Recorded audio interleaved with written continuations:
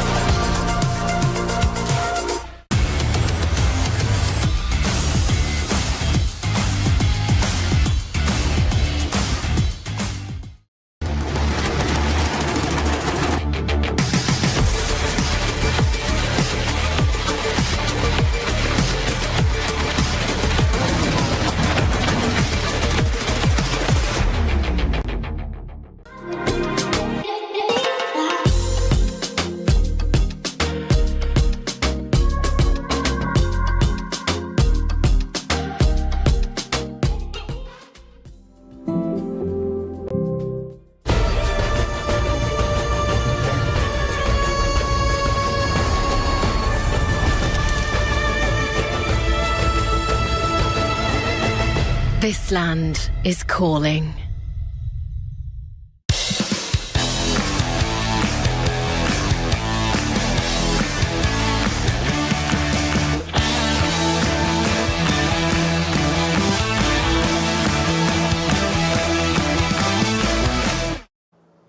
Welcome back, everybody, to the Esports World Cup here. We are on the boulevard currently. We've been exploring the games. We've been trying some treats. We've been doing it all. And funny enough, you know, we're talking about exploring games. We found our Siege extraordinaires now turned into NBA and WNBA stars. We got Stokes. Are you about to shoot a brick or what's happening? I'm Steph Curry out here. I just want you to know that. This is overall 99, NBA 26. You watch. Okay, well, let's see this Steph Curry shot happen. I mean, I'm going to be honest. If that wasn't up there, that was going to be a brick. It looked like you were about to start building houses. As for Jess, what are we about shooting? Are we seeing Angel Reese or what are we seeing? I mean, look, the hoop's lowered, which is great for someone of my height, so I'm feeling confident. Okay. Well, let's see your shot because as we saw, Stokes is building houses here. Hey, nothing but rim. You know, we didn't really get to see that. You hit the ceiling. Now, I think if I'm gonna give you guys, you know, a little critiques, I think it's only fair. I think it's only fair if I get my own shot in. There you are, buddy. You want to shoot at the same time? Yeah. All right. 1v1. Okay. All right. Who's counting it down? I got you. You counting it down? Okay. Right. On go. Okay. All right. 3, 2, 1, go. Ooh. Okay. Oh, let's do that again. Let's do that one more time. One more time. All right. You guys know the count. Are you All ready? right. I even got the Jordans on. All the forces. All right. 3, 2, 1, go. Oh. All right. Well, obviously, this is why we stick to Siege and we don't play basketball because we obviously can't make a single shot here. But that's not the important thing. The important thing is that we had fun. We all had fun, right? I had a great time. Oh, high fives all around. All right. Well, that's it for us here on the boulevard. We're going to keep exploring. We're going to keep missing shots, and we're going to go try some goods.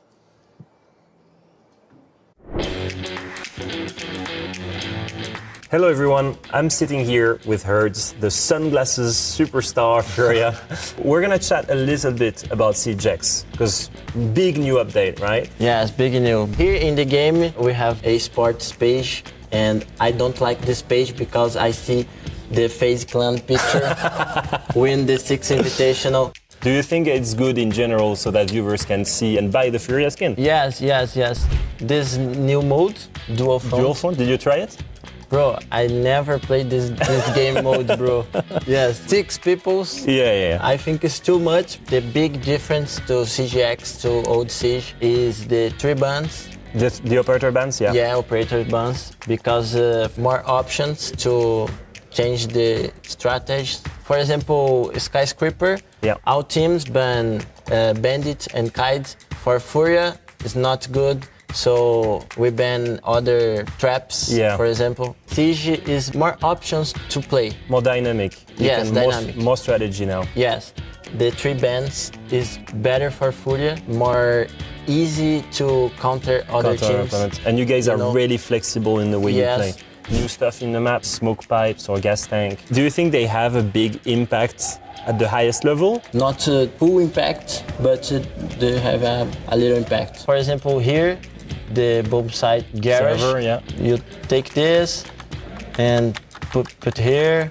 And play your 1v1 onto server wall. Or use this for jump the window in attack. So you boom. Pop it and then you just will go and rush. This too, you open this bridge and more fast, boom, and go straight to cash. Yes, good. I think especially if you have a playstyle that's aggressive, those are really good to use to try and abuse and surprise players. More aggressive plays from Herds. Yes. The other is the rappel.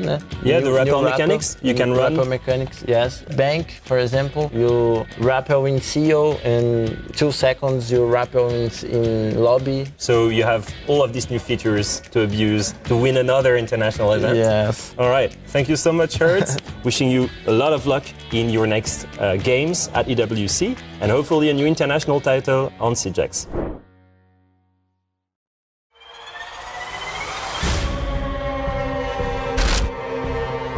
I've seen everything. But that man does things I've never seen. No, I'm not talking about that freak of nature. Is he here? No, he can't be here. He cannot find me. I have to get out.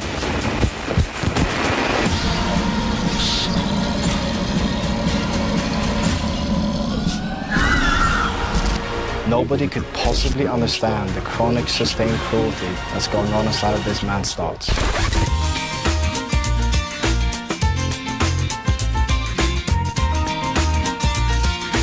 Let's go, Zach!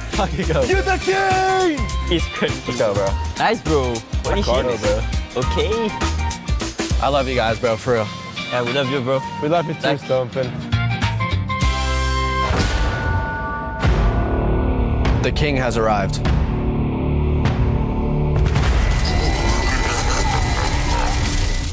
Let's go, dude. 4, 3, 2,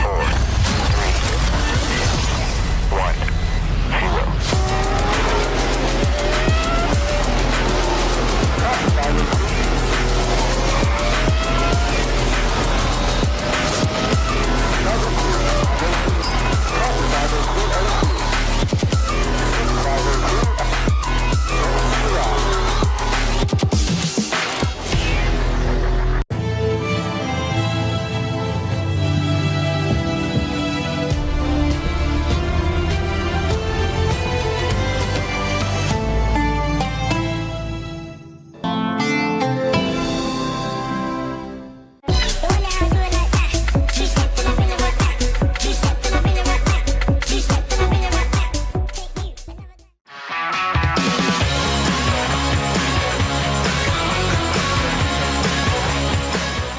As you can see, Rainbow Six is lighting up the boulevard. It's not just hype, it's the Esports World Cup.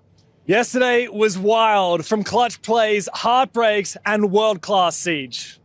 It's only day 3. You haven't seen nothing yet.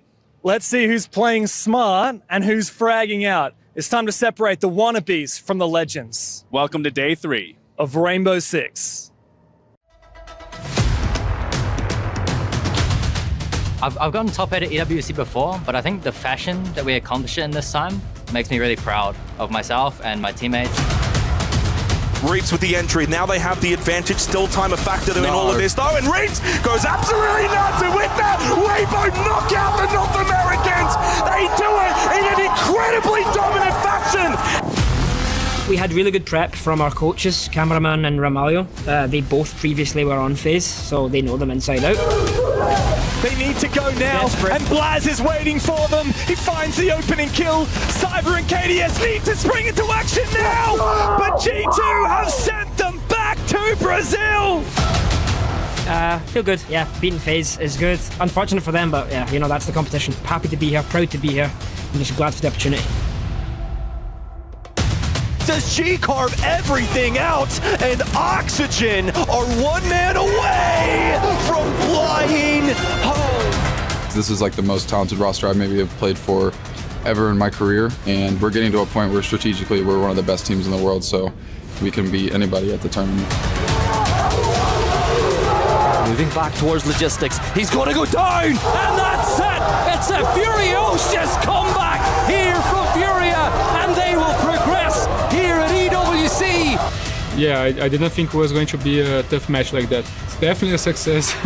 How it went, how could it not be a success? We have to go step by step to get the title. It's the only title that we don't have in Siege, so we are really, really hungry for that. I'm quite excited to play the playoffs, to be honest. When we're playing our game, no one can stop us. I think they're the ones that are shaking, not us. So yeah, bring on.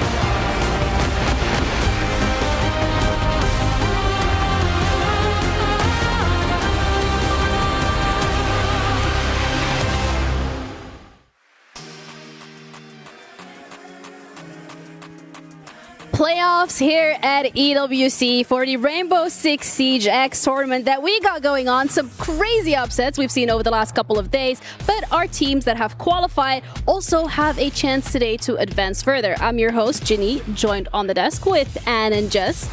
Looking lovely, ladies. How's it going?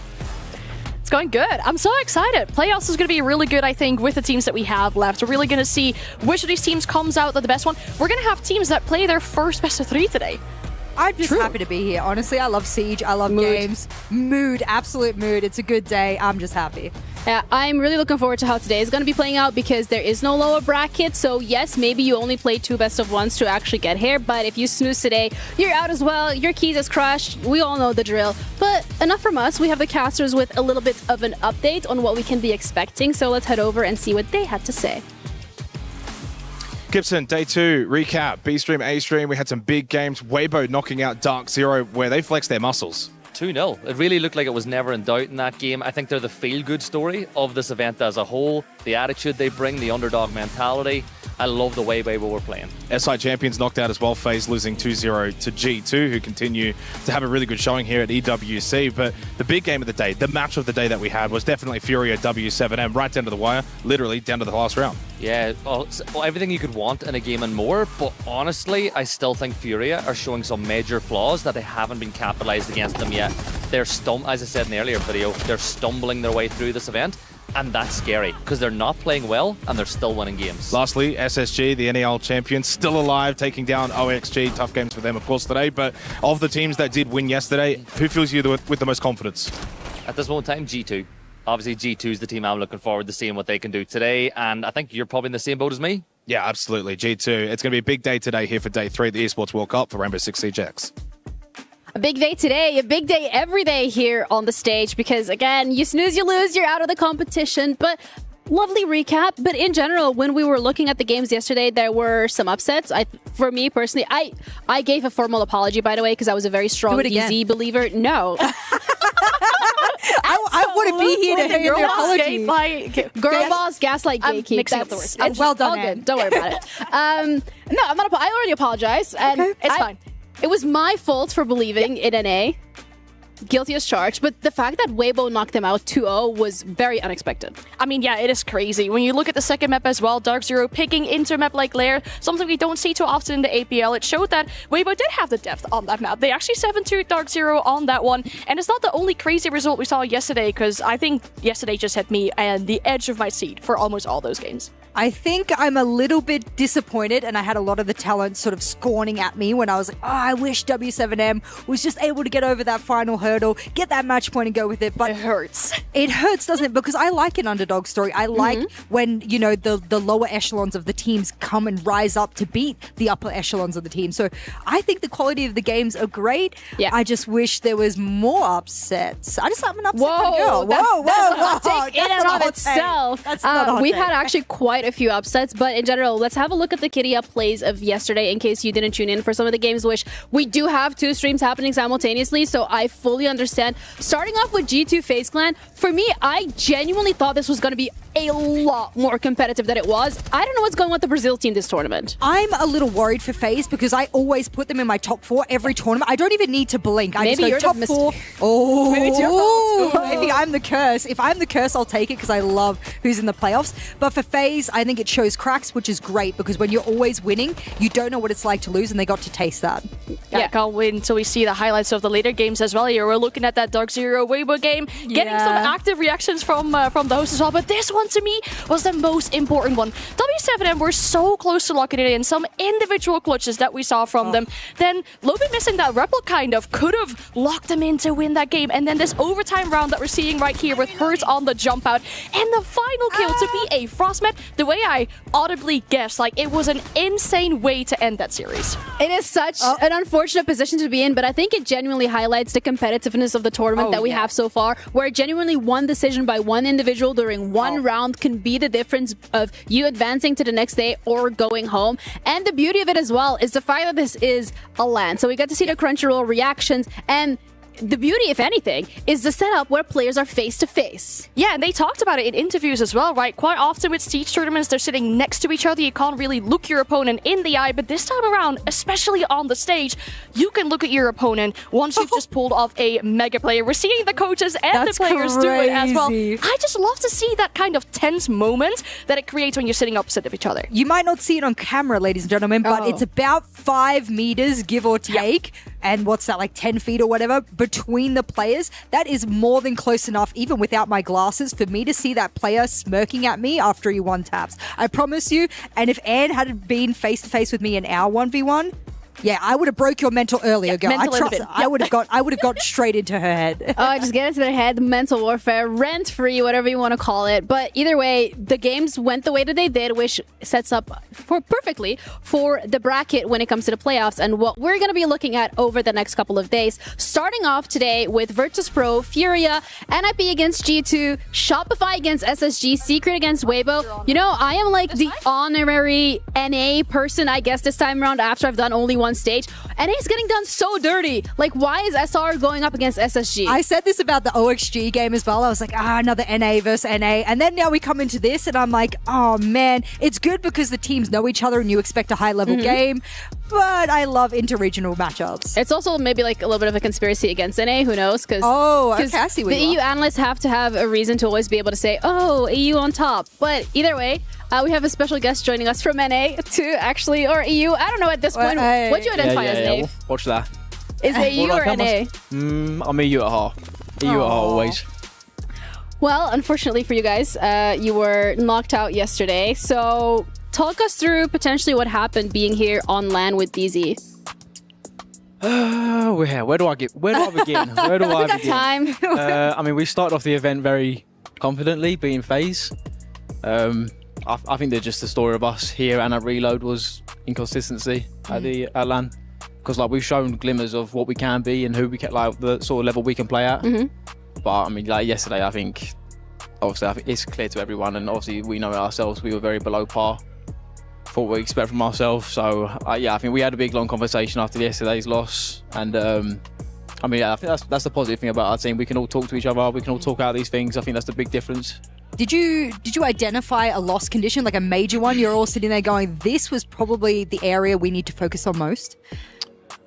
I think it's a multitude of things. I think there's some stuff on like an individual level, like us all as individuals, we can be better. Absolutely. But as a team, like I think it's more like the practice. Like we're given 100% every single practice, no matter who we're scrimming. Or if we're scrimming a top team, if we're scrimming a T3 team, like there just needs to be consistency throughout the board. And I think that's the main thing we spoke about, because obviously if we want consistency, we need to translate that from practice to officials. Well, baby steps. You guys still have NAL ahead of you as well, stage 2. So I think learning experience for you guys as well, being here when it comes to identifying some of these pain points. Yeah. And it also must be nice that you just get to see everyone in person. What my team in person?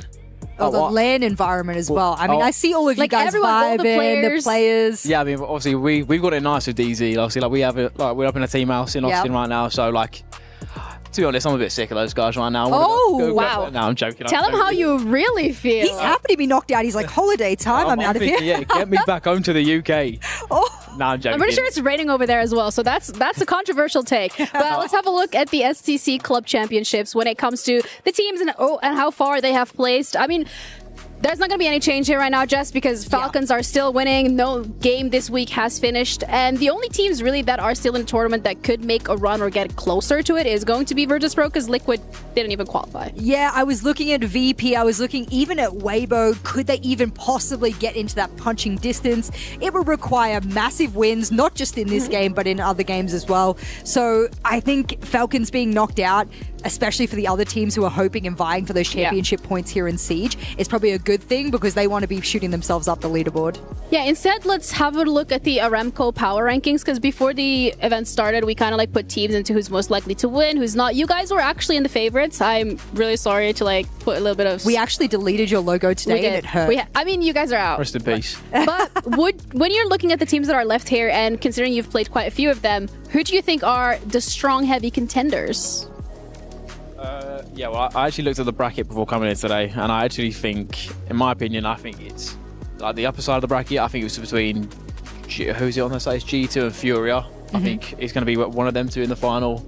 And I think at the lower bracket, I think it's going to be between the winner of the Shopify SSG game, in my humble opinion. Well, NA favorites. I mean, you play them again. You've played them before. We know SSG did the lower bracket run in the NAL, but considering the form that Shopify is on, do you think they have a chance?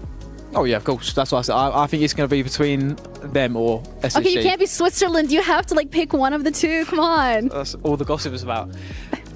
It's just tough fun. I think they're both good at LAN. They're good at LAN. I think SSG throughout the stage have showed a lot of composure. They came from the lower bracket, to then end up winning the stage. So if I had to really choose, I would probably choose SSG. But I think it'd definitely be 3 maps between them two. I don't know if that's a hot take, but I'm gonna pretend like that's your hot take for today. Do you agree? Yeah, might as well. Just add to the drama between us and Shopify. Yay, love that. Yeah. Jess, you have a hot take yourself? Doctor's note hot take? Actually, you'll like my hot take. I actually think that if Weibo went down and versed FaZe, and FearX versed the team previous, which was Genji, whether it was FearX or Genji, you wouldn't be sitting on the couch here with me today. You would be in playoffs. Well, I'd like to think that a hot take was a reality, but I'm about to pinch myself right now. Yeah, I think any other team in that lower bracket outside of Weibo, I think, even FaZe, given how poorly I think they play considering their usual ceiling and your stylistic playstyle, I think you go through. Well, that's a different reality, and we live in this one. And unfortunately, fortunately, depending on how you want to look at it, you're sitting on the couch, join us right now. So, I don't know, I guess for you, it's an unfortunate situation. But thank you so much for your time and joining, giving us a bit of a hot take. Instead, we're going to be heading over to Lax, who is ready, standing by with a bit of an update in terms of what today is going to look like. Welcome back, everybody, to day 3 of the Rainbow Six series here at the Esports World Cup. We have a very exciting day. We are in playoffs. This is such important for all these teams. 8 teams playing to make it to semis, where 4 teams will be going home, 4 teams will be advancing. But we have to talk about Stream A's matchups. First game is going to be WBG versus Team Secret. That should be a good one. Second one is going to be Furia versus Virtus Pro. Now, if you were to ask me, what game am I looking forward to the most? What is going to be the game of the day? It has to be that VP versus Furia matchup, because you have to look at the history between those two. They haven't played each other all the way back going to 2024 SI, where VP would ultimately fall short to Furia, where Furia would then go on and win the SI World Champion. So for me, this is a big hurdle, a big obstacle for VP to get over and change all of history and possibly put themselves in a grand final to become the Esports World Cup champion going forward. But we won't know until later today.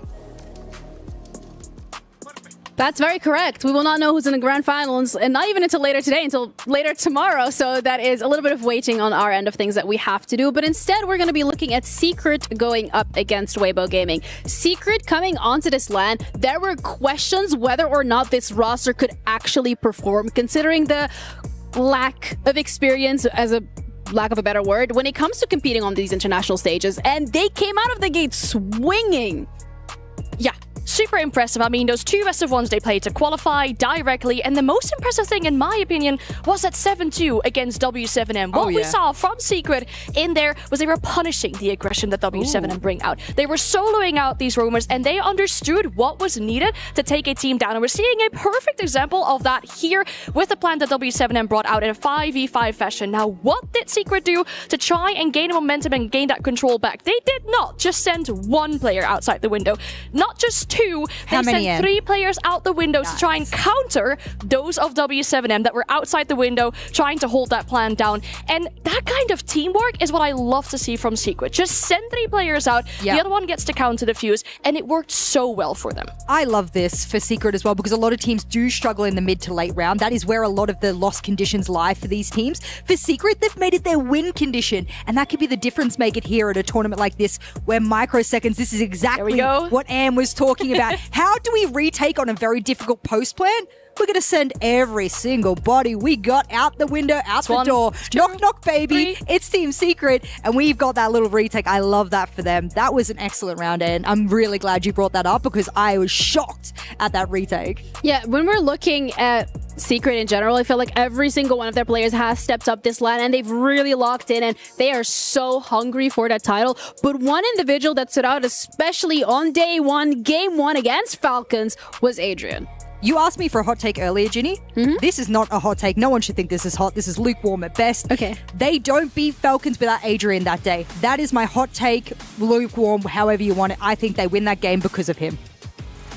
That's a really good position for them to be in, but today they're going to have to play their first best of 3 so far of the tournament, and Lax stood by with them, had a little bit of a conversation ahead of the best of 3 to see what mental state they were in. Here we have it, the Secret boys. You guys all rested? Yeah.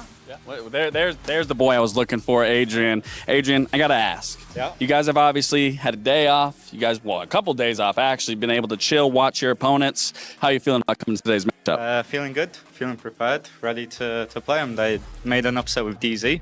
They were playing really well. We watched and we're ready.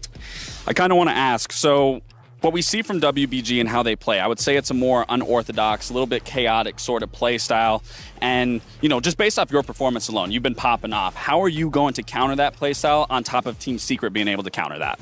I think we'll do a mix. I think we'll match the aggression, maybe even go even more aggressive or just wait for him to come at us, set up crossfires, just be ready, be active. So the goal for you guys is to play more of a passive-aggressive play style, wait for them to peek into you, take advantage of those situations? Yeah, or cause even more chaos. All right, and last question. You're in a 1v1 to close out the series to push you into a semifinals. Who are you taking in that 1v1? Any of them. All right, well, as you heard it from Adrian, he's ready to take on any single one of them that 1v1 to push them up into a semifinals appearance. That's it for us here. I'll send you guys back to the desk. All right. I mean, Weibo Gaming is their opponent, so Adrian is looking confident. He's ready to go.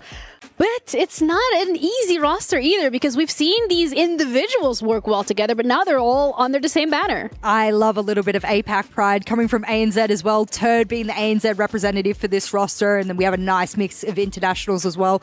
This roster has a couple of OGs as well that are rocking through it. They will be familiar with Secret. It's going to be the OGs of Speakeasy and Ape. They were on the old Elevate. And guess what? A little bit of a tidbit of a secret here for all of you out there that want to know. They managed to knock out their old org to get the invitation to EWC. Ooh. There are layers among layers about these two players. So now that they've put this roster together, it is a really great performance. That's actually a little bit of drama as well on the side of Weibo, but they should be very proud of making it this far. I think APAC all the time when it comes to sieges considered as the underdogs or some of over the region that we lose first, but they're still here going up against Secret. But I wonder how they're feeling. Here we go, all the boys from WBG ready to go. How's your morning going so far? Good. We woke up early, did some theory stuff, and yeah, we're ready to go. So I have a question. You guys made me crush Dark Zero's keys. Your post, obviously, you tweeted at me. Why'd you guys make me do that? I don't think we were told. I mean, we were playing like. You guys needed to have them close it. I don't know. I mean, it doesn't matter. We are here for Team Secret, anyways. I bet we will crush it today. So I just want to get your opinion on this. Everyone was saying that you guys upset a lot of your opponents. Obviously, you guys fell into the lower bracket. You get a 2-0 on Gen G. You get a 2-0 following up on Dark Zero. I don't think a lot of teams here are giving you guys the credit that you deserve. Do you feel that that's kind of been the same thing? Honestly, it's better if they don't give us credit and they really underestimate us. I mean, it will make our game much easier. I mean, if they were really not trying their best, then, I mean, it's on them, right?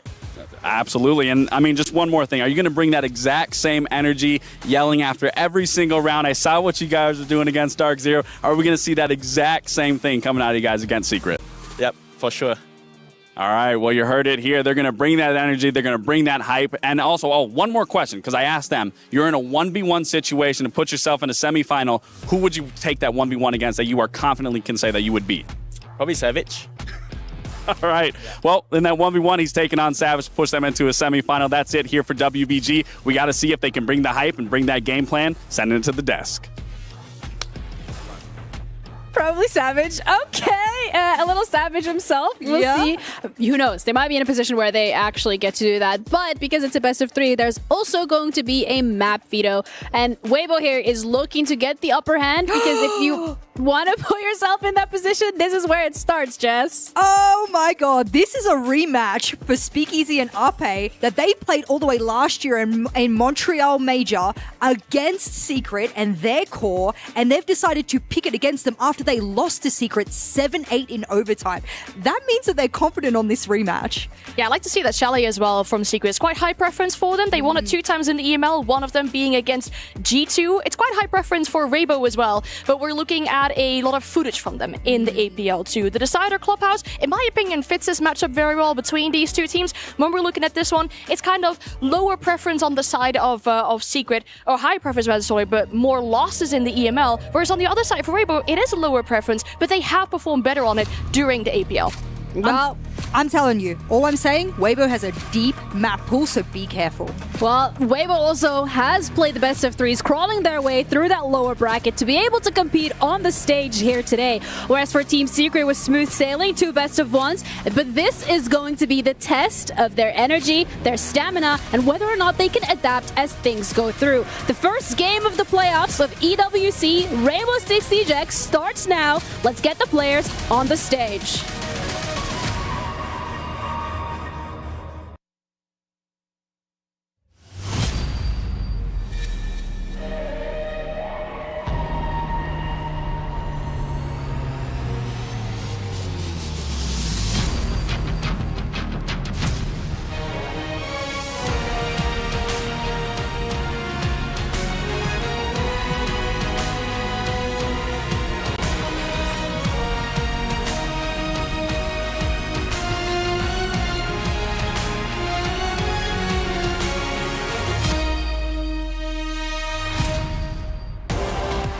The world champions, they're gone.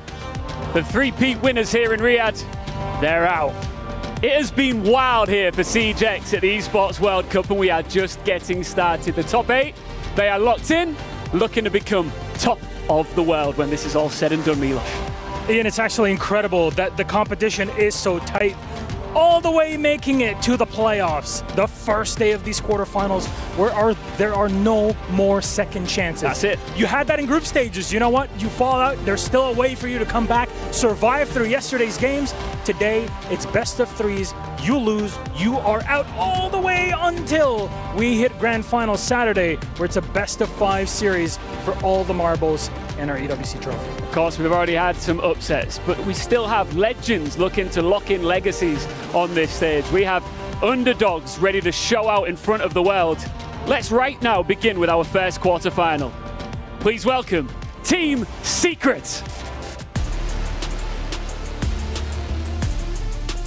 These guys are absolute savages. They are flying out here in Riyadh so far, easily cementing themselves inside of this quarterfinal, and I've just been checking them out behind the scenes. Make no doubt about it, they are ready for this. Absolutely. Their past year of competition has been incredible in EML, but they have their work cut out for them. Let's welcome their opponents, Weibo Gaming!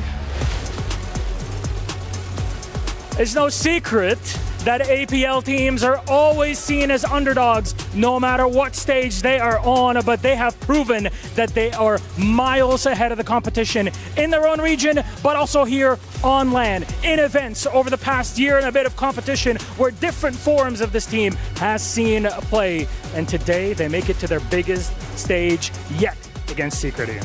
Make no mistake about it, this is a huge opportunity for both of these teams, a chance to lock in that spot in the semi-finals and of course securing $130,000 in the process.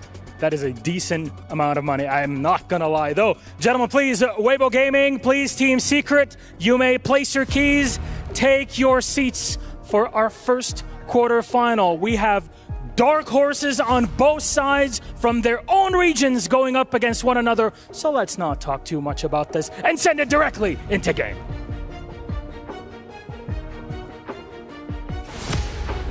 Historic match here at the Esports World Cup Pengu. Weibo Gaming from the fires of APL to the heat of Saudi. APAC's last hope. Underestimate us? I dare you. Team Secret, on the other hand, they sent last year's champions packing and humbled the Brazilians. Undefeated for now. For a spot in the semi-final, we are here into the playoffs to fight for the trophy. Weibo Gaming versus Team Secret on the main stage. That's pretty good. I like that. Thank you very much. You cooked that without me, by the way. I was just sitting here not knowing that was going to happen. A bit of a surprise matchup as well. I think a lot of people going to this said, Weibo who are these guys? They're not going to make it very far, right? We're thinking about Furia, maybe, something like that. No, they're gone. They went out early. We saw the APL, you and I. Yeah. We looked at these teams coming from down in the Asia-Pacific region. Who looked the best in APL? It was Furia. It was. Without a doubt. And yesterday I saw them hanging out in the Players' Lounge, defeated, eliminated from the tournament. And of course, Enterprise, they didn't last long. Also first rounded. Weibo, not only avoided being first rounded, but they've also made it here to the top 8, knocking out one of the favorites from North America, Dark Zero, who made it to that grand final in NA, who so many people had been saying were back in peak form, yourself included. I was there. They got sent packing by Weibo. I know, it's been incredible. I saw Meepy on Twitter, the coach of Weibo Gaming, saying, we've been working so hard on just the fundamentals of Rainbow Six Siege. You know, the trade game, playing good crossfires, the very, very basic things. And when you speak about APAC as a whole region, every single subdivision here, often what they fall flat on, it's gonna be those fundamentals. The issue is, the longer they play for, in bigger series, best of 3s, best of 5s, etc., that's also where the map pool will become a problem. Weibo going into this have already shown 5 unique maps. And they're going to start off on Skyscraper showing a 6th map out of the possible 9 available to them. That means the longer they're going to play for, the less new strats, the less juice they're going to have going for this event. Of course, coaches Twister for Team Secret and Meepy all the way from Europe. He's had his fair stint in North America as well. Now he serves APAC. You can see the Weibo pin as well. Got to admit, he is very mightily well dressed. Also worth noting, this is a very international matchup. Team Secret, who by the way are the youngest roster here at EWC for Rainbow Six, are a truly European roster. 5 players from 5 different countries: Portugal, Germany, Poland, France, and Sweden. And of course, Weibo, a very mixed bag of APL players. We've got Ape and Hovenhurst from Indonesia, Reaps from China, Speakeasy from Singapore, and Turdster hailing from all the way down under in New Zealand. There are 9 different nationalities playing in the server right now.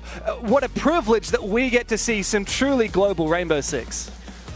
You see Adrian getting locked in, a little bit of meditation perhaps, focusing up.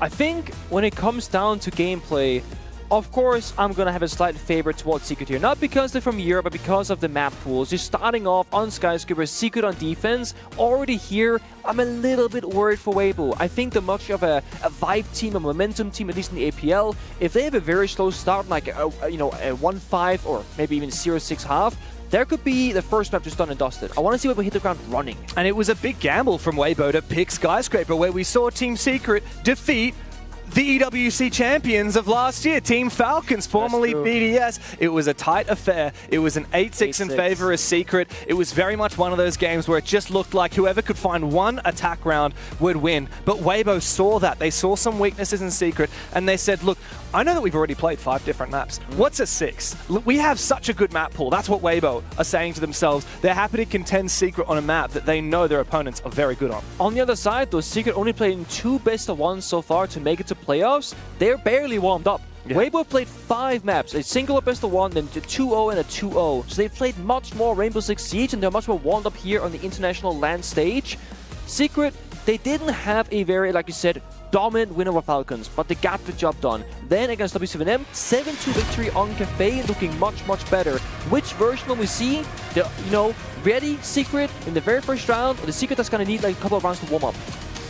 Well, we're here into the playoffs, and everybody is wondering, can APAC hang with Europe? This is where we find out. It is Weibo versus Team Secret as we kick things off over on Skyscraper. Very curious in the bands here. Monty coming out, Kaid as well.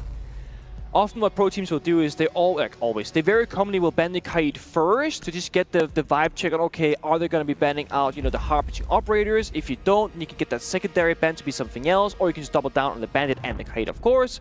For the opposite side, we're looking at stuff like Dokkaebi, Grim, Deimos, double shield ban, Blackbeard most notably.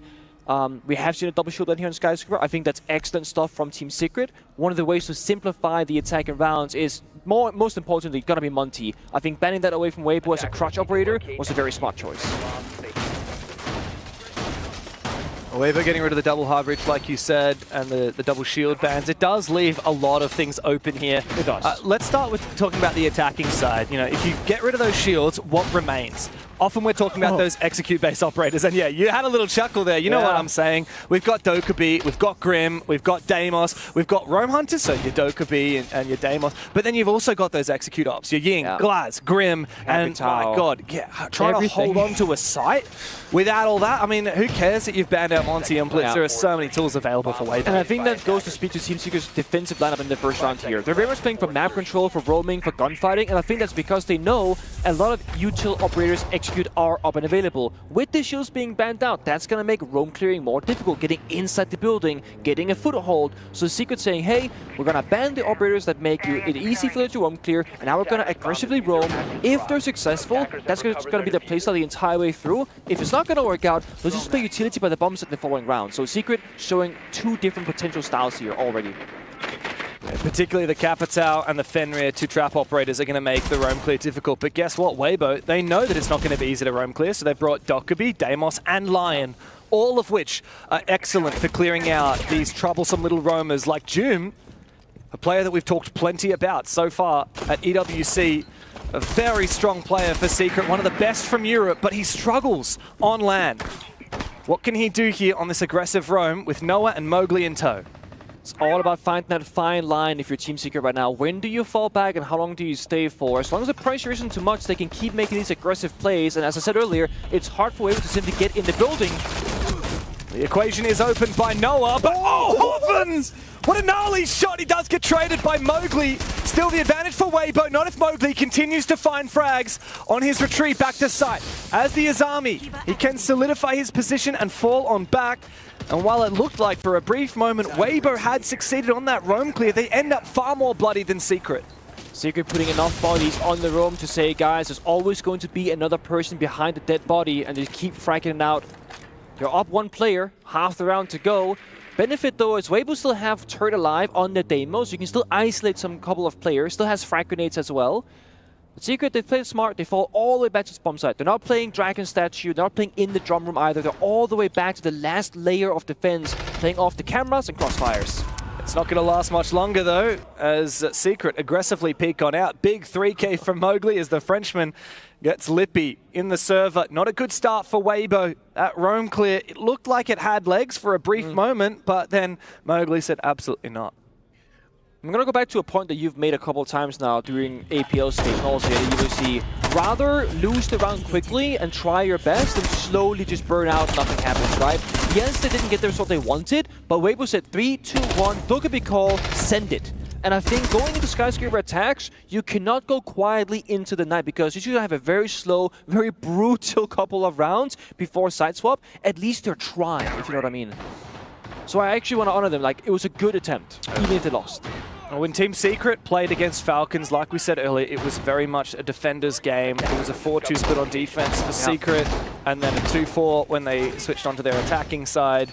And then in overtime, they themselves won 1 on each side, which is how they won at 8-6. So Secret should definitely be aiming for the 4 here. So while that is a good way to kick things off, keep in mind that even if Weibo only win 2 rounds, well, that's kind of par for the course. If they win 3, I would be sweating as a Secret fan. Oh, for sure. That's when things get very serious.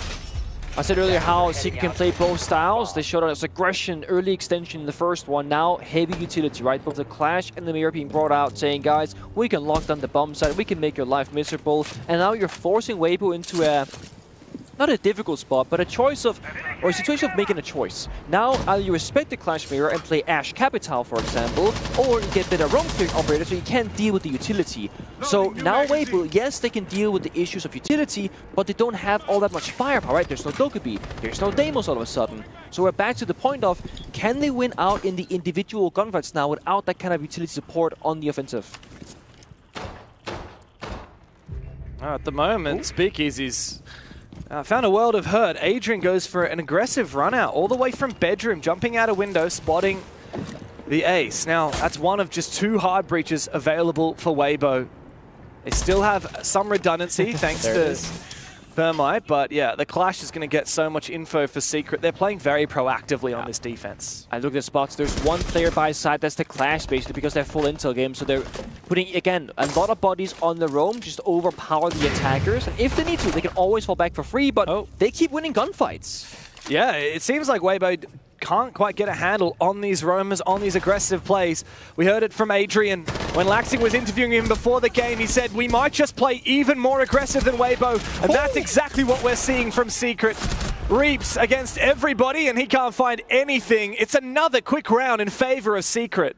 I really like how, yes, they're playing Mirror and Clash, but they're not going to fall back and play passive. They're showing Weibo that, hey, you're not good enough right now. Like, you got to play at a higher level to pick apart these defenses. And after only 2 rounds being played, Weibo will call their tactical timeout. That is before the third operator bank. A very early tactical timeout, Pengu. We had to see some of those kills. There's a lot of really gnarly tight angles. A lot of good crossfires being held by Secret. Savage is very happy now. It was Speakeasy who called Savage out and said, he's the player I want to be playing against if I'm in a 1v1 later on. Are you sure about that? Disrespect, though, from Adrian. He said he doesn't give a damn. He'll play anybody. So far, I mean, that seems like a pretty accurate story. Twister, of course. One of the coaches that often after he calls a tactical timeout, a big shift happens for his team.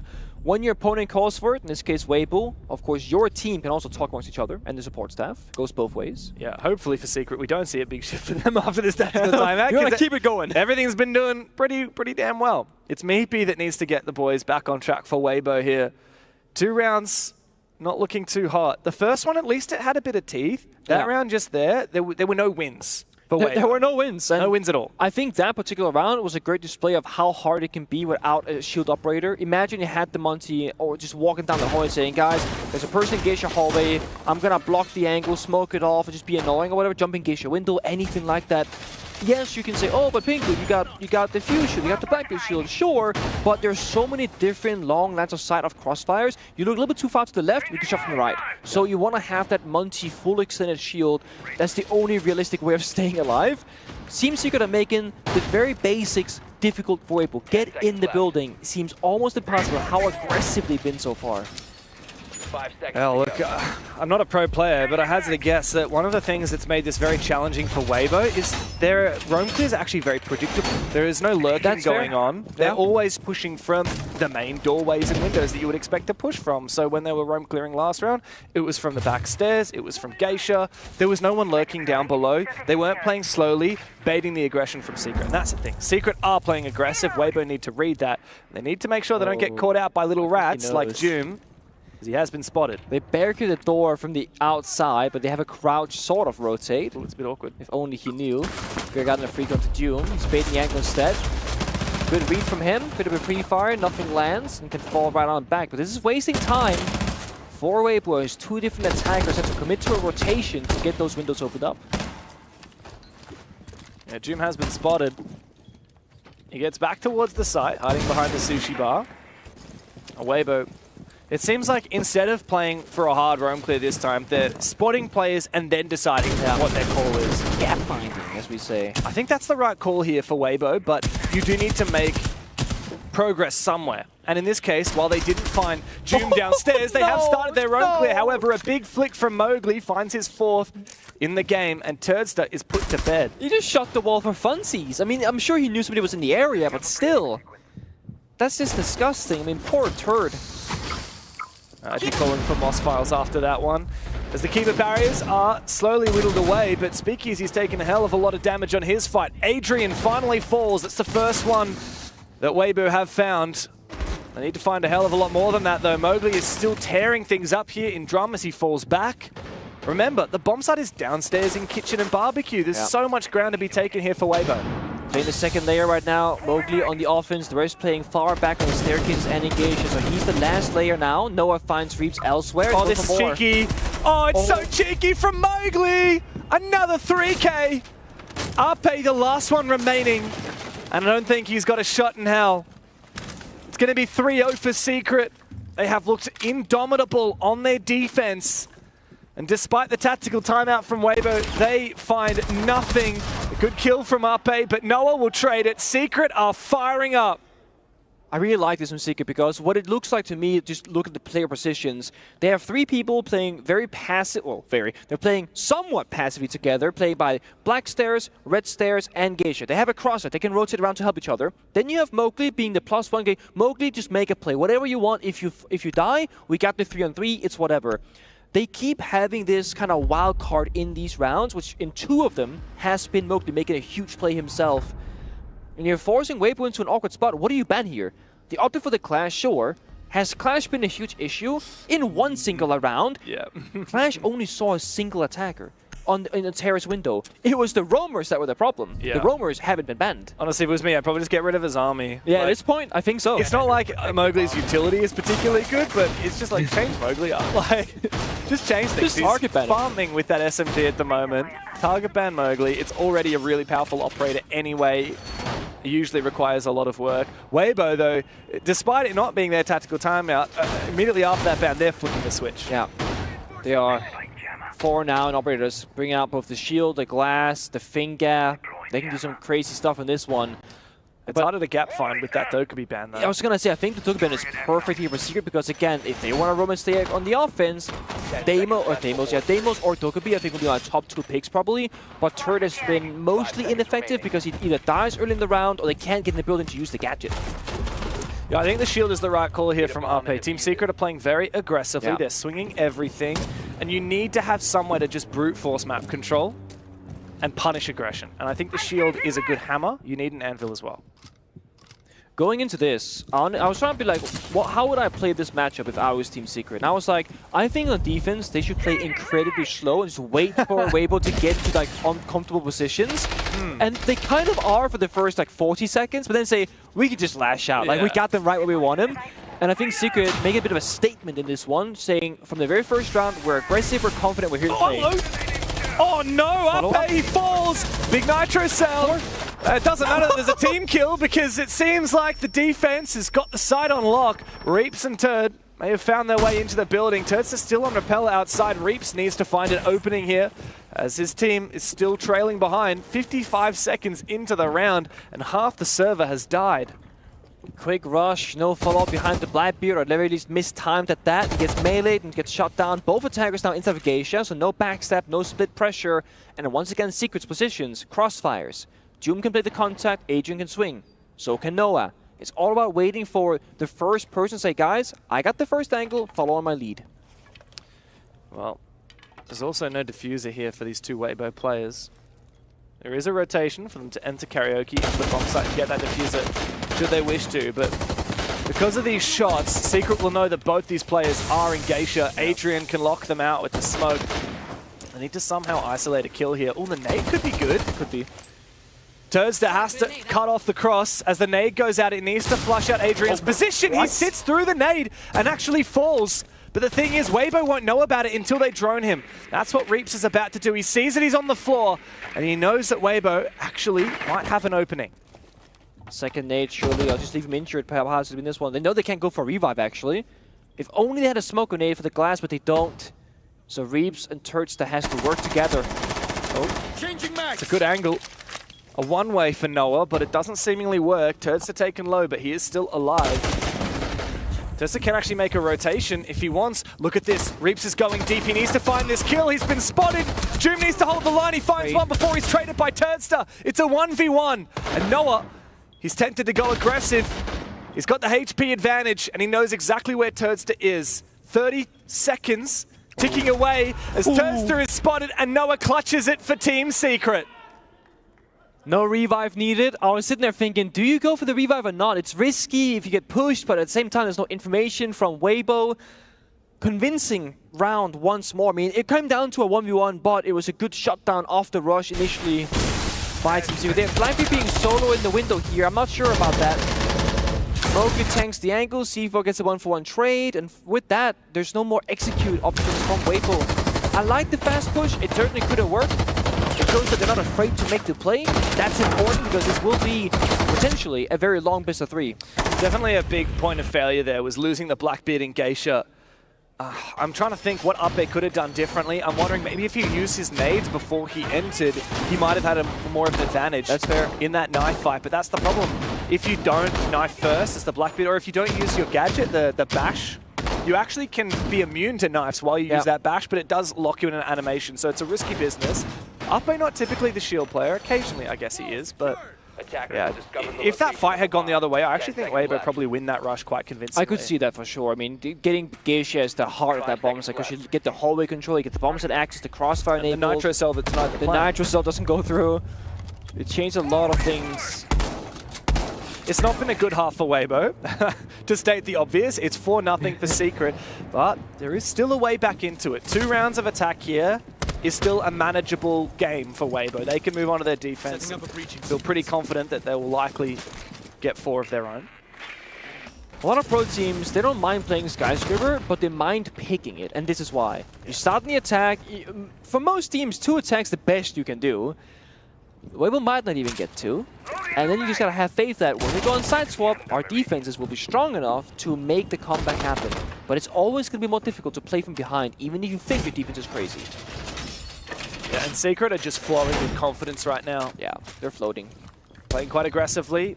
Bit of a lurk. Vertical game here from Speakeasies. He goes below the bomb site. Sorry, it's Reaps. Goes below the bomb site on the Grim. Not a usual operator to go downstairs. He's just shooting some good mines, I guess. Curious decision. The window jump in later on. The thing is, when you take below, often we see a bot come into play, some verticality, but you got the demos on turrets, so you gotta get the red pings, then track the player that's relevant to the verticality, try and go for a free pick. But look at the positions. No one's really playing by the soft floor into the A-bomb side. Doom is playing by minibar, Mojo's playing by Dragon. Until Weibo applies enough pressure from outside the building, Secret knows that the bomb side isn't on any immediate threat. They can just sit back. Well, the Grim's Bees trying to lock up that stairwell as Reaps goes back inside again. And Savage gets targeted by that Deimos, but yeah, he's ages away. We really need to target these players on site. This is an aggressive entry from Uppe, doesn't pan out. Are the rest of Weibo going for it? Seemingly not. Adrian has still got the site on lock. Doom as well in his position, despite not having the mirror. It doesn't matter.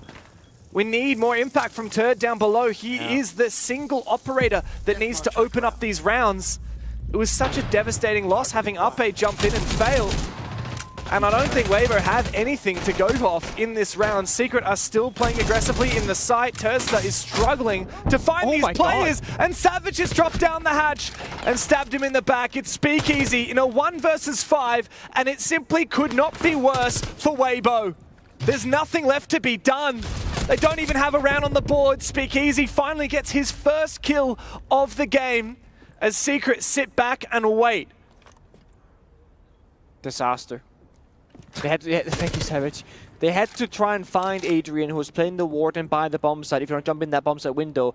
1, they didn't have enough information to know where he was, and 2, there was a mute jammer right around the corner, so if you go for a tracker from Deimos, it's ineffective. Again, the bug is a safer option. Of course, you can shoot back through the verticality, but Weibo are missing simple pressure in the map. Secret only had 2 people by the bomb site. They still had people in Dragon and Drum because they knew they can't get in.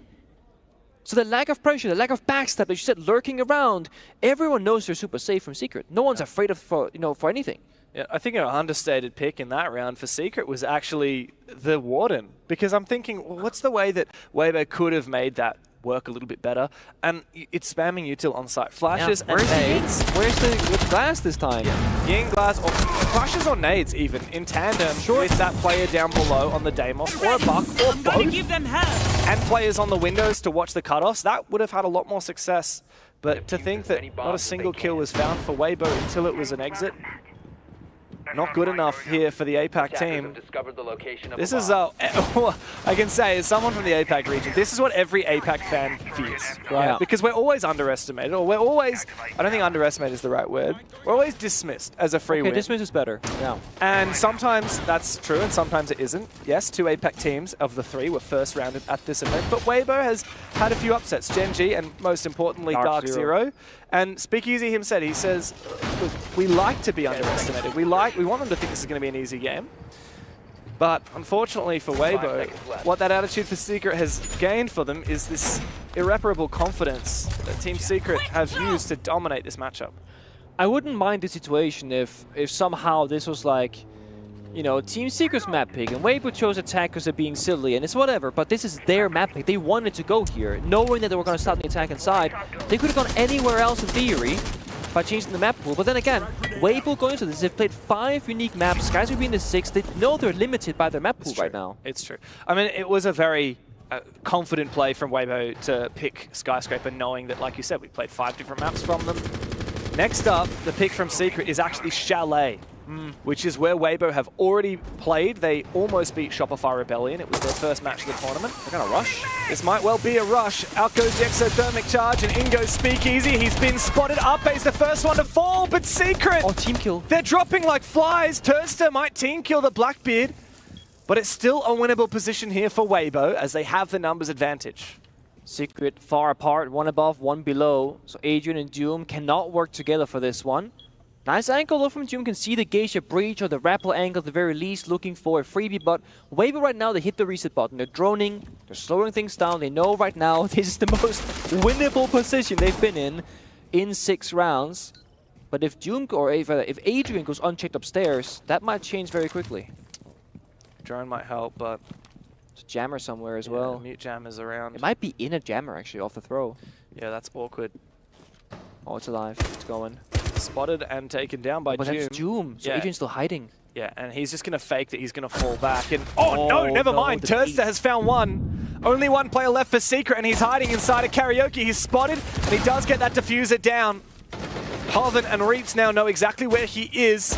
Will they find the crossfires? Will they find the refrags? Adrian just needs to isolate the ones, but Hoven, a bullet straight between the eyes of Adrian, and Weibo finally find their first round of the game. Again, you gotta praise them. Despite 5 rounds in a row not working out whatsoever, they still go for another rush, trying to say, guys, we got this, believe in it, 3-2-1, let's push on in. It wasn't pretty, but it worked, and they even team kill. That could have been a 4v2. Very much could have been. I don't know how Speakeasy died here.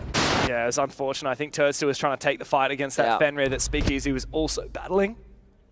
He was overheating, Speakeasy. Yeah. He was trying to do it all himself. Turster said, let me help you, man. Then takes him down and then gets the kill. Oh well, a win is a win for Weibo, and that's 1 round on the board as we move into the second half. Look, it does feel like you're huffing copium if you think that Weibo still have a solid chance in this. 1 round is not enough on your attacking side. It's a long road, okay, but there is a road. There's a path. I mean, Furia have done it a few times this tournament. That's true, and Weibo and Furia are very not similar teams at all. It's one of those. Valid. Now, if there's one thing, though, for Weibo, like, just look at this from a best-of-3 perspective.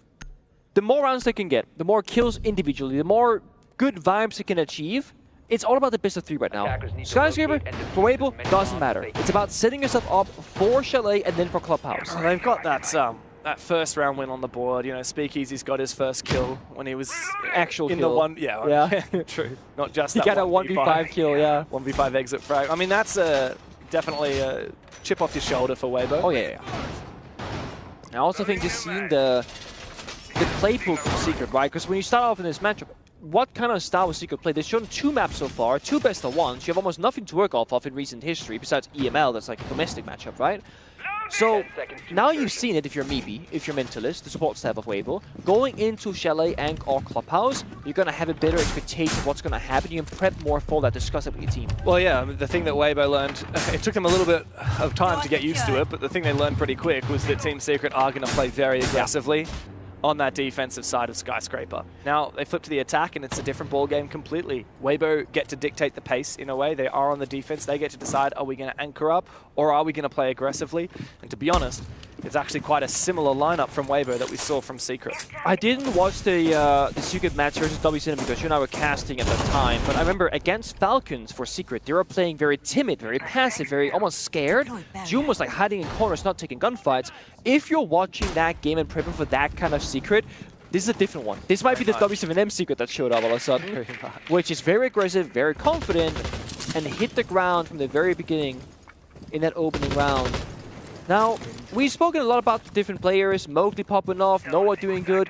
Doom has still had a bit of a quiet one. I will say in this particular case, he might not have been needed because Mowgli's popping off and getting all the kills, but I do want to see Doom get a bit more proactive and involved, I think, with the rounds on the attacking side. He's playing the box, so soft construction, verticality, supporting teammates with those flashbangs. I want to see him working together with somebody else to find success. It looks like Secret are prepping for an explosive execute, but it's not necessarily a rush.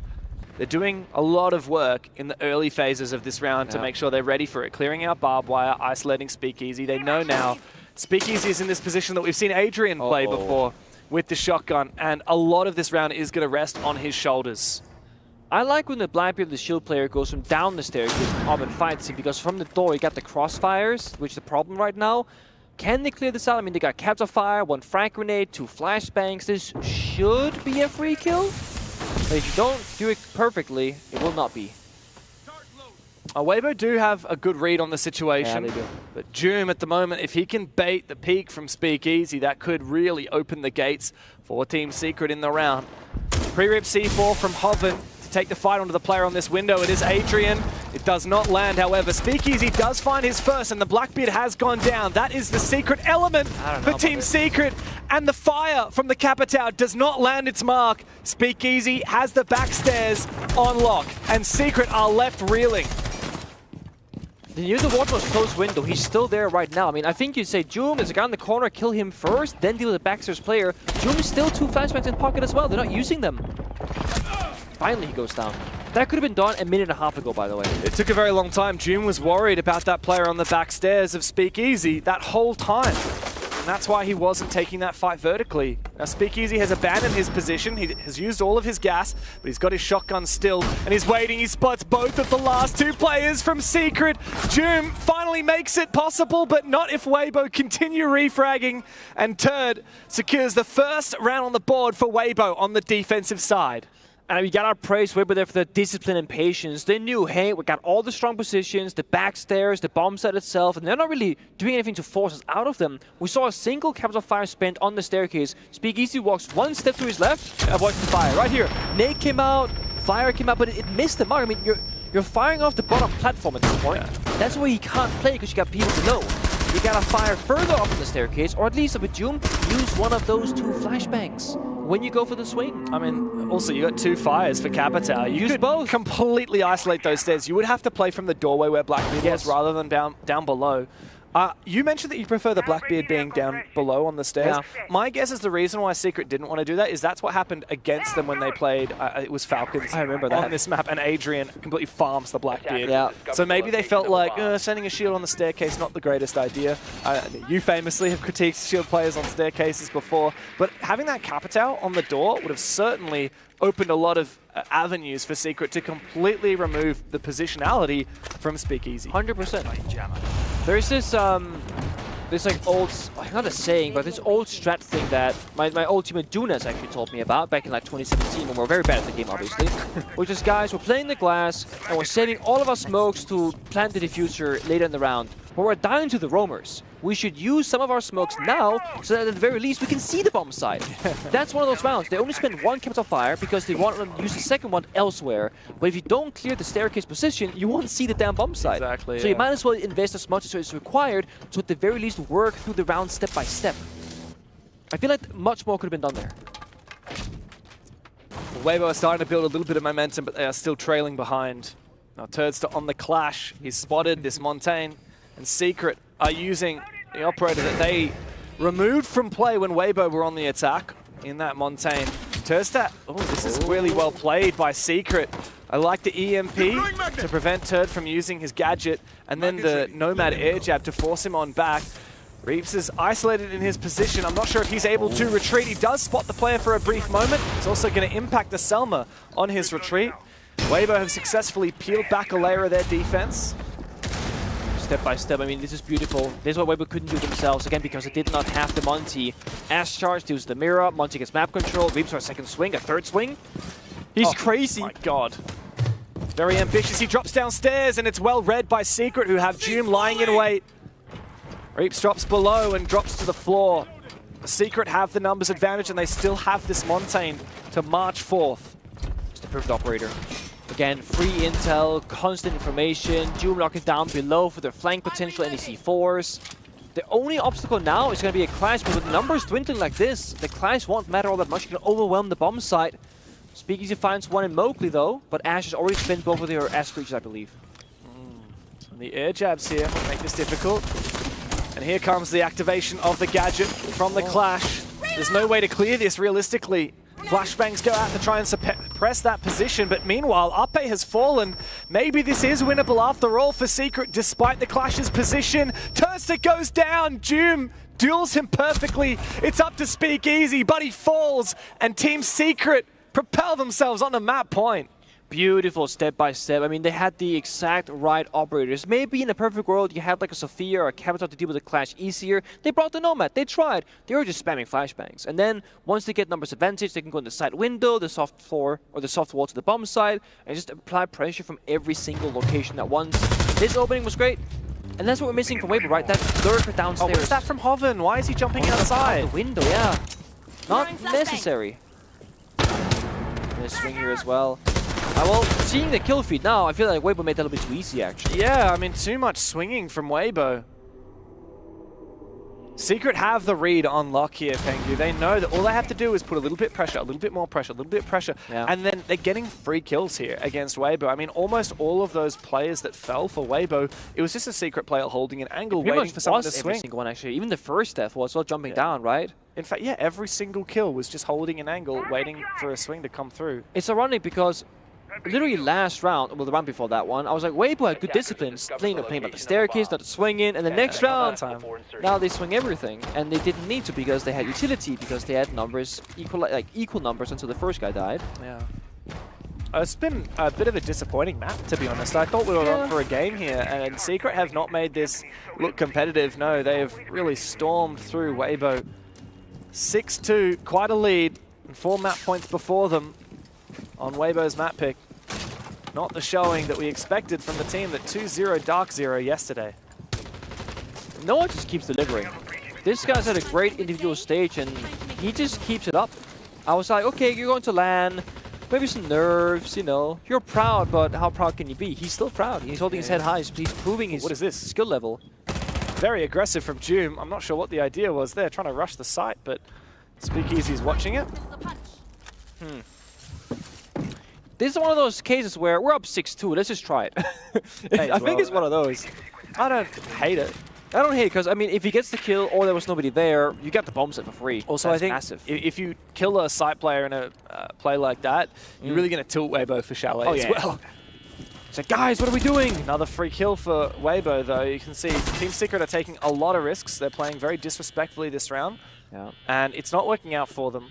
It's kind of the opposite to what we saw last round, Very right? much Where Weibo were the ones peeking and giving free kills to Secret. Yeah, and Secret doing step-by-step action. There is no step. We're just doing something. Everyone's doing something separate as well, by the way. Now Savage will try to lock by the bomb side door, I think, instead. And we still see Speakeasy locking that down.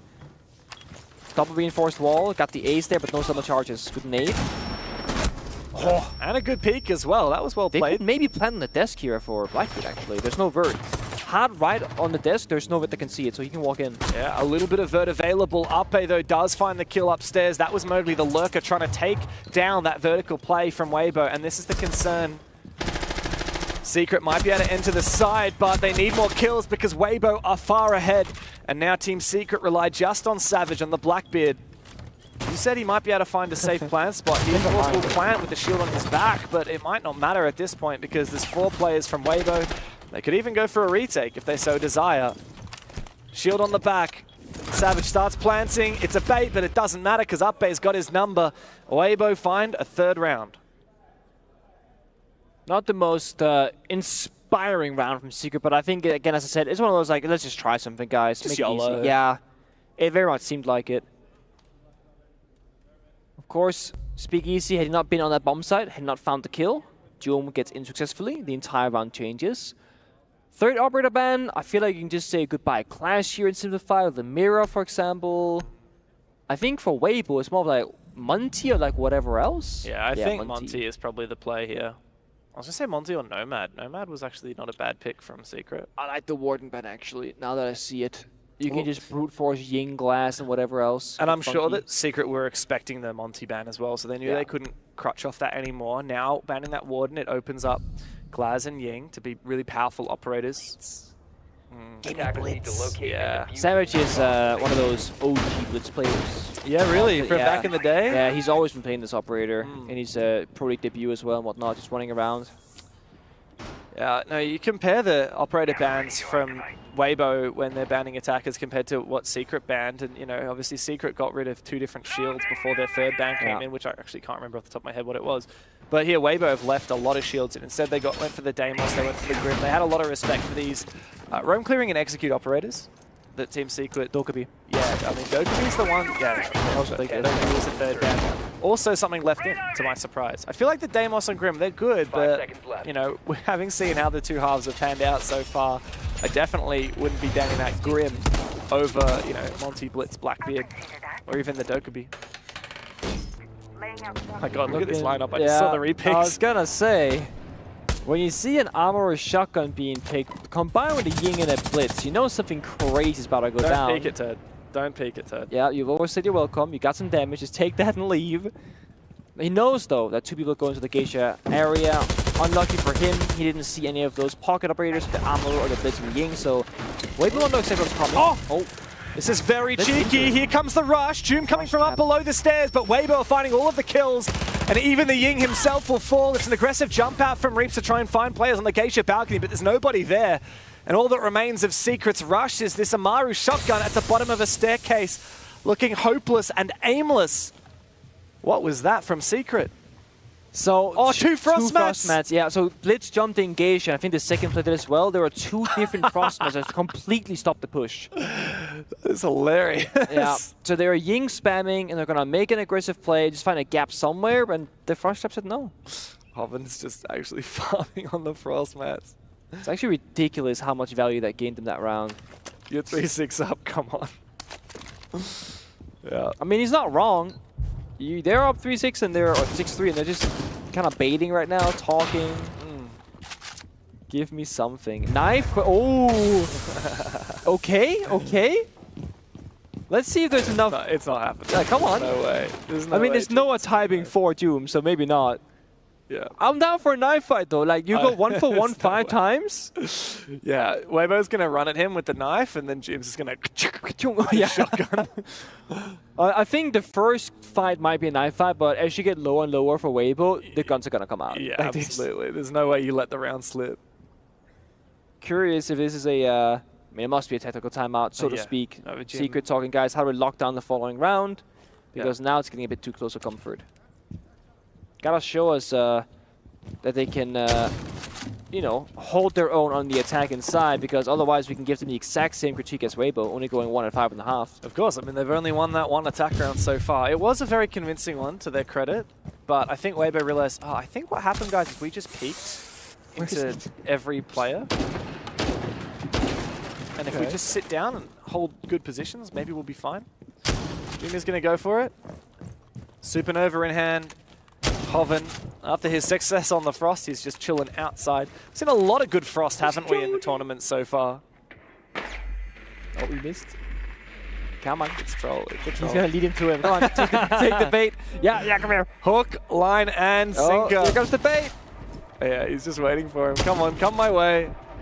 Oh, Jim, come on, don't save it. Saving the KD for Doom, and it's a convincing round for Weibo, thanks to those 2 frost mats on the Geisha window. And a timeout call by Team Secret as well, on top of their already player timeout. Okay, now it's serious business time. All right, time to lock in, says Twister. We get to look at these jump-ins from the Frost. Looks like they were trying to pick themselves back up again after those frost. Oh, it was a different Frost map. It was on the window, I see. 2 separate windows. I mean, that's the Ying's fault. He really should have checked. You can upside down rappel and see that frost mat anyway. they're going fast, James. There's no time to check when you're going fast. What are the odds that the first Frost brought out in that entire, well, second round, I guess you could put one round as well, would be there, right? I'm sure that's what Palu thought when he jumped into a Frost mat on 7-7 match point, losing the series. Yeah, true, you sprinted into it. 7-7 match point. W7M getting eliminated from the tournament because Palu walked into a Frost mat. Granted, he was in a 1v3. Yeah. You can't blame him solely, I'm but... trying to sell a story here, Nick. I'm just saying it was You don't have to ruin it with facts. The story was like, Palu had clutched a 1v2 and a 1v3 prior on that bomb side. So when we saw the 1v3, it's super tense, 7-7, maybe he's walking again, in. and then he walks into a and Frost mat. Oh, well, I'm excited to see the rest of Furia's campaign. Of course, they play later today, but it's Team Secret and Weibo that we're looking at right now. And we are potentially on the verge of ending Skyscraper, but it feels like we've been that way for a couple of rounds. Yeah, it's always awkward when you have very defender or like one side favorite maps because... Especially because Team Secret won an early attack, so they've had that point for a while. That's right. They won the second attack. The second attack in round, and it's like, okay, it's gonna be over. Yeah. And... it's just, it hasn't ended yet. We're still going. And I'm getting a little bit scared for Secret because it's not looking all that convincing on the attacks all of a sudden. Not at all. Quite the opposite, in fact. Every round that goes by, Weibo are looking much more solid on their defenses, and these rushes from Secret have not actually worked out at all. I'm seeing Blitz, Blackbeard, and Ying. Should I get worried? Is it time to get worried? No, because you remember what happened last round with the Ying and the... There's no Frost this time. True. So maybe it's going to work. The thing is, Nick, did you see, by the way, before Reaps reinforced this wall, he opened a hole and put a Ramai disc outside. Did. What's the purpose of that? Can I catch the Selma, man? Damn, smart. Look at this. Are they going to see it? Nope. Oh, well, Ace isn't even here, actually. It doesn't matter. Ace is not here. Right? Did they see it? They must have seen it, yeah. So they're going to jump in, terrace window with Blitz. So, okay, hold up. Blitz solo jump in. So Blitz has the pistol out, no shield. You make less noise this way. So he's hiding the Blitz pick. They're gonna Ying, force the rotation, and backs up with the Blitz maybe? Curious. This is a very strange cook here from Team Secret. Ape's trying to figure out what the hell is going on. I don't like this. I think he may well have heard the Blitz now. Aggressive play. Ape's found one. Now we have to fight the Blackbeard. He finds both. Here comes the Blitz. Savage puts him down. Team Secret recompose. And with Noah finding the backstab inside of the side, this could be the end of it for Weibo. Team Secret now have the plant. Going down 3v1 as Turdster makes his way back. He spots the Blitz, but there's no way for him to take that fight. Adrian going for a jog around the other side of the map while Noah gets outside and locks it down. Team Secret, it took them a few goes, but they do lock in the first map, knocking Weibo down 1-0 in the series. How is that the attacking round they win?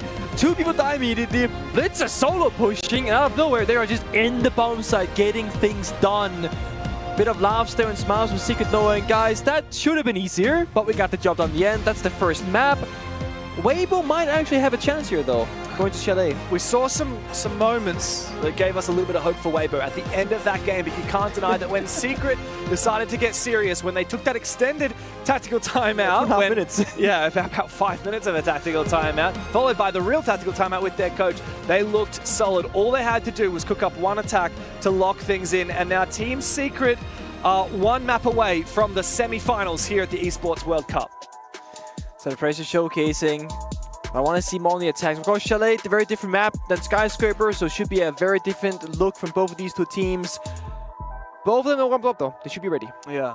And Weibo, we know that they have a lot more in the tank than this. This is their 6th different map that they have played in the tournament so far. Team Secret, they managed to win Skyscraper for a second time after taking Falcons down in their opening match of the tournament, and now they look to finish things off on Chalet. Weibo Gaming on their last legs, and that second map is coming up after this.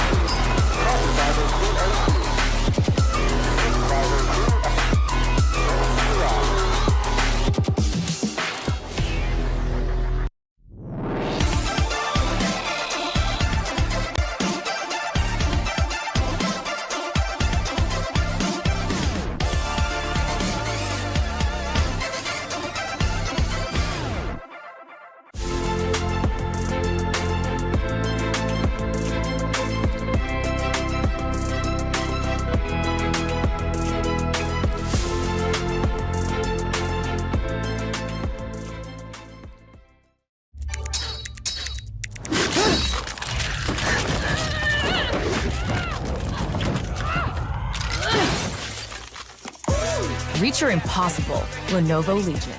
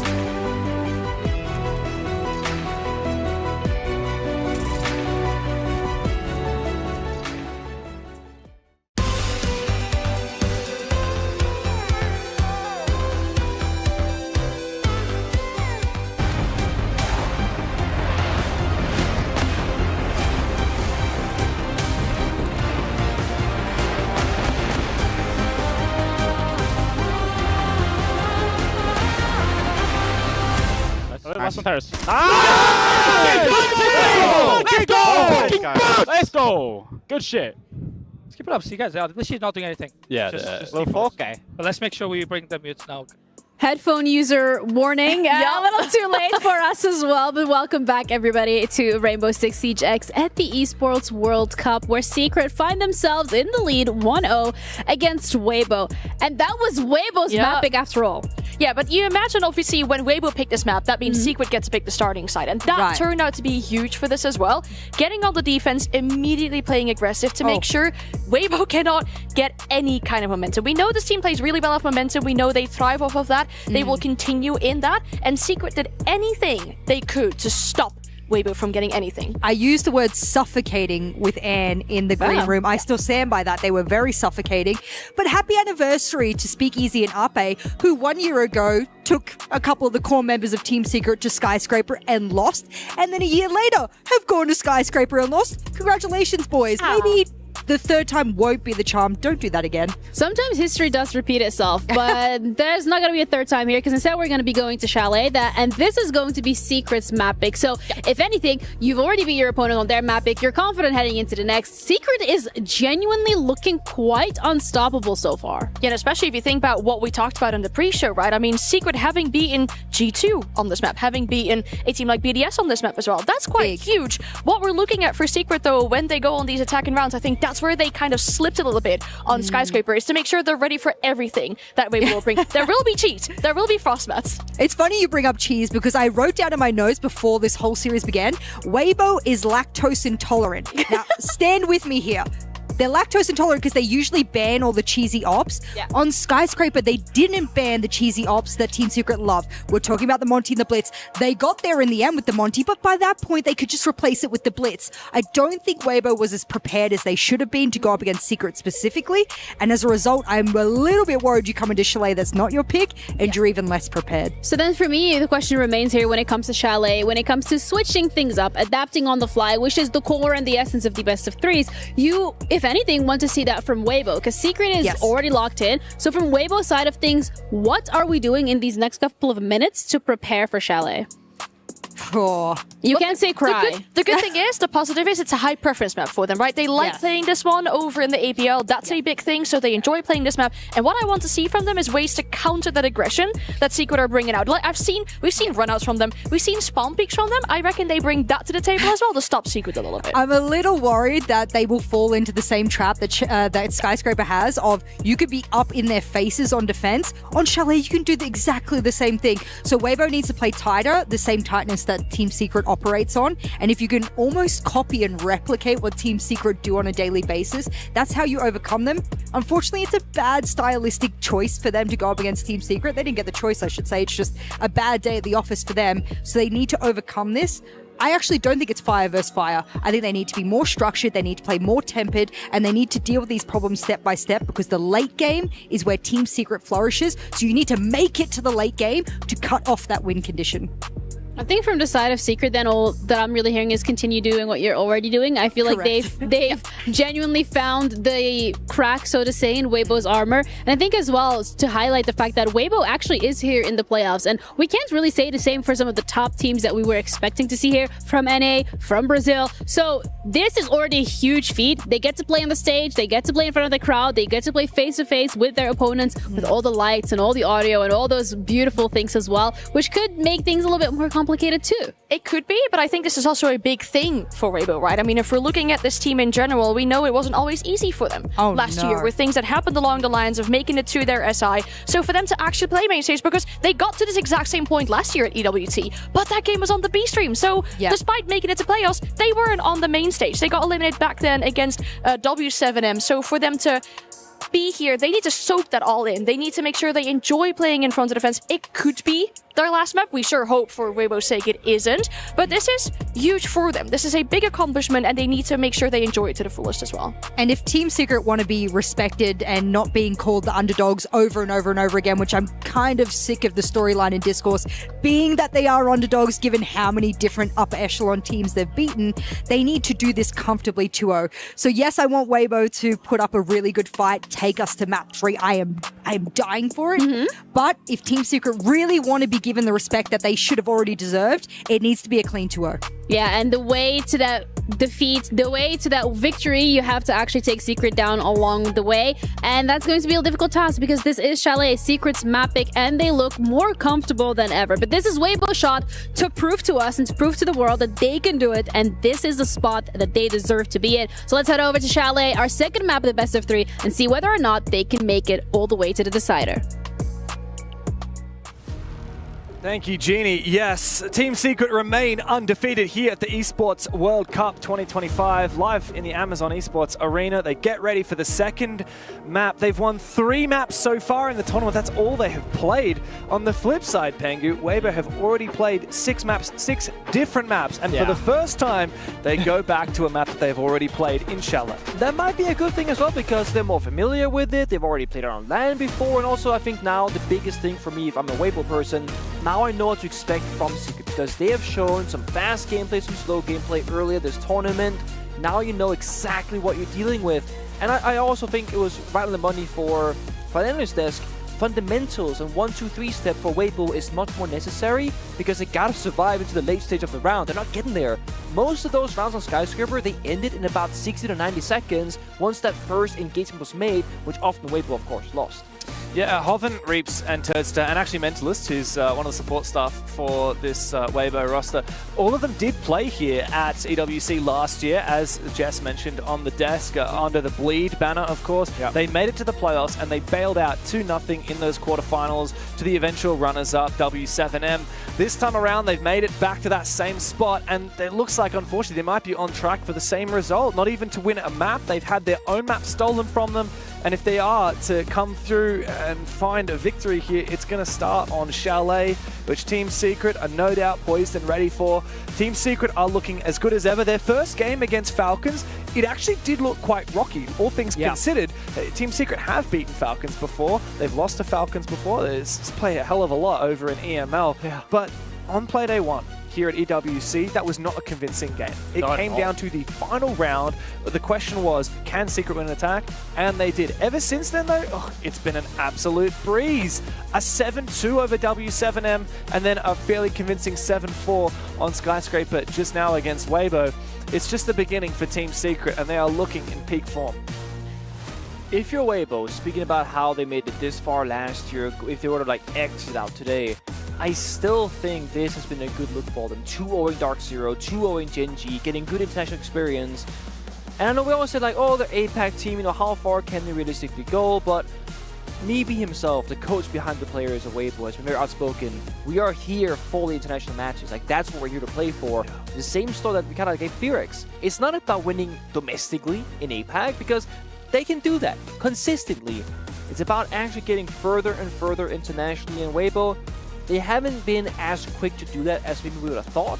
They had some upsets, some small bumps in the road. And this has been, despite what happens here, a great showcasing up until this point. Yeah, and look, holistically, if you look back at stage 1 within the APL for Weibo, it still wasn't all sunshine and rainbows. It wasn't. They struggled against Elevate. Of course, the former team of Ape and Speakeasy, who is now filled with Brazilians, including Psycho, former world champion. Weibo, we thought that they would completely run through that bracket, but no, they got knocked down to the lowers. They only had a comeback victory against Elevate. We thought that this would be, we talked about Furex, we said they're the Korean super team. Well, for Weibo, this is kind of like the Southeast Asian super team because it's the formation of that old Bleed roster, Hoven, Reaps, and Turster, and that old Elevate roster, Speakeasy and Ape. These are 5 of the best players in Southeast Asia coming into the same roster. We have high expectations for them. They've also got a huge upgrade, having Meepy as their coach for the first time, an international coach since we saw Julio supporting the Bleed roster back in the day.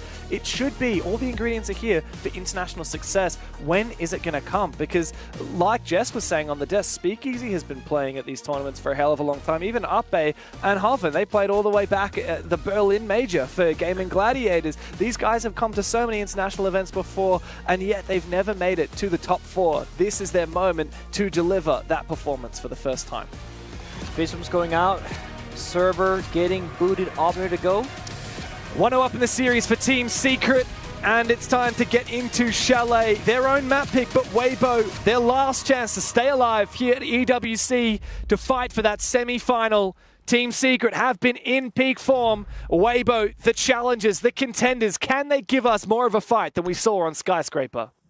Double shield ban perhaps sees. There it is. The Monty and the Blackbeard respected back by saying Kaid and then the Clash. So a lot of shield target bans here on both maps actually. Goes to show what kind of operators that you're expecting to come out. I do like the fact that Blackbeard gets targeted by Secret, not the Blitz or anything else like that, because we did see Weibo go onto it when Monty was target banned the first time around on Skyscraper. The question now is for me, Weibo, we gotta see more from them on the attack. That's where they struggle, of course, on Skyscraper. Chalet is typically an attacker-feared map, so it's a whole different story now, but they haven't really been getting all that much experience on that last map of problem-solving and getting through the map strategically, because Weibo didn't make it in the building on 4 of their 6 attacking rounds. So they gotta show us immediately here that Chalet, they know the map, they can get in, they can start working those 1-2-3s and ABCs off an attacking round. Yeah, last time Weibo played this at EWC, it was against Shopify Rebellion. It was in their very first game, and they looked really solid on their attacks. They went 3-3, but they really struggled on their defenses. So if I'm Weibo here, I'm definitely aiming for a 4-2 split on the attacking side. 3-3 may be enough, but there is concern as we switch into that second half, how Weibo will look on that defensive side. As we get into it, we do see the shield getting locked in. It is that blitz. Like you said, probably the least favored of the shield operators that Weibo would want to bring, but Monty and Blackbeard are, of course, banned. That's all you got.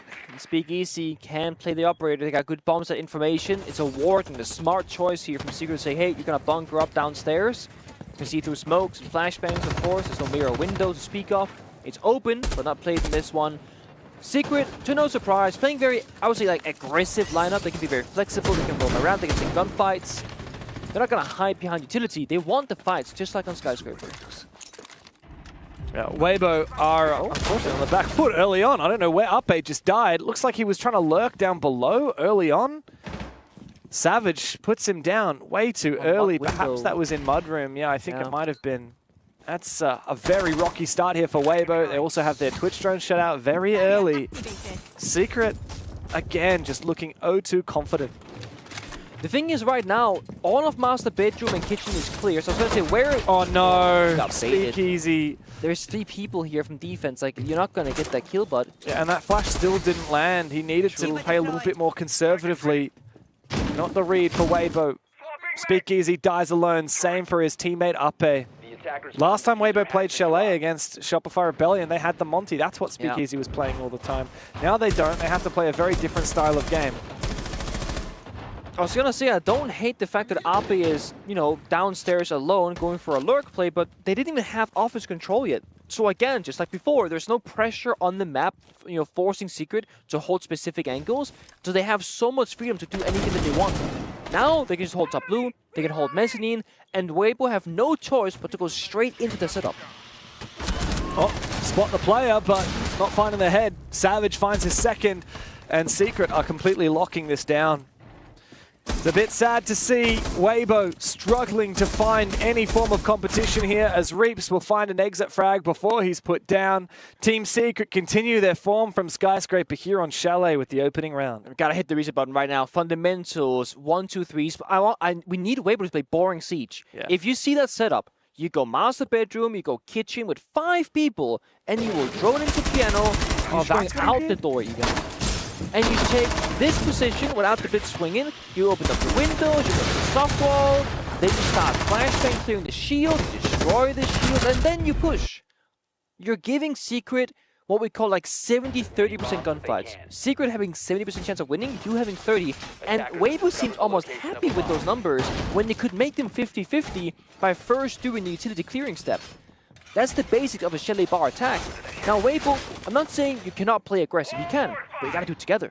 Ape dying alone, Blitz dying alone, no refrag, no trade, no nothing, no pressure points. That's not good enough.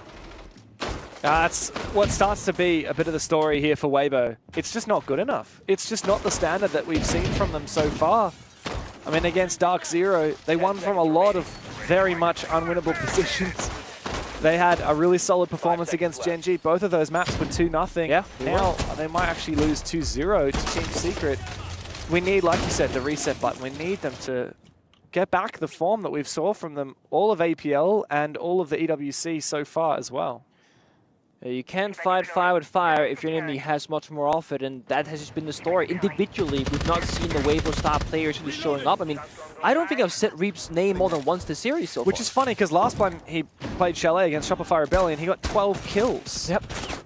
I think he's got about half of that if you go for the entirety of Skyscraper plus Chalet so far. It's not a good look, but again, Skyscraper was a very difficult one. This should be a bit easier, but again, they haven't shown us that they figured out just yet. Second attempt, this is better, right? Hard destruction, open up the office wall, drone around, take library control, this is the first step. Discovery phase, counter intel. Can they clear Doom on the half wall? That's the second step. Can they take piano? Combined with that, also the second step. That's the big question now. One thing at a time. Step by step, clear out these keeper barriers, start to march on forward. Jim is actually falling back. No one to cut him off from the master window or from the piano window. The tower. Yeah, he does.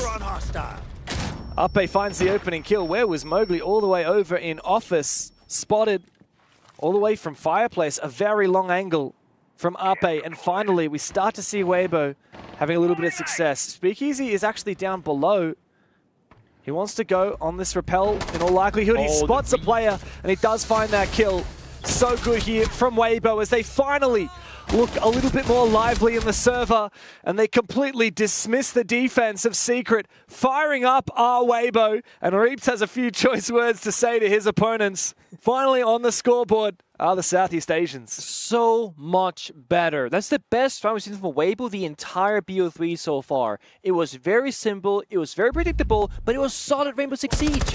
Long left side, hard destruction, not sprinting around the corner with speed, checking that window swing, expecting Secret to be aggressive, a good read. The only thing they were missing was a big master window repel, but they had the Demo strike on Doom anyway. Good backup play, good fundamentals. That's what we expect to see from them. Yeah, more of that from Weibo, and we're going to have a really entertaining competitive game here, because I have no doubt that Secret, if Weibo turn it up, well, Secret are going to turn it up as well. We've seen how much they are capable of that. And they haven't really broken a sweat since their first game against Falcons. That was the only overtime. Like I said, it was a 7-2 over W7M. Skyscraper against Weibo, it was a walk in the park as well. This might be the first time that they really have to work for it, but Weibo need to show us more rounds like that one just passed, and not at all like the first round. And if I'm Meepy and I see Weibo do another fluff round, I'm calling that tactical timeout and saying, guys, no more of that. Yeah, no, same. I think if you lose a round in the wrong way, you call it early, get ahead of the problem, don't get too tilted. And the thing is for Secret, if they start recognizing that, hey, Weibo actually playing like good fundamentals, or doing like the good clearing stuff, they just get it in their face like on Skyscraper. Yeah. They can turn up if they need to. They, like, last round was one of the first times Secret fell back and gave up map space for free. Without needing to. They chose to. Yeah. They got punished for once. Well, Weibo, what have you got to show for us as we go to repeat the same bomb site? It's Office. Oh.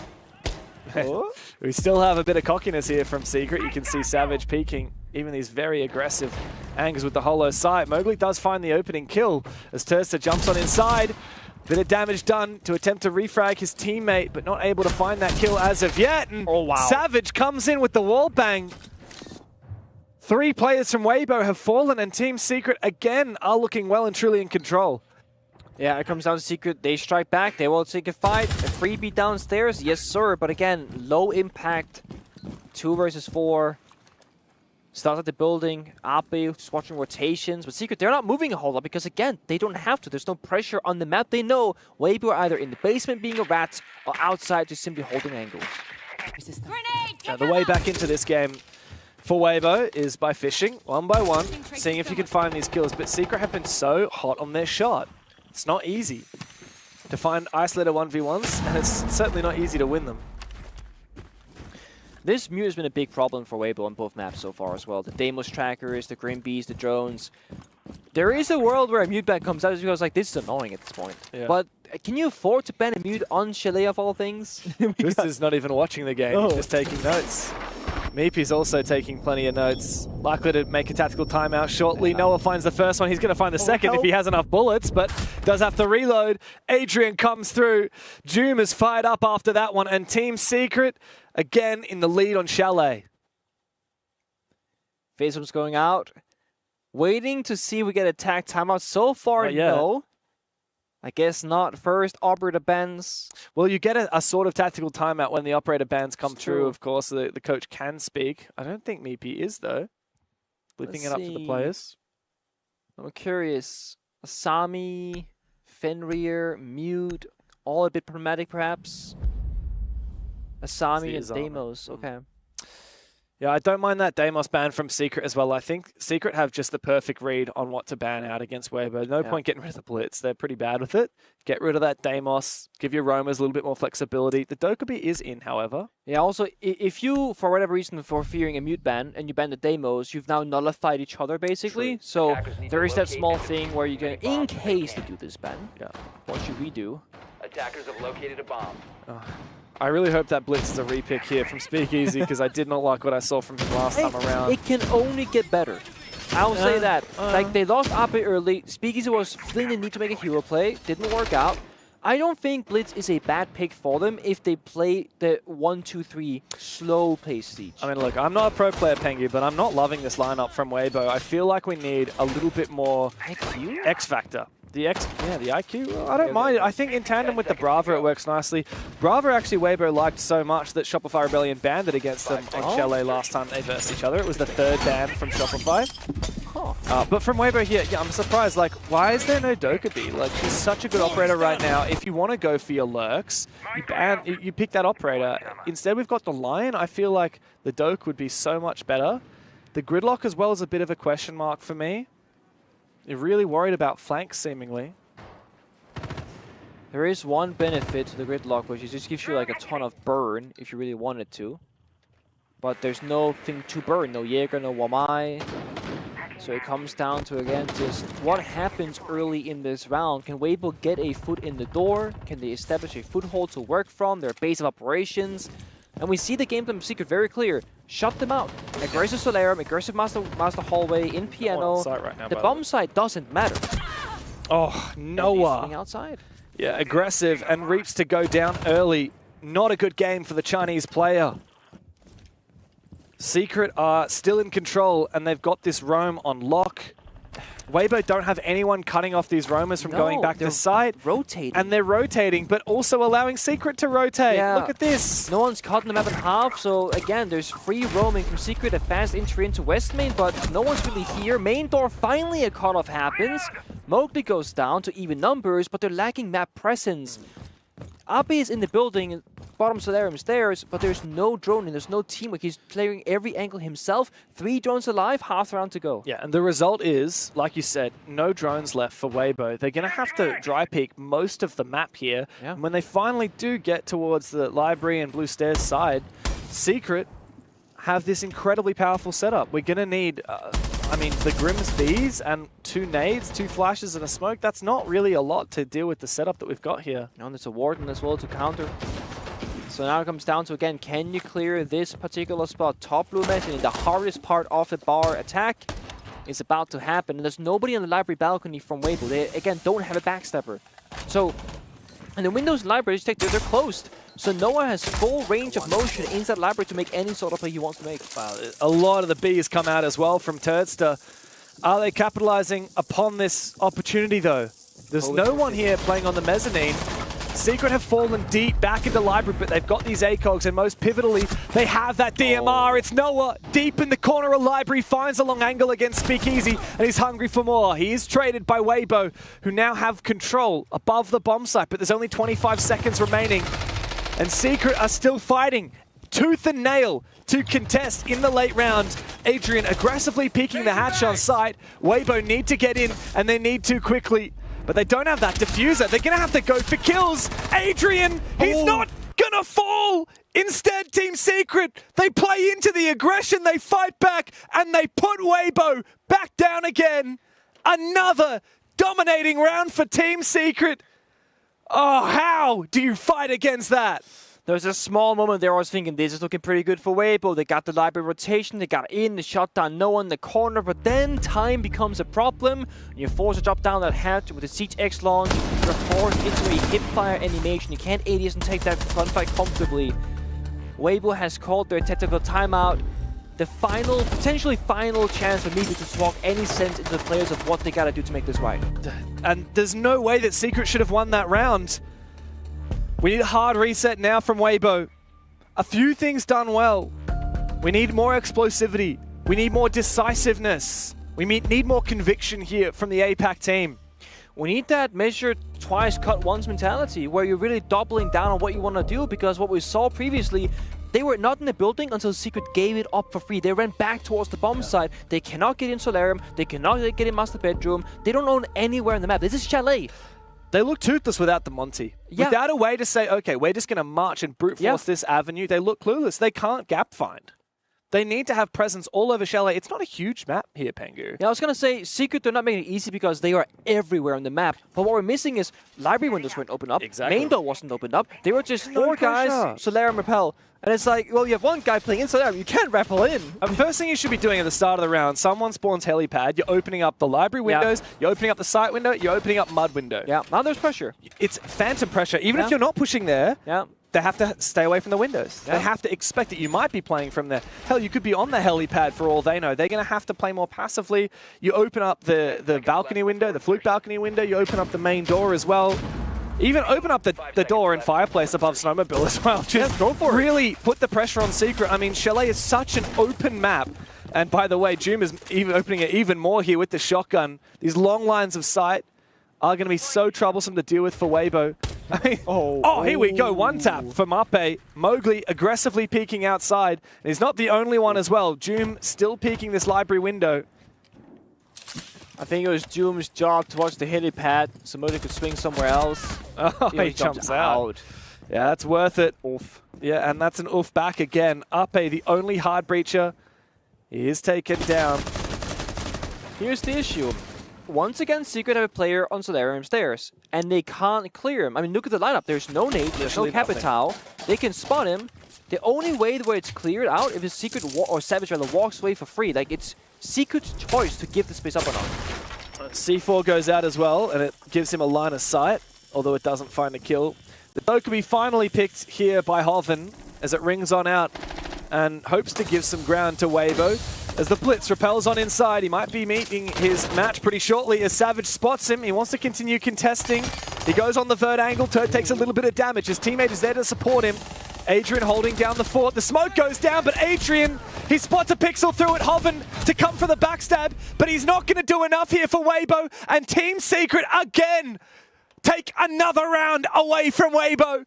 And at this point, it's like taking candy from a baby. APAC have been sat back down again and humbled. Team Secret 4-1 on their defense with 1 round to go in the half. And they're going to look so easy. I mean, Secret keep making the right decision after right decision. They're just fighting back. Strategically, there's not really a matchup here. It comes down to mechanical skill, gunfighting, and those small individual player decisions. Hogan found that gap actually on the bomb side, walked in, but it was a 2 versus 4. So he gets the kill right here. then dies from above, because again, there is no map control in any of these rounds from Weibo. They don't have verticality, they lack the pressure. It's a very, once more, like one-sided push from one position. Yeah, Team Secret are really feeling confident. They will be ecstatic. Not even qualifying for EWC last year to now in the driver's seat and on the verge of finding a semi-final.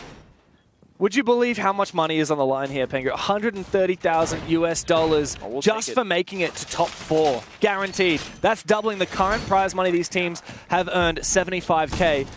And of course, if Team Secret make it further than this, they will not be settling for 4th place. They will be fighting for that lion's share of the prize pool in 1st place. $750,000 on the line. Team Secret, well, they're looking their best. They are undefeated at the tournament, not even dropping a map, and they have continued that form here on Chalet. Weibo, one last chance to find another attacking round after a 5-1 devastation of a start on Skyscraper. Don't allow the same thing to happen on Chalet. Twitch being a bit of a struggle there for Doom. Zaps him. And again, Weibo, 2 guys, library balcony, 1 by the bar, gaming door. Doom in a lot of trouble. Blitz ADSing, no one jumping in. Savage is able to find up a speakeasy though. Somehow is snuck inside, and on the blitz he's found 1 kill. Weibo out of nowhere have erupted and found their lion's share of the frags. Oh, a lot of damage done on the speakeasy and finished off by Mowgli. Deadly with that SMG-11, however, Hoven is able to reply. It's a bloodbath in the early round. Barely a minute is done, and it's a 1v3 for Savage, who receives a few bullets his direction as he retreats back towards the site. A tall order for the Portuguese player as he waits for these Weibo players to expose themselves to these line of sights. Now you gotta take it nice and slow if you're Weibo. Drone, use your smokes, your grenades, your flashbangs. Don't give Savage any 1 versus 1 engagements. Now they know where he is. Either office or piano. Now they know again. Get that diffuser, go together. They even have a call on Dokkaebi. Like, this should be unlosable for Weibo, but there's always a way if you misplay. And they are feeding their drones. Instead of lining up those drones to watch rotations from safer spots, they're throwing them his way. He now has a really nice line of sight to contest the breach as well from safely inside of Master. As the Dokkaebi call rings on out, he's going to answer it immediately. No, he changes his mind. He wants to hold the angle. He's got a perfect angle as well onto piano, but he has been read, and Reaps puts him down. Weibo salvage their half with a 2nd round, but it may not be enough to claim the map. Yeah, it feels like the rounds the Weibo are winning is where Secret, no, they're not letting them, but it's when they're kind of overstepping or misplaying their rounds themselves. I will give praise to Weibo. They actually had a lot of pressure there, catching them by surprise. Blitz is in bar, out of nowhere, I don't know how he did that. Exactly, he's just in there. But if you're Secret and you're playing 5 rounds straight with no pressure from anywhere but 1 location, you're not going to expect that to change. Weibo finally changed it, and with that came round success. Now they go on defense, and again, the biggest thing now, if they can figure out what their issue is going to be and fix it immediately, they have a chance. But if they got to play 3-4 rounds of these without figuring out what the weakness will be from Secret, it's too late. Then you look at a match point or series point for Team Secret. So we want to see Weibo being very adaptable, very flexible immediately. Recognize problem, fix problem. And Twister and Meepy have used that operator ban phase to talk to the team. As you can see, microphone's down. Meepy still has a bit to say. Microphone goes back up. Fist pumps come out for Secret, but noticeably not for Weibo. I actually haven't noticed quite as much of that from Weibo. Defenders, protect your bomb. They're actually a very animated team typically. Yeah. These players, they love to have a lot of fun. There's always a lot of laughter. They're real memers as well, of course. Let's not forget Team Joel. That was these guys. But here, looking very serious. A little bit too serious for my liking at EWC. Like, where's the camaraderie? Yeah, They are laughing even when they're losing. They are, which is almost concerning sometimes, right? Because like, ha ha ha, guys, we're terrible right now. Ha ha. Yeah. No, but of course, keeping high spirits is very important. One thing for sure, they're not mental booming. They're not out mentally. They're still trying to play the game.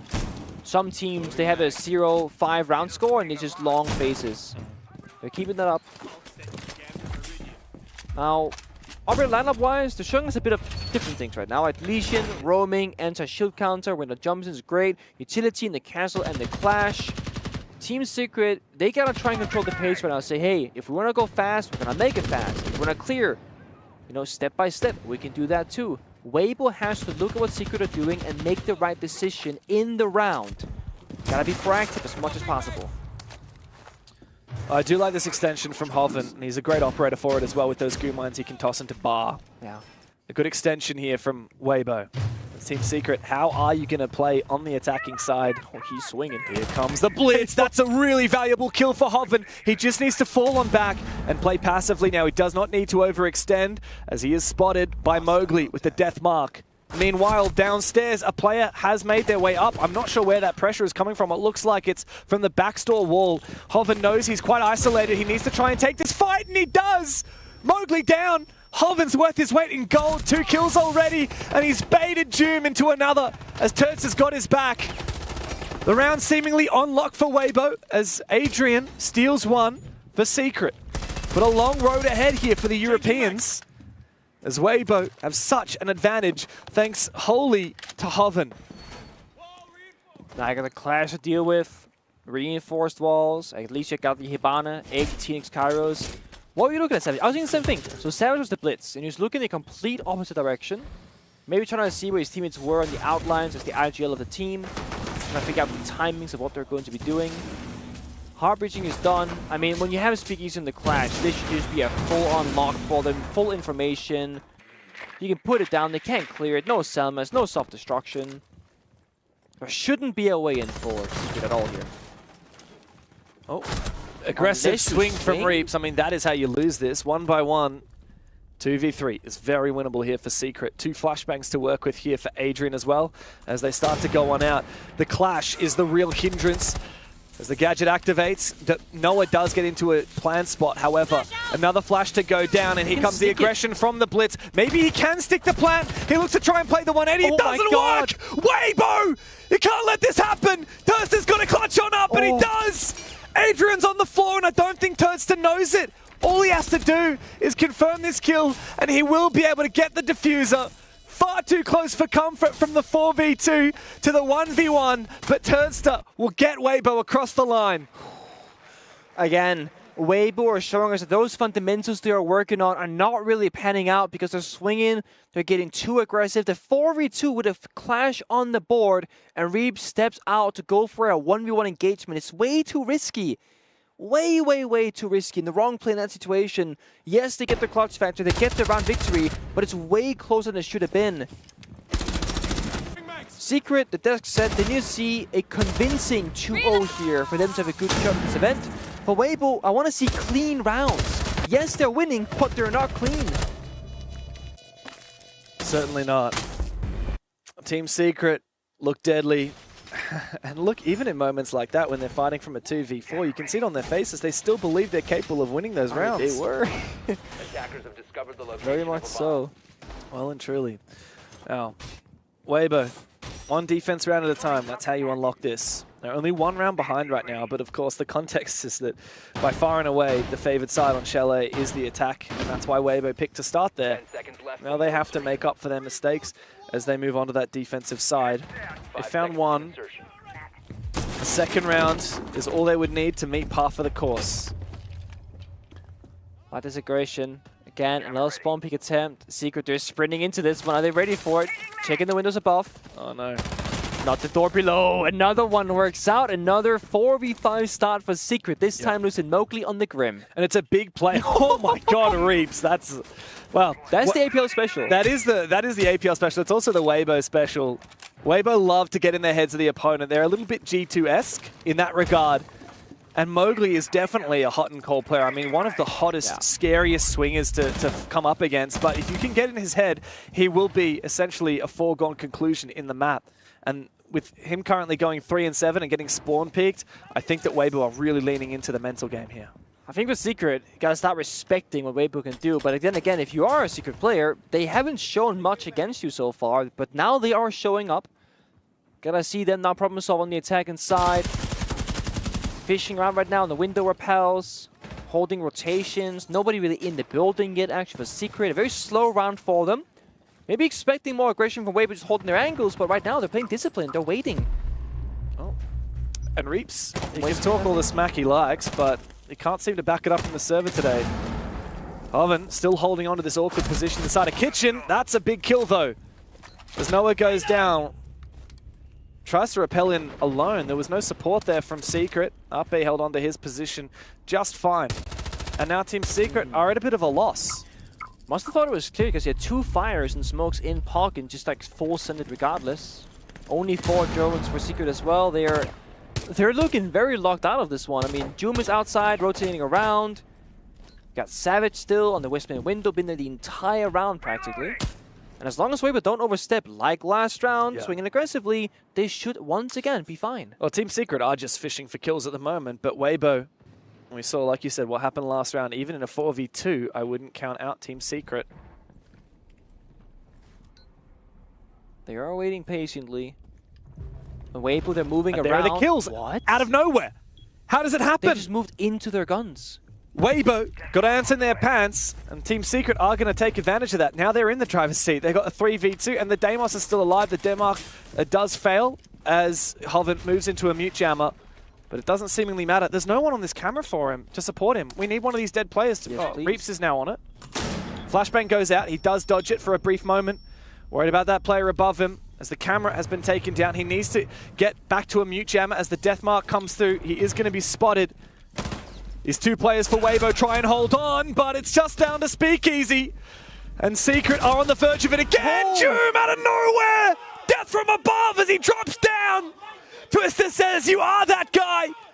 And Secret steal a round that they never should have won. A 3 versus 4, but Weibo, they give it away for free. It again comes down to Weibo unable to play a clean round. You said it so well. Why is no one watching a top blue camera with 3 people dead? They're so slow. They're so far behind. I believe it was Turtstyle on Mezzanine walking into right here. Walks into library, dies. They have top blue clan. They have blue staircase. They have Mezzanine. They know fireplace is clear. The only place an attacker can be is either in the basement, on library balcony, or on the office balcony because you have information on everything else. You can deduct where they're going to be playing from. You shouldn't lose that round. Well-needed clutch moment for Doom. Having a bit of a quiet one on Skyscraper earlier. Yeah. Really showing up here when it matters the most for Secret. We talked so much about Doom. We said, look, this is one of the best players in Europe. I think he was ranked 3rd, but all of the other top players technically were on lower level teams that didn't make it to the playoffs. He's such a phenomenal player. He's so well-rounded, such a key fragger, and he's so good for Secret. But where is he at LAN? We often don't see him. He had a slow reload, but here today, looking much better. 10 and 4. Yeah. Even in the Falcons map that we casted, Pengu, I remember not saying Doom's name a lot. Yeah, he had a slow start there as well. But he's looking so much better here against Weibo. And Team Secret, from the very start of this map, very start of this series, they've looked like it was a foregone conclusion. They had every ounce of confidence against Weibo, just as they did against their prior opponents in W7M and Falcons. You see a little bit more from Mowgli though after that spawn peak death and being 3 and 7, right? Same for Reaps. I mean, I feel like Mowgli and Reaps right now are 2 sides of the same coin. Like they are both these like really hot level players that play really well, and they haven't really shown up so far. Yeah. Reaps specifically is on both Skyscraper and Chalet just not been the kind of player he's been in the past. Often regarded as the best player in all of APL across every single sub-region. Not that guy right now.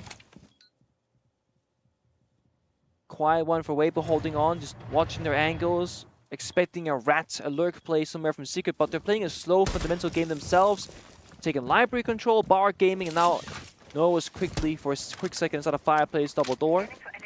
They're just doing a half clear. They're taking half the map from below and above. They gotta breach the wall, top floor office, and by the bomb site. But now the issue comes, Kite has been brought out with the 2 brow. And finding these Kite claws, well, they can do it. But can they clear them with the grenades? It will be difficult. Yeah, it's always a bit of a challenge. That said, I'm a bit concerned here for Weibo if Team Secret start to mount that pressure on. This is well juggled here by Speakeasy. I'm keeping in the back of my mind that there's going to be temptation from Weibo later to drop players down below, and Doom is lying in wait already in Wine Cellar next to that hatch in the site. That's true, but they should know. They saw a drone below. You can kind of do, okay, if they're droning it downstairs, there might be a guy. Oh, yeah, I think it's a rotation from Secret, though. They can't get the wall. They're going to go upstairs. Solar Repel, Master Oh, no. Repel. A free P? Just like that? A free pick? Ape exposing himself to Solar. Unnecessary, and it's the water to go down. The flashbang starts to come on through the air jab. It knocks Thirster on his back, but it doesn't seem to matter if Weibo are able to hold down the fort. Mowgli up against the world, but he's found his first kill, and I wouldn't put it past him to clutch. Hiding though, next to the desk, Thirster gets found. It's now a 1v2, and there is plenty of time for Mowgli to get this done. Another air jab to go down. Reaps is standing right next to it. The temptation to peek must be immeasurable as the Chinese player peeks for a brief moment. Mowgli sees him. He's got to walk into this crossfire, but Reaps will swing him, and Weibo continue. They stay alive as they draw another breath that Secret look to silence. Great rotate, great opening pick for Secret, but Weibo are holding on. They're fighting back. They weren't giving up the maps to free. They're fighting till the very end, and they come out victorious. I like the small mini play though, the air jabs and the rotations, the window repels, the aggressive jump in piano. But in the end, they did not find success. It does feel like Team Secret are wants to make all the right moves right now and then getting shut down. Weibo just holding on, playing their positions, playing their angles, but strategically, Weibo outperformed Secret in that round. The 2-brow plus Kaid hiding the operators in the drone phase meant, hey, we can ensure these walls will get closed, and because of that, we can all look towards another area of the map and play more close together as there's less pressure points now. Because had the side been reached first before that push happens, different story. Attackers have located a bomb. Still, again, it got close for comfort. And that's the story here. Even in the rounds where Weibo are looking good, Team Secret bring it back. That was a 1v2 down from a 1 versus 4, by the way. Yeah. And Weibo are always victim to these freebies as well. Team Secret are so good at getting themselves into these positions where they catch a player pants down. In that round, it was, I believe, Uppe on the Warden upstairs inside a Master, thanks to that solar repel from Savage. Now Team Secret still have a bit of headway here. They're still 1 round ahead. Only 2 more from sending Weibo home. And this time they've brought that blitz. Usually, when Secret they go for these kinds of or shield plays rather with the blitz, it's a fast one. And I feel like Secret, they've been slow, but then they go fast. With this, they can go immediately if they want to.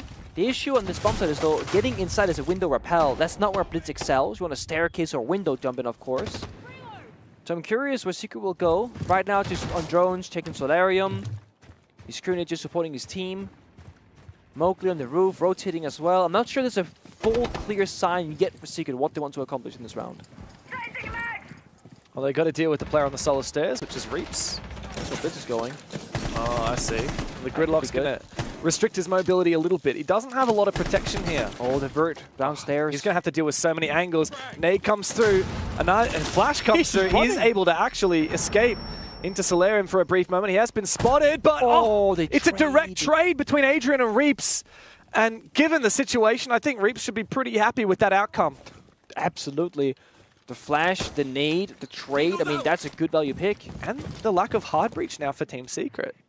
That's true, it's the only one. Claymores and Sophia. Blitz doesn't have any. This might be a tough one, but a saving moment here could be that to find the roamers that are isolated here in Bar Gaming. Yep, there it is. Get the Blitz active, get in there, take that kill, play the 4v3. That could be the easy way forward. Yeah, and they are 2v1ing him. The Blitz, though, is going to have to walk through a couple of those goo mines, taking the first fight. Hoven, he finds one before he's traded on back, and again, that's worthwhile for Weibo Gaming. Team Secret, they played it well, but Savage was just too late to save Mowgli's life. I think Mowgli was too early. I mean, his job is to cut off the rotation to make sure that Legion can't run away from the room. Instead, Mowgli goes in first before Blitz even arrives. They had time. Didn't use it very effectively. Oh, scary moment there as the Warden peeks through the smoke. Downs one, sees the Blitz now as the Blitz brings out the pistol, wins the fight. That's 2 kills for Savage. It's all up to Thirster now, but it's a 1v1. As Speakeasy's C4 did land successfully. The revive is coming on out, and he's been spotted. Doom, can he go for this revive? He can because of the track stingers. And now it's a 1 versus 2. There's not a lot of options here for Turd, but neither for Team Secret as both of them must follow the same angle, and they refrag him out. Team Secret again firing up Weibo sat back down again. It's map point and match point for Team Secret. Disgusting series of events. Savage gets a 2K with the pistol, one through a smoke blindly, and the first against the Warden going for a pick. And a beautiful small jiggle there in the 2v1. Sophia, low on HP, jiggling the door with 20 health, just to wait for June to walk in and get that kill again. There it is. Clutch after clutch, Secret, they get round after round. It's elation for the Europeans at the moment. How many rounds are they able to steal from these disadvantageous positions, throwing whatever they've got at the wall? And to think that Savage on that blitz was able to find 2. Ridiculous. 10 kills, and he's been playing shield operators, he's been playing support operators. I mean, Joom, credit to him, he's top frag in the server. But Savage has been unbelievable for Team Secret. And now, 2 match points available. Weibo, they're on the verge of elimination here from the Esports World Cup. They've been there before. They've faced defeat, and they ran through that lower bracket successfully until now. They 2-0 Chen-Ji, they 2-0 DZ, and now into the playoffs they go. To keep their hopes alive, they have to come back from this. Secret hungry for one more round. They know that they should be the ones to win. But they gotta take it first, they gotta earn it and show everybody that they have what it takes. Hasn't been the cleanest of rounds, but they have clutched up time and time again. They've been flexible, playing fast, playing slow, playing utility. And for this one, they're showing something new, the sense being brought up for the very first time to create chaos, to distract the players of Weibo Gaming. The question remains, when and where will they execute? Right now they're rotating as they have been before. On the repels, on the windows, looking for a free kill. Reeves is getting more and more aggressive as round are going by. But 2 different repel angles might be too much for him to handle. He might just have to fall back here. Ape in the meantime suffers a lot of damage. They're being cut off everywhere right now. It's well played from Secret. Oh, and they do manage the cut off. 2 kills from Team Secret. While Mowgli is injured, it's not going to matter because he's going to pick himself up. Look at this from Reeves. He gets straight baited into it. It's going to be out of desperation for Speakeasy and Turd as they look for something, anything to make this winnable, but Mowgli's taking him down. Speakeasy against 4. The APAC dream riding on their shoulders, but Weibo will fall apart. It's a semi-final booked for the youngest team at EWC. Quiet confidence from the Europeans as Team Secret silence Weibo and send APAC home. What a convincing way to do it as well. That final round was Secret, almost flawless, playing on the cutoffs, just locking them like inside the building. They're stuck like it's their own jail cell. Joom, massive performance. I was critical of him. We all have been. He is now here to play. Weibo, this wasn't their series, but how they got here, as you said, 2-0 Genji and Dark Zero, they should be proud of that, and of course in the future, aim for more. It is an early exit for Weibo. They cannot top what they did as Bleed last year, but for Team Secret, at their debut at the Esports World Cup, they're into the top 4, and they are hungry for more. A huge victory here. And of course, tomorrow they'll play their semi-final against a North American roster. But today, it was unbelievable. They continue their undefeated streak, not even dropping a map thus far in Saudi Arabia. Team Secret are hitting new highs by the minute. They got many more maps to show as well. They played 2 best-of-1s to get here. Played their first BO3 in a 2-0 fashion. They got a deep strat book. They got a good map pool. They have so much more to show that they've been keeping in the dark. And it was such a good omen that their first match was against Falcons, who knocked them out of contention for the European Championship. They win that match in overtime. They go in to face major champions, W7M. They destroy them 7-2. And here against Weibo, APAC's last hope, the giant killers. After taking down DZ, Team Secret said, that's no problem. We can play BO1s, and absolutely, yes, we can play best of 3s. 2-0 over the Southeast Asian roster, and Team Secret did it in style.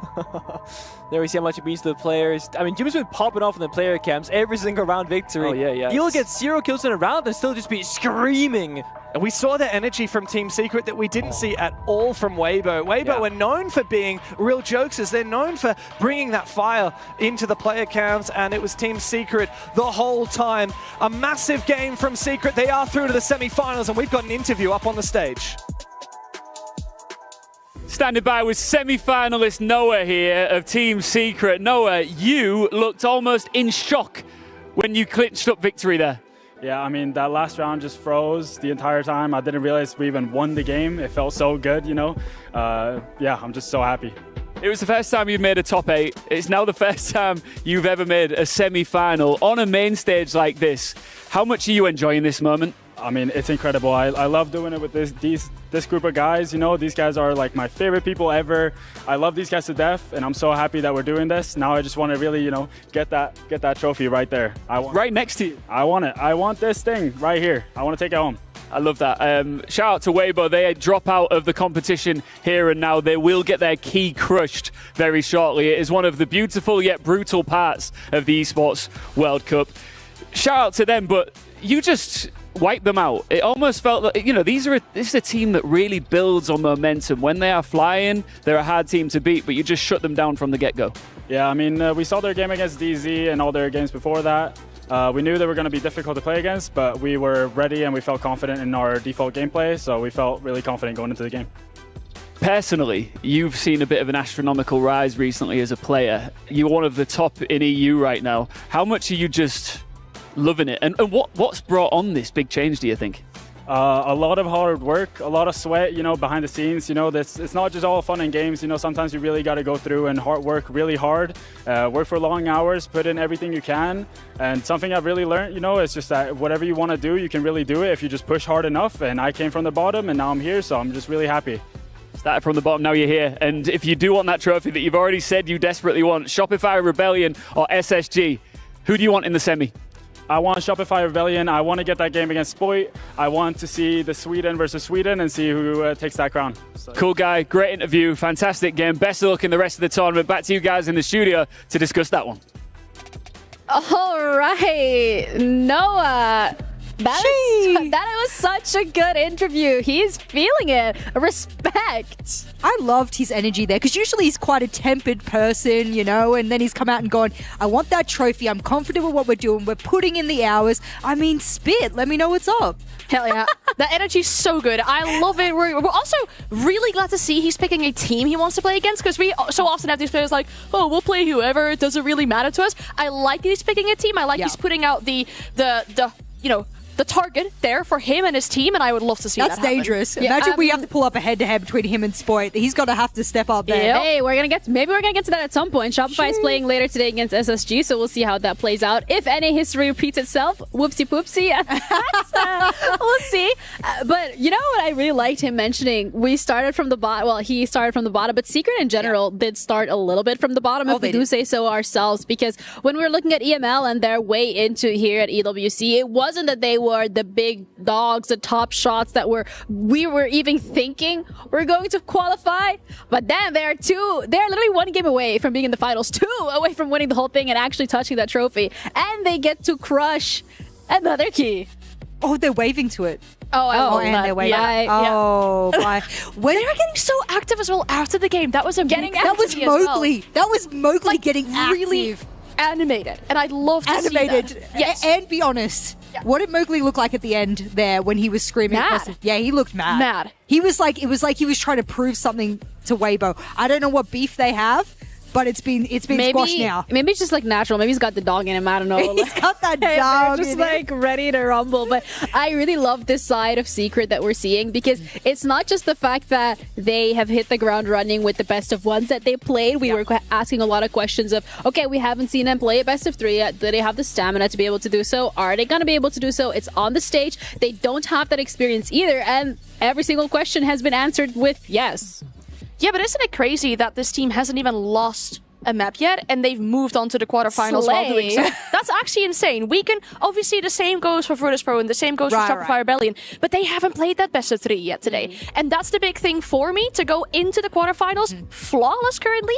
That is insane momentum for Secret. I think that's also a little bit of a scary situation to be in because it is like, when are you going to get that reality check that you are not necessarily invincible? But that game against Falcons was so incredibly close. I feel like that could be the closest potentially that they get to the reality check. But I also think like from the players themselves and from Twister as well, this is not a roster that's gonna get in over their heads and be like, oh yeah, we got this. Yeah, no, I agree. I think they've always respected their opponents regardless of who they are. They came into this Weibo game very animated, as Anne would say, and they were very happy with the win. I actually thought Weibo played quite a bad match of Siege, and I come from APAC, so I could say this without the bias. I was really upset that they were lacking all the fundamentals that I was hoping they would bring against Secret, because that's what you need. So I think Team Secret, they definitely won, but they were also given the win in some sense. So I like that you brought that up, Ginny. I think they need to be careful about how much they take of this as a win and really improve themselves for the next matchup. I think as well on the topic of Weibo, we really do have to sing their praises because again, it is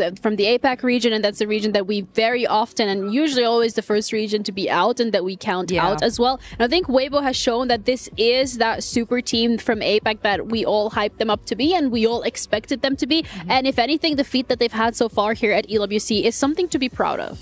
It is, and it's also good practice for them, you know, given the tournaments we've got coming up internationally. We know we talk about the quality in APAC maybe not always being what we desire from it or what we wish from it. So being able to play against these big international teams on a stage like this for Weibo is huge, because with the future coming in, you learn so much from these games. And I have to shout out the fact that the APAC teams, even when I was a comp player in ANZ, I had about 5 other teams you could verse, and then you started to dig into the pool of your opponents inside of your league. So that's where it becomes tricky in APAC.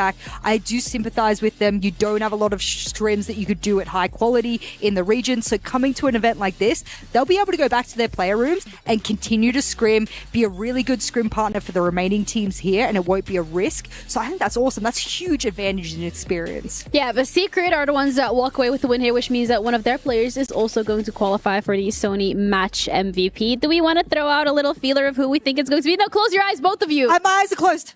Well, and her eyes are open, so it doesn't count. It's all right. It was going to be we expect someone else to be here? I mean, when we're looking at this performance from him, it's actually insane how he stepped up. Not always happening during EML, but it happened today. Yeah, I think he's like the silent ninja of the team that when they need him most, he's able to come in and get the job done. He plays a plethora of operators that I particularly love, and both attacking and defensive wise, I think he's the weapon that Secret needed. Yeah, I mean, we're singing Joom's praises right now, and he's had a phenomenal series today. He's had phenomenal last 2 games as well. I mean, it was like towards the end of the first best of 1 that he started coming online, and we're like, this is what we wanted to see. And it's really nice to see that he's kept that consistency, and they're able to keep that going.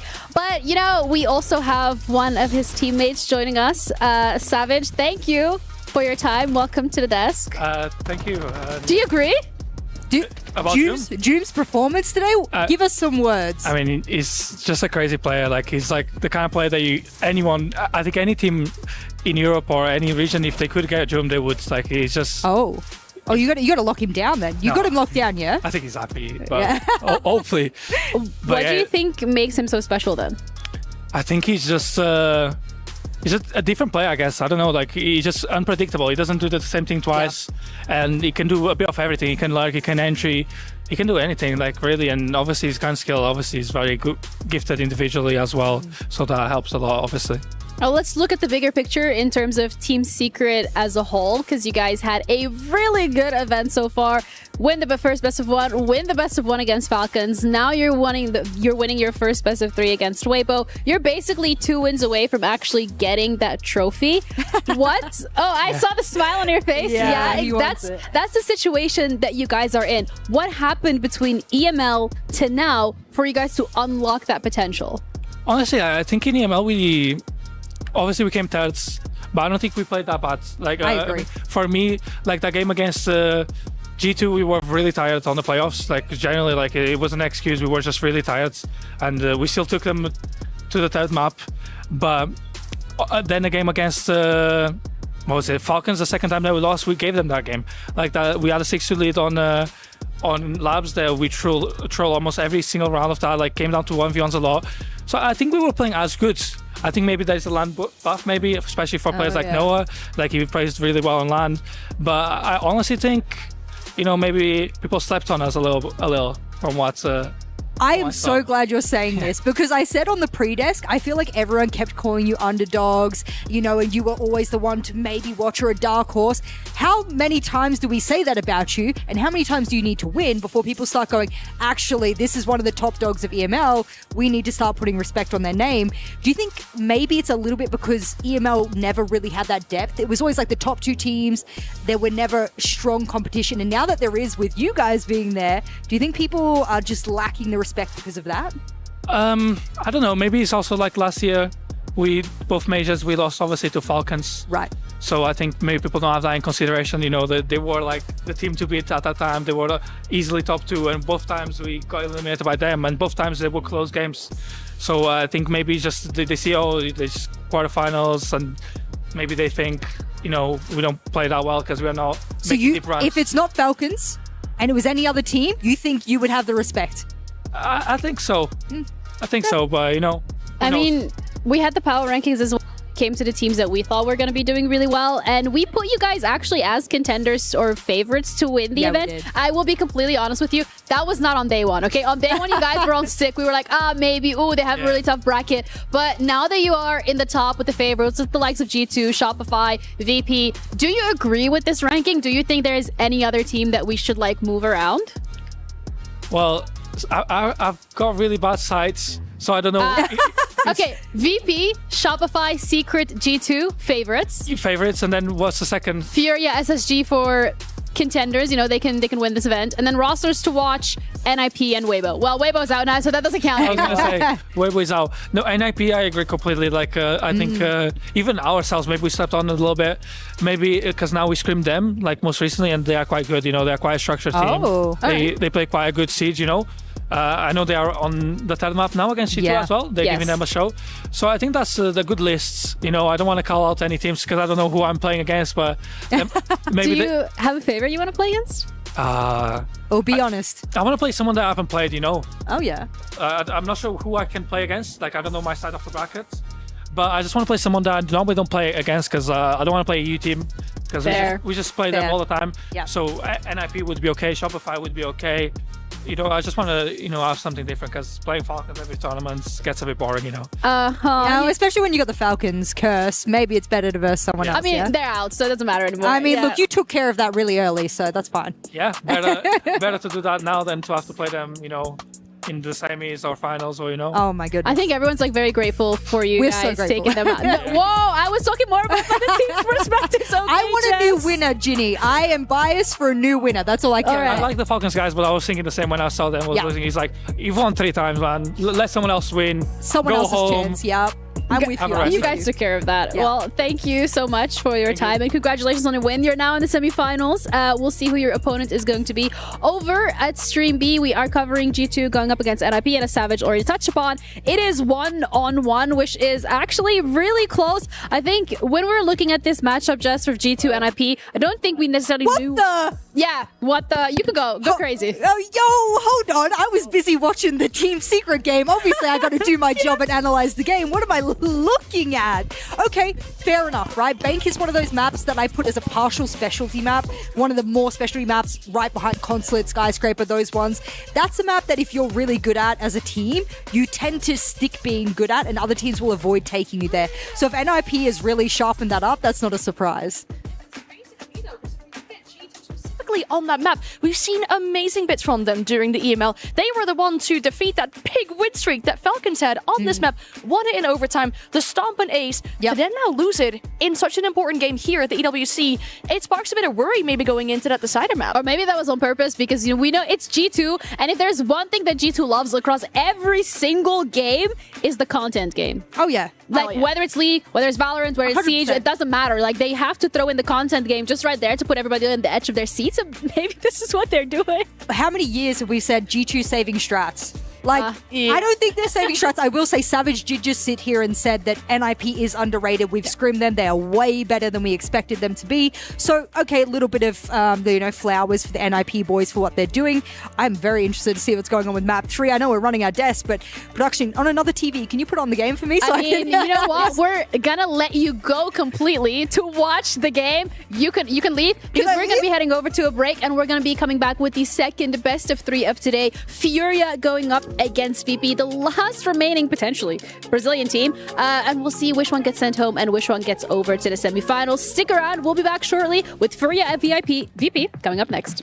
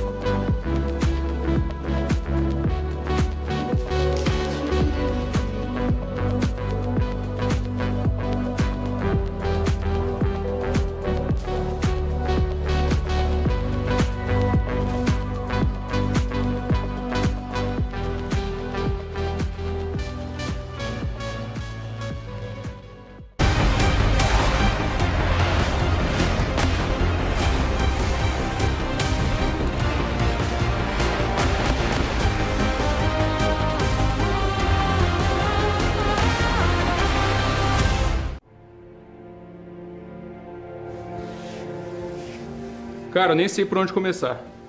Hoje a gente tem a maior batalha das nossas vidas profissionais aqui em Riad. Tudo se resume ao dia de hoje. Ou a gente se fortalece como time, ou a gente vai desmoronar. Kill por kill, play por play, até o fim. A gente já passou pelo inferno, confia em mim. Todo mundo aqui lembra do Stage 2 ano passado, né? Quando a gente não classificou pro Major. Mas o que importa é que a gente renasceu das cinzas, a gente voltou, round por round. E só se aprende a ser forte quando você perde as coisas. Esse time voltou mais forte. Aqui a gente joga para vencer. Aqui a gente dá o sangue pela vitória. Isso aí. Bora. Nesse time, vocês sempre vão ter alguém que vai lutar até o fim com vocês, que vai se sacrificar por vocês, porque vocês sabem que quando chegar a vez dele, ele vai se sacrificar por vocês também. Isso aí. Isso aqui é um time. Ou a gente se une agora como equipe, ou a gente vai cair como indivíduos. Chegou nossa hora no EWC. Isso aqui é o Siege, é só isso. Agora é nossa hora e a gente vai ganhar isso aqui. Olha bem pra vocês. Olha pra cara um do outro. Vocês são vencedores. Bora. Pera aí, cadê o Ertz? É essa, pai. Ertz, que é essa, cara? Ué, Pox, você não falou pra estar pronto pro EWC? Eu tô pronto pro EWC.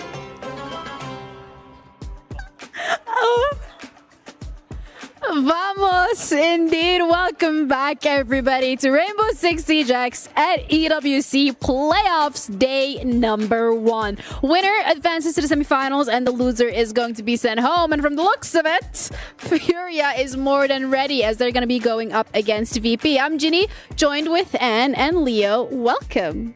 Thank you very much. I'm happy to be here. What time is it? It's yap time. Hey, I looked at my watch, I was like, huh? No, it is time to yap. He said it before we went live, and I just wanted you to say it on stream. Thank you for taking the time to join us. You can't get you to say anything on stream, apparently. Almost anything. Okay. Anyways, thank you.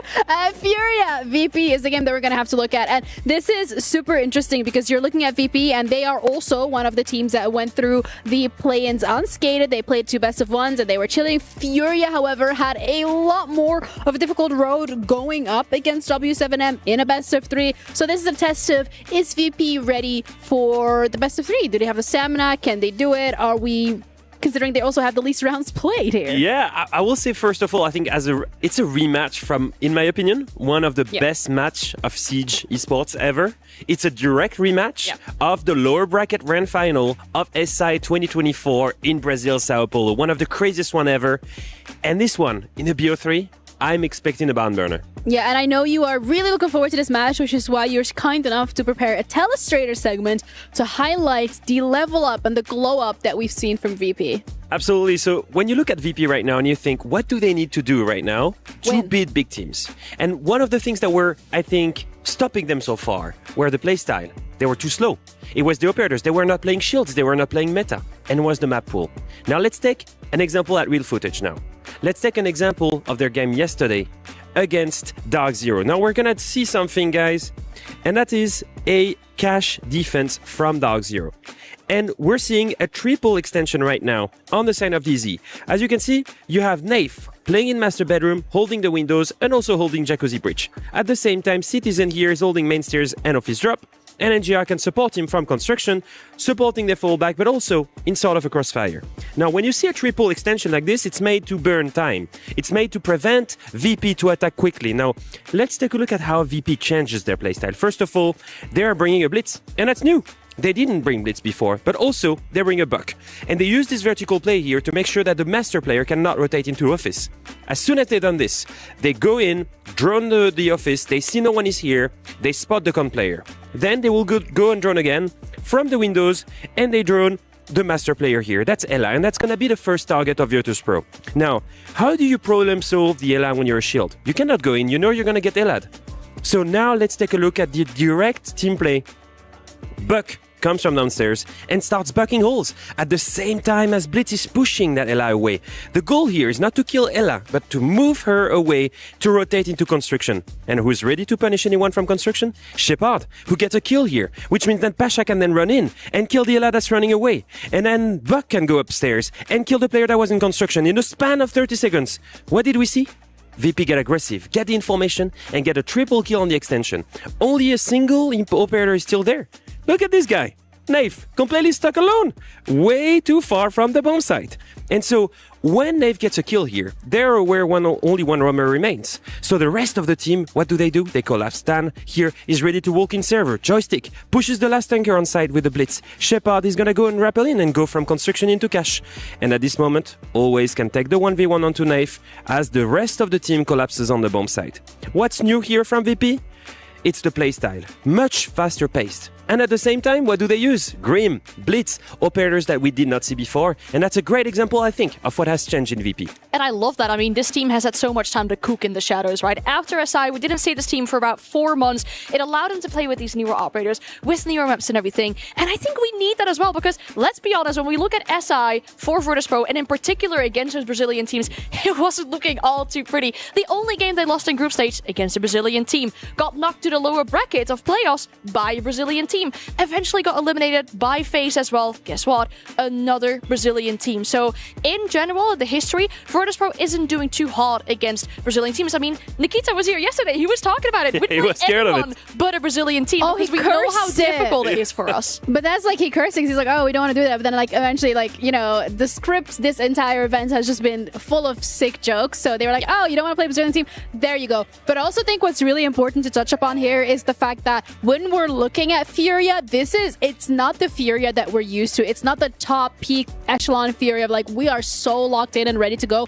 We've seen them make a lot of mistakes that we usually do not expect from or see from this roster at all. And I think that puts Virtus.pro in a really good position because they are on the complete opposite of that scale, where they have leveled up, they've taken the time, they've really studied what they want to do, and they've also had that one day off on top of that. I actually disagree with you, Jenny. Ooh, I actually okay. think that Furia is in a favorite position. My reasoning for this is VP so far, they're here only because they qualified on day one.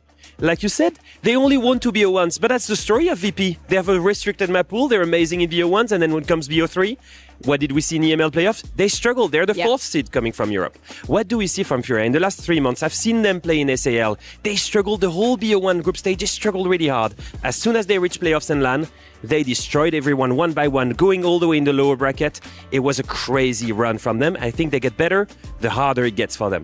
Yeah, well, that's a really good counter argument. I'm going to counter argument and say VP has had a whole day to rest. They also had a chance to see more maps from Furia to be played because Furia had to play that best of 3 on top of that best of 1 and then another best of 3. So when we're looking at VP, considering the brain as well that they have behind them when it comes to all the prep that they're able to do, I am not too worried. I think this is going to be a very close matchup, but this is also a roster that has been together for a very long time, and they have gone through thick and thin together. That is the big thing, right? I mean, this roster being together for such a long time, getting so many reps under the belt, what was huge for them as well during EML was playing on that bootcamp, playing with that lower ping. I mean, we know how good they are on LAN. It's because they have little to no ping. I mean, that's what happens when you play on the LAN. So I'm so excited to see them again in this best of 3 today.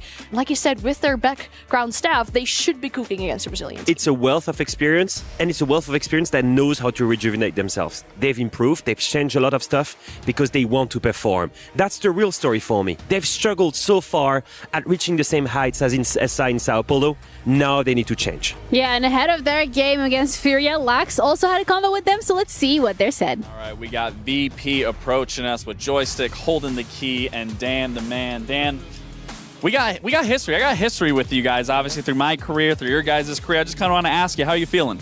I'm feeling great. So good. I'm excited to play the game against Furia. We want our revenge, and I hope we can make it here. I was going to say, it's funny you talk about that revenge, because you know, obviously, when the last time you played them was. On SI, I think, in Brazil.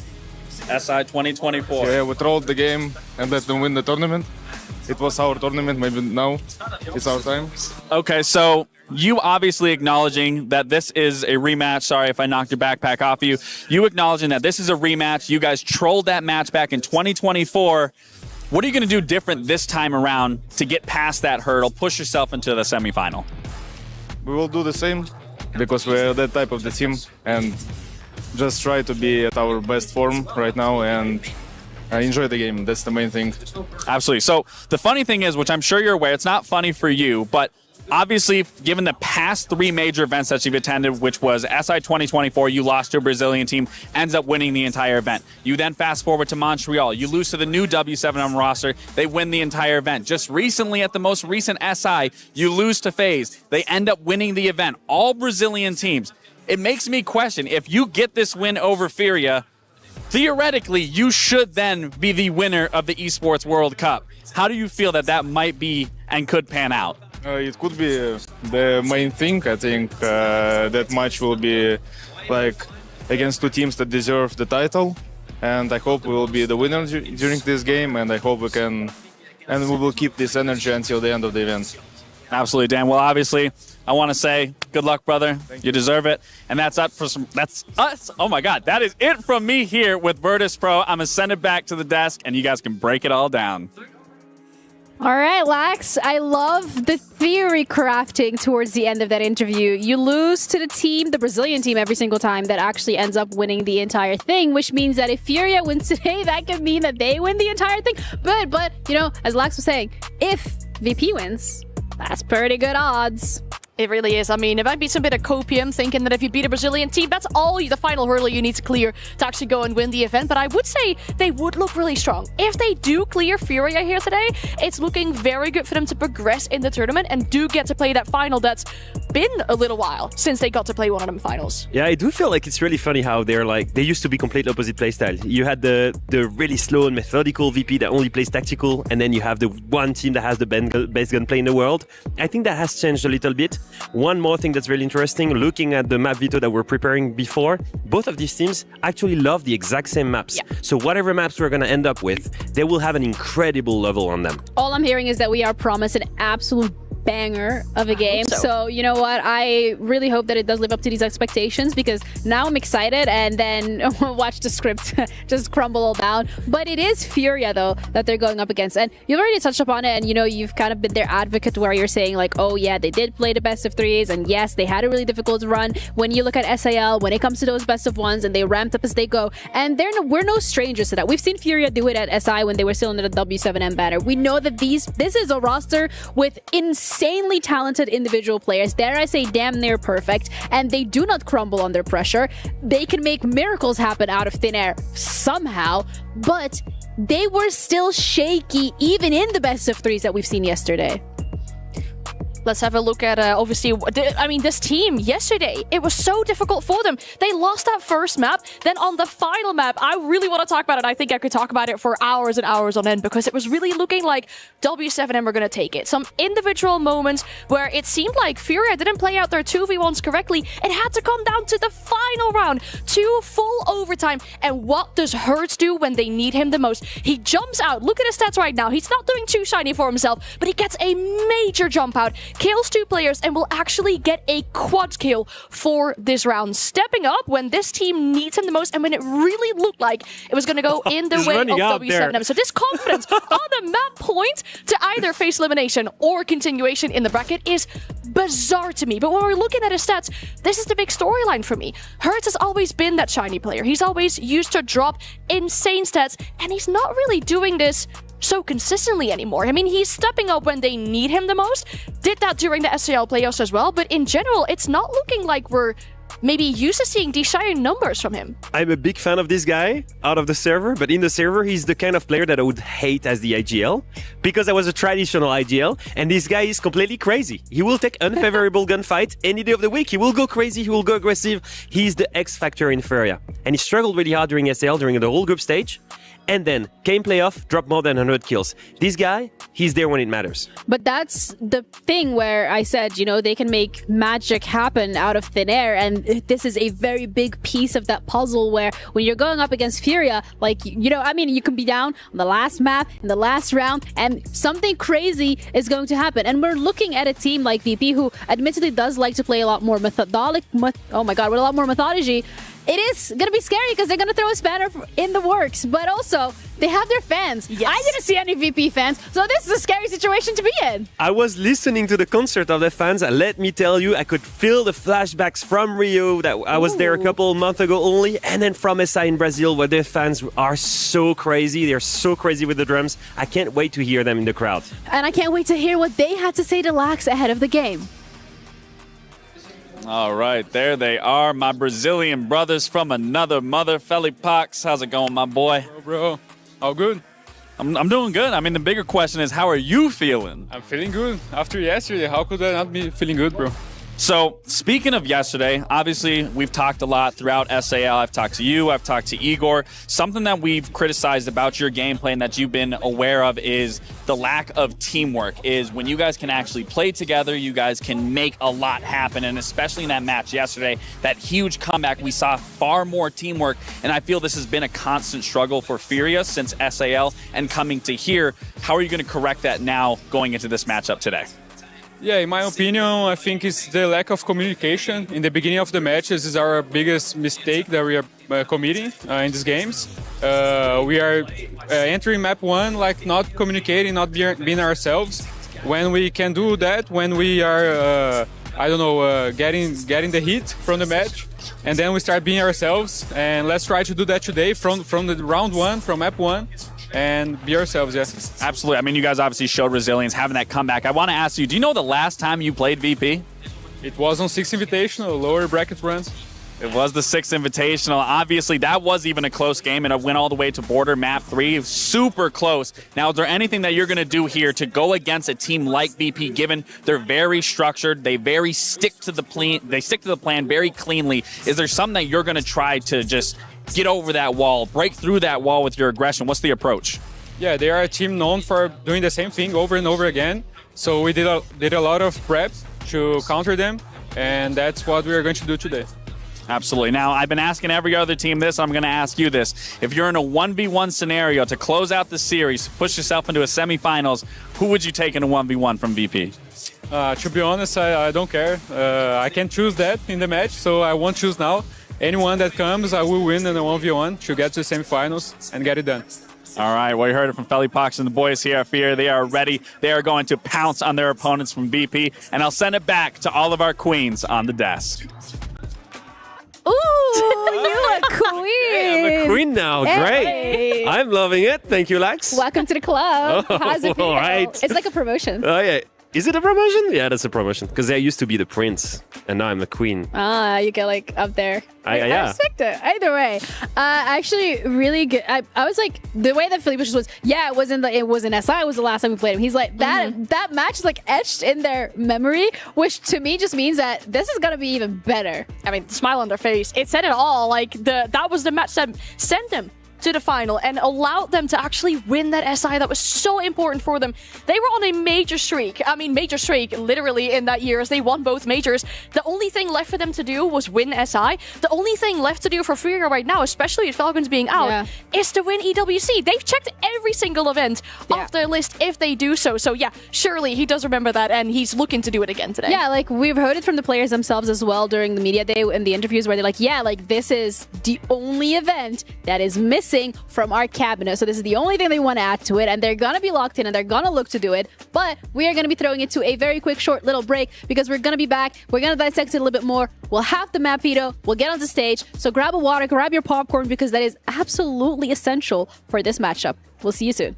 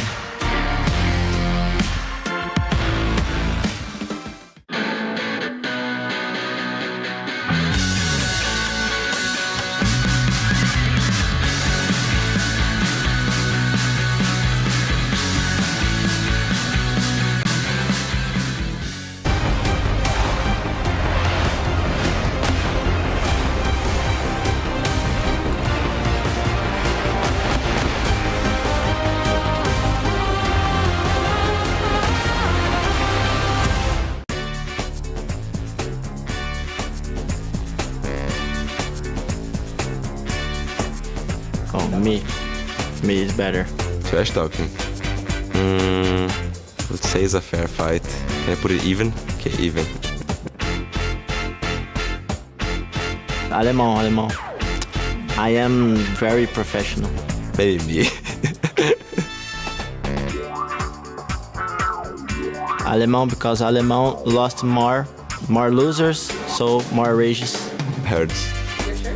Yeah, I'm sure. I don't rage, never. I'm a chill guy. Alemão, of course. Me. Yeah, I'm terrible. Oh, Alemão, of course. Hurts. Yeah, I own G2, so I can't really get kicked. Alemão, all time. G2, of course. Us. Hurts. All bad things, Alemão. And all good things in you. Good things in me.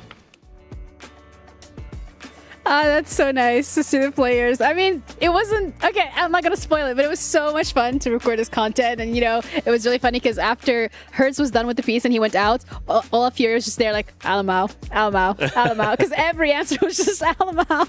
But they're not playing G2 today. They're playing VP, and that is going to be a different kind of battle because it's also, I think, one to touch upon here is the fact that it's not like they play them often. So yes, you can watch the VODs. Yes, you can see what they've been cooking up here at EWC in the 2 best of ones that we've seen them play. But you're never really against them on the server on LAN, in front of them. 520 days.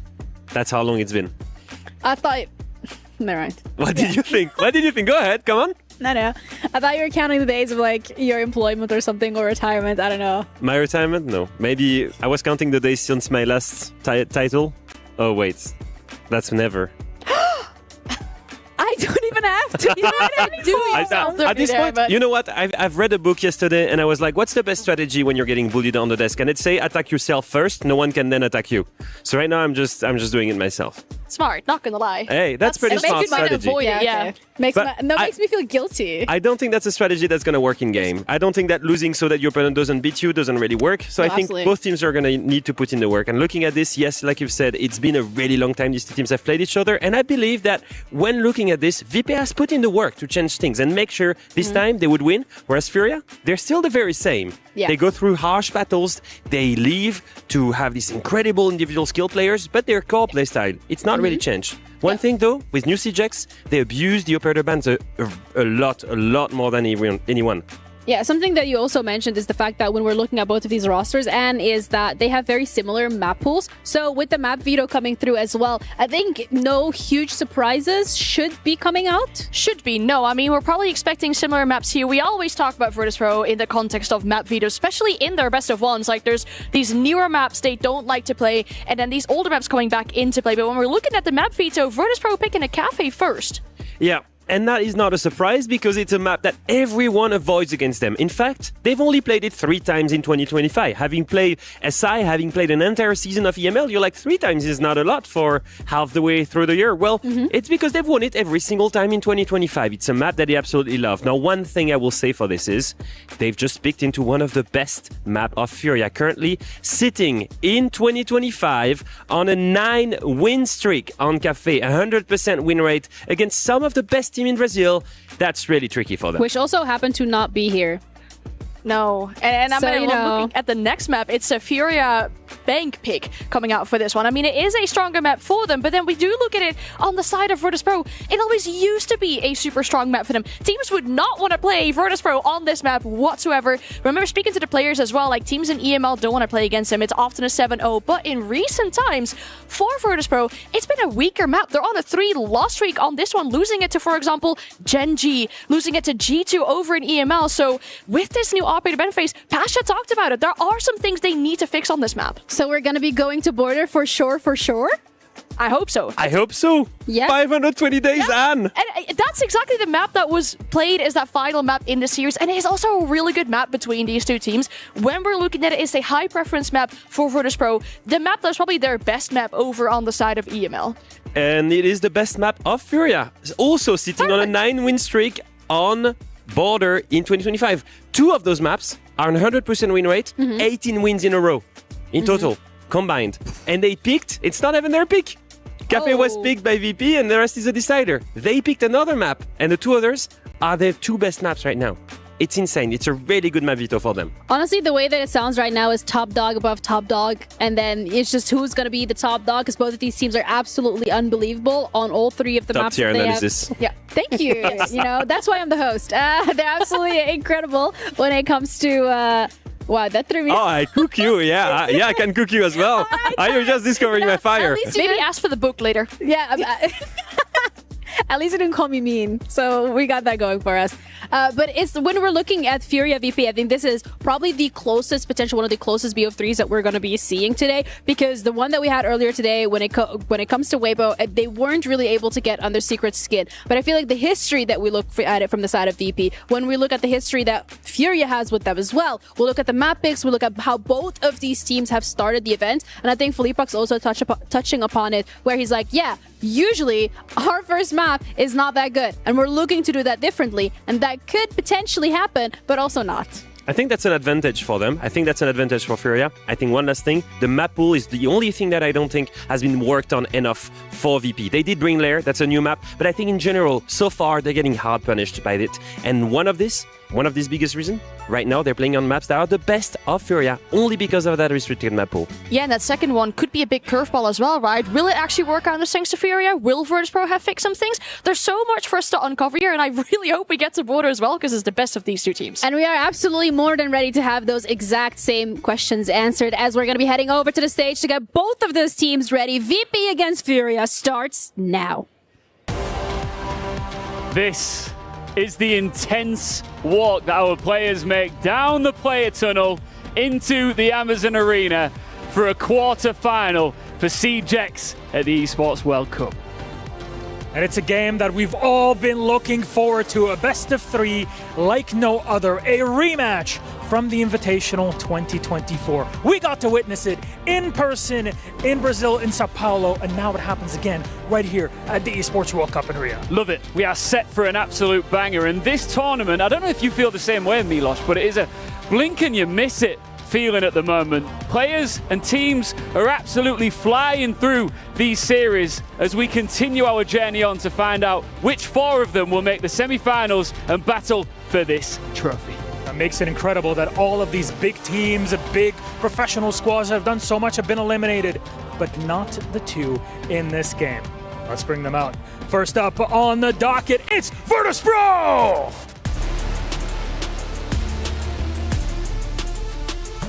EML favorites are out, and they might be booed by the Furia crowd, but for them, a cheer is still a cheer, one way or another. They face down an audience of 10,000 Brazilians, and they're prepared to do it once more, even so far away here in Riyadh. We got an epic pocket of fans here, and I think they are going to love this moment. Vamos fazer barulho! It's Furia!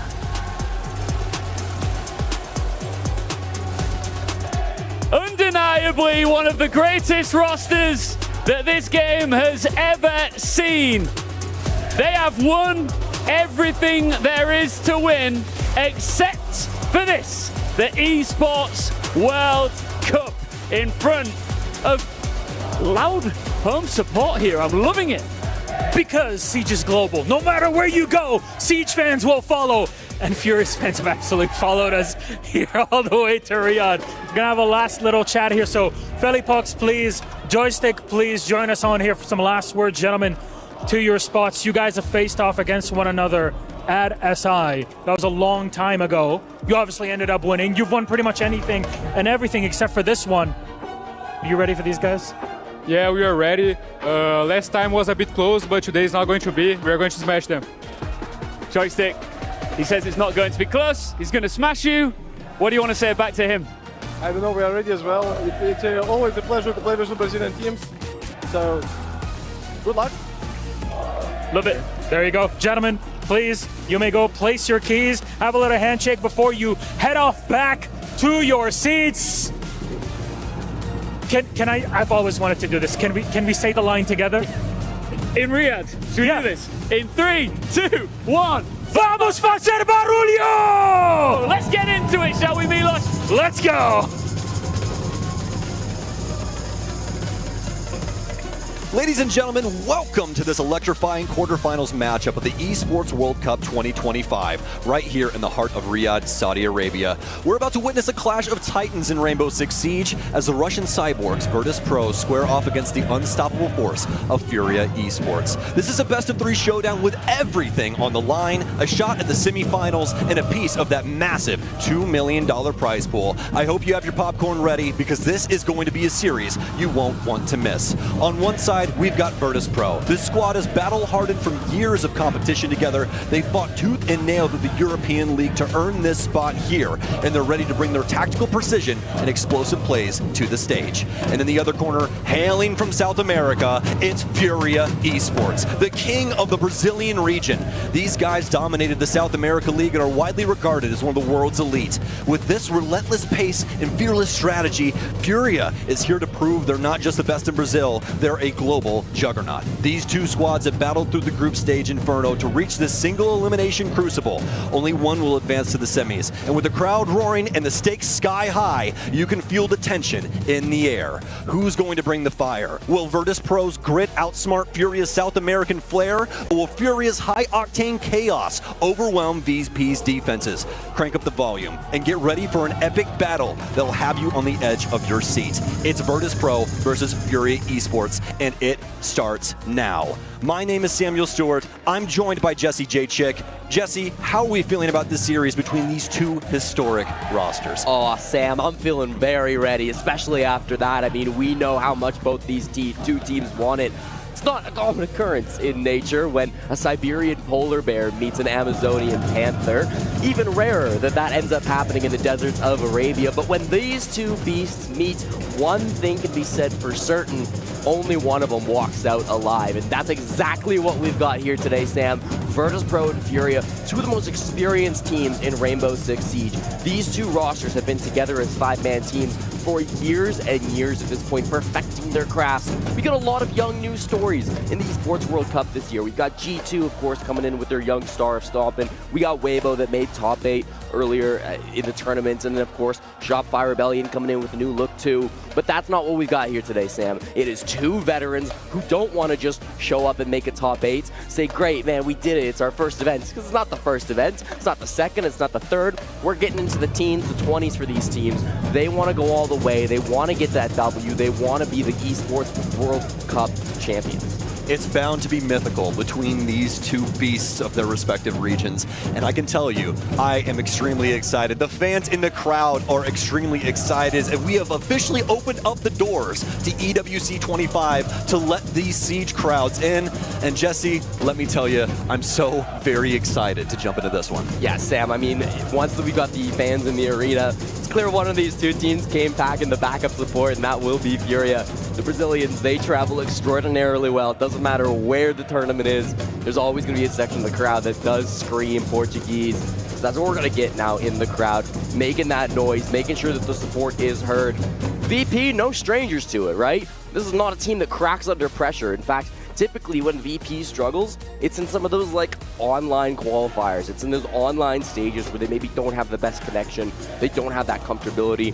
This really is a LAN team. I think both of them really just play their best Siege when they get in front of an audience, when they get in those high pressure situations. So we're going to get a great game between these two teams. They're going to be kicking it off on Cafe, Sam, which will be our first map of the series. It's a Virtus Pro pick and kind of a weird one to be coming in against Furia. 10 seconds of the game launches. I hope everybody is ready and excited because this one's about to get fiery. 3 seconds on the clock, and we will jump into the snowy map of Cafe. Virtus Pro will look to try and steal this away from Furia. The bans will come in, and Jesse, I think you're a little bit more suited for this portion. Yes, Sam, well, we're expecting to see some shield bans come out typically on this map, but you're going against Virtus Pro, who aren't really the big shield team. Of course, they'll be banning the attackers to start things off. They still ban one shield away, that'll be the Monty that does get removed. Then often you do see either a Ying or a Grim as that secondary spot. No surprises from Virtus Pro. It'll be the Azami plus Castle being removed now from Furia. Both those operators making sure that the windows can stay closed, that you aren't so worried about the repel mechanics. On a map like Cafe, there's so much strong repel play. That's going to be even stronger with a way to protect yourself from those windows. Absolutely. And, you know, even with Castle getting removed, you know, in case of those window plays as well, he's also got a nice application downstairs on Kitchen. We see people cut up those hallways all the time, you know, play things over towards code check. So Furia really tackling Cafe wholeheartedly when it comes to these bans. And I think it'll be very beneficial to them. We'll see how it pans out down the line, though. Virtus Pro, as Jesse said, Grim and Monty off the board. So attacking one of the mainstay shield ops just to try and make their life a little bit easier when Furia start their clear.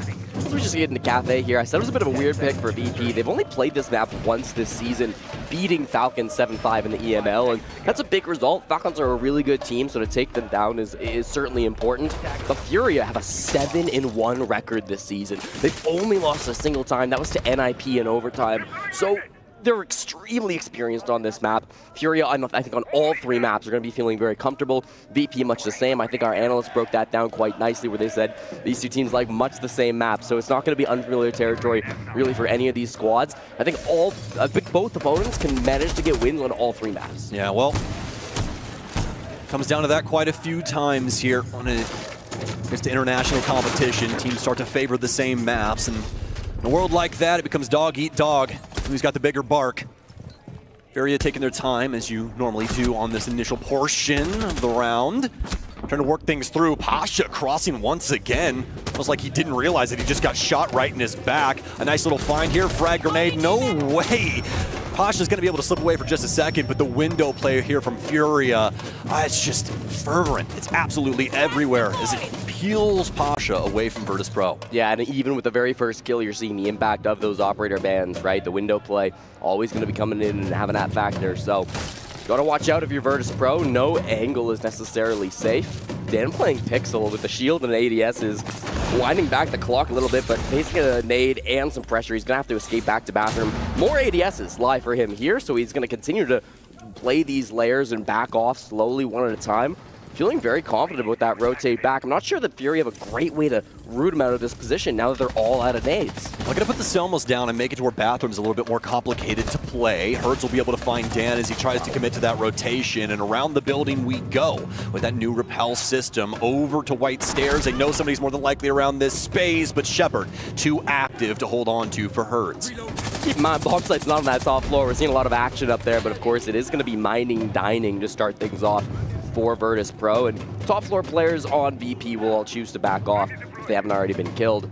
Conceding that floor now, that space to Furia with 60 seconds to work with. They've got some decent utility, right? They've got secondary shotguns, of course, on both Fleetbox and KZ, so they can really start working these floorboards to try to make some of those angles, make it really awkward for anybody to exist in some of these locations. Train is, of course, going to be a major point of focus as well. We'll have to see where this push comes down. To me, Sam, it's looking like it might be a dining finish with JV starting to walk down White. Could be a solid consideration. Furia looking to clean things out over on the White Stairs, as we already know they are clear. Want to hold on to that and create some angles in through the wall here. Shepard waiting extremely patiently, but that might not pay off in the way that he wants to. He's right underneath the window. Nobody can find him, but finally Nate will knock him down. There's a man underneath. It's always with some impacts. A frost map for one, and he'll be able to take out JV92, but the case is going down. He doesn't know where it is either. It's over near that rotation that we saw earlier, that little vision shot into the wall, and nothing doing for Virtus Pro. It's down to always, so clamber up the red stairs to try and make something of the situation, but Felipox very aggressively changes positions. He knows that he has to try and work his way up one of these stairwells. They'll be able to discover him as soon as he eclipses the top of that stair. Nice try going down below with those impacts. If they had a little bit more information, it obviously could have been a massive play. There was the Valkyrie on the board. I'm not sure if they put any of those cameras actually in the bomb site.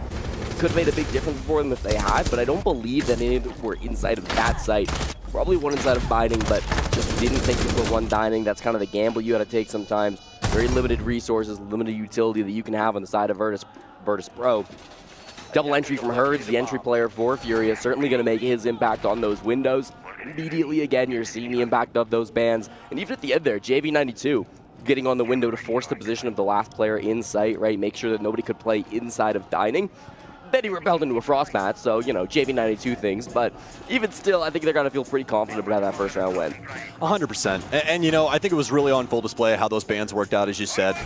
Just making it to where those windows were so accessible for Furia and really throwing a spanner in the works of the defense. Virtus Pro just not really having the capacity to operate around that. And honestly, it's extremely difficult. So we'll give them the benefit of the doubt as they try and find any way, shape, or form to work their way out of that first round.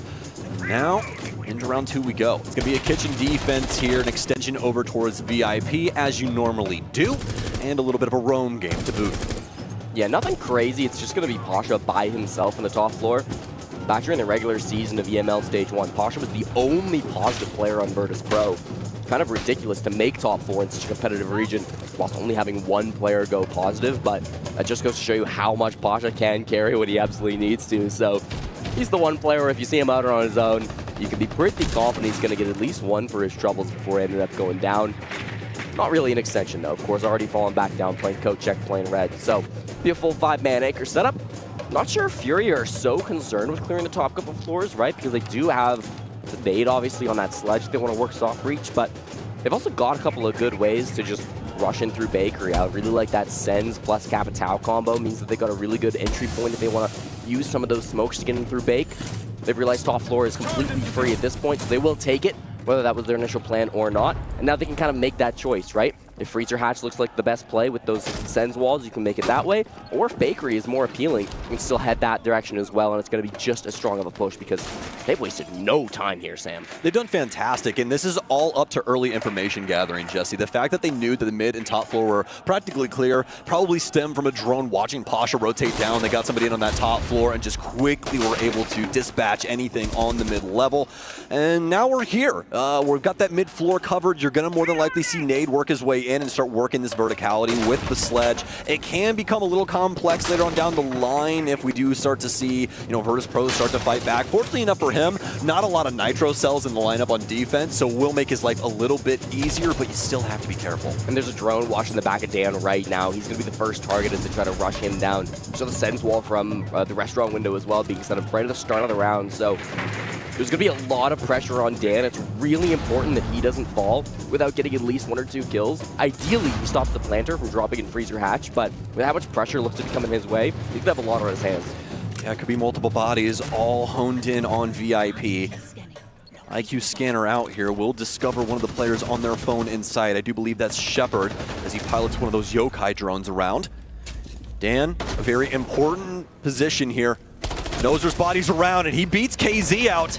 But does he know there's another one here? He'll take the fight, and he'll win it out. And that might be the moment for Virtus Pro. It will be. Off the back of that effort, Shepard lines up 2 as well.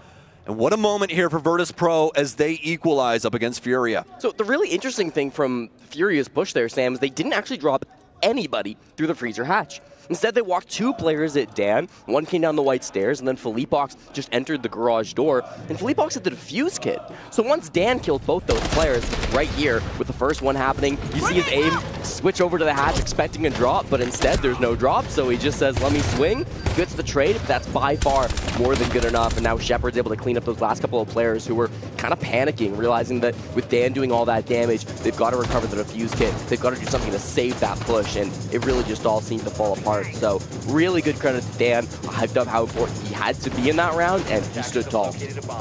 Difficult position as well, and we can't, understate that. You're in VIP, you got that pressure coming in from the booth window, you got those 2 players trying to operate around White Hallway. There's a lot of miscommunication and just poor decision-making that can go on there given the circumstances, and yet Dan is able to figure out a clear path for himself, and especially the confidence in round 2 of a quarterfinal here at EWC, steps up to the plate and decapitates his opponent in white to really put a nail in round 2's coffin. Now we're on to round 3 here. Obviously, Virtus Pro won't be able to go back downstairs. It'll be mid-floor to try and solve this puzzle. I should mention as well, it's a little bit interesting that we see Furia, of course this was Virtus Pro's map pick, so Furia chose what side they wanted to start on. They ended up choosing attack, which is not the conventional choice that teams would usually go for. I will say Furia have an excellent attacking win rate on this map so far this season, 59%, so they are a confident attacking team on Cafe. a little under their defensive win rate, still 70% on the defense. So again, Furia is a great team on this map, but maybe just they can get the hard part out of the way first. Maybe they think they don't want to let VP kind of get those attacks under their belt and start to warm up a little bit. Lots of different reasons teams might choose to start on the attacking side, but it makes it all that more important. The VP do rack up the score count in the first half. They want to be getting like a 4-2, 5-1, 3-3 at the absolute minimum in the half swap, because once they get to attack, it's going to, by natural causes, become a lot more difficult to win rounds. Take a picture. That's exactly what Cafe's about. 3 people on rappel outside the building, all holding angles, all holding windows, and they've already tagged up always. Kind of a repeat from what we saw in the first round, except obviously that was Pasha over in Bar. And Furia is trying to do the same thing. The last time Virtus Pro got a little bit too active in the building while Furia was waiting on these angles, and they just got pick after pick after pick. They were able to take the map control after that and then progress into a very solid round. How does Virtus Pro respond? Well, it's definitely been better in the first round. They haven't given up those early picks. Much the same strategy from VP. KZ's starting to make some ground, though. He's looked so deep, Sam. Oh! Might be able to get a good find here. Pasha will get that, and they're fighting fire with fire. They know one's in white. JV92 goes down, and Virtus Pro a little soul-searching through these first 2 rounds, but it seems they've found themselves, and particularly Shepard. 5-1 at this current moment in time. Really channeling himself into Cafe. What else will we expect? Even with that 5-1 scoreline, I highly doubt there's even a smirk on that man's face. Always cool, calm, and collected. Nade, one of the twin brothers from Brazil, to try and have any solution to this equation. Oh, so close to tagging Pasha there, and he's on such low HP as well. Shepard's right around the corner. He'll dip back out towards pillars, but he doesn't have any information. He's just checking everything as quickly as he possibly can, but it's Joystick to put it down on Nade. And that will be the round going the way of the defense. Sam, we didn't catch it from a first-person point of view because we were busy watching the shenanigans going on with that push up top coming through from KZ. But Shepard was downstairs playing inside of Reading. He went to the pillar door and he ran out the building to kill 2 players on rappel for Furia. A massive play from the hard support player on VP. This is a 27-year-old man we're talking about, Sam, and still making you watch good yourself. Okay, you better watch yourself. I know. But still old for the range of pro players that we see in this game, but making really aggressive on-the-fly type of plays that do pay off massively. If he doesn't make that risk, if he doesn't go for that run out, it's probably a Furia round. So really heads-up play to come out from Shepard, of course. Hard support for Virtus Pro, getting the job done when he has to, and really, really heads-up thinking from him. The adaptations, Jesse. That's what this entire game is going to be about. The big conversation point when it comes to Virtus Pro is always the fact that you practically know what they're going to do. It's, can you stop it? But I think the one caveat that people tend to forget with that is that Virtus Pro, their true strategy is all about the micro adjustments. Yeah, that's what it is, and that's what we saw in that last round. It's a very similar strategy, Jesse, but they slow things down just enough to force Furia to get into the building where they have to try and apply some pressure, and it works out perfectly. Everybody's trying to help with that top floor execute, like you're saying, and Shepard slipped through the cracks on Hell Door. Well done to VP, and we'll see what Furia have to say about that. Yeah, I think it really does exemplify kind of how things were going for VP all throughout the season, right? I mean, they've talked plenty about how important it is for them to manage to work some of this more aggressive stuff into their playstyle. They haven't said that it's been easy, right? They've talked about how difficult it's been for them to incorporate some of these more aggressive plays, but that they have been trying, and that was a really great example from Shepard. Now round 4, we will start to see a new bomb site finally. It is going to be Reading Room for our 3rd site to be played here on Cafe, which means that we're going to see a little bit of a different lineup coming through from VP, and again, that aggression coming through. No spawn peak success from Pasha, but certainly was looking for it. I love that they're starting to call up numbers here, especially for Pasha, you know what I mean? They got him on the Vigil. Not something that you see all that often anymore, as there's just a lot of operators that can seriously deal with info game in a much more conducive way, and we see exactly why. Herds was already scanning that ERC7 backpack of Pasha, so they know that he exists, and that's kind of a terrifying prospect for him. They'll more than likely be pretty aware of what's going on.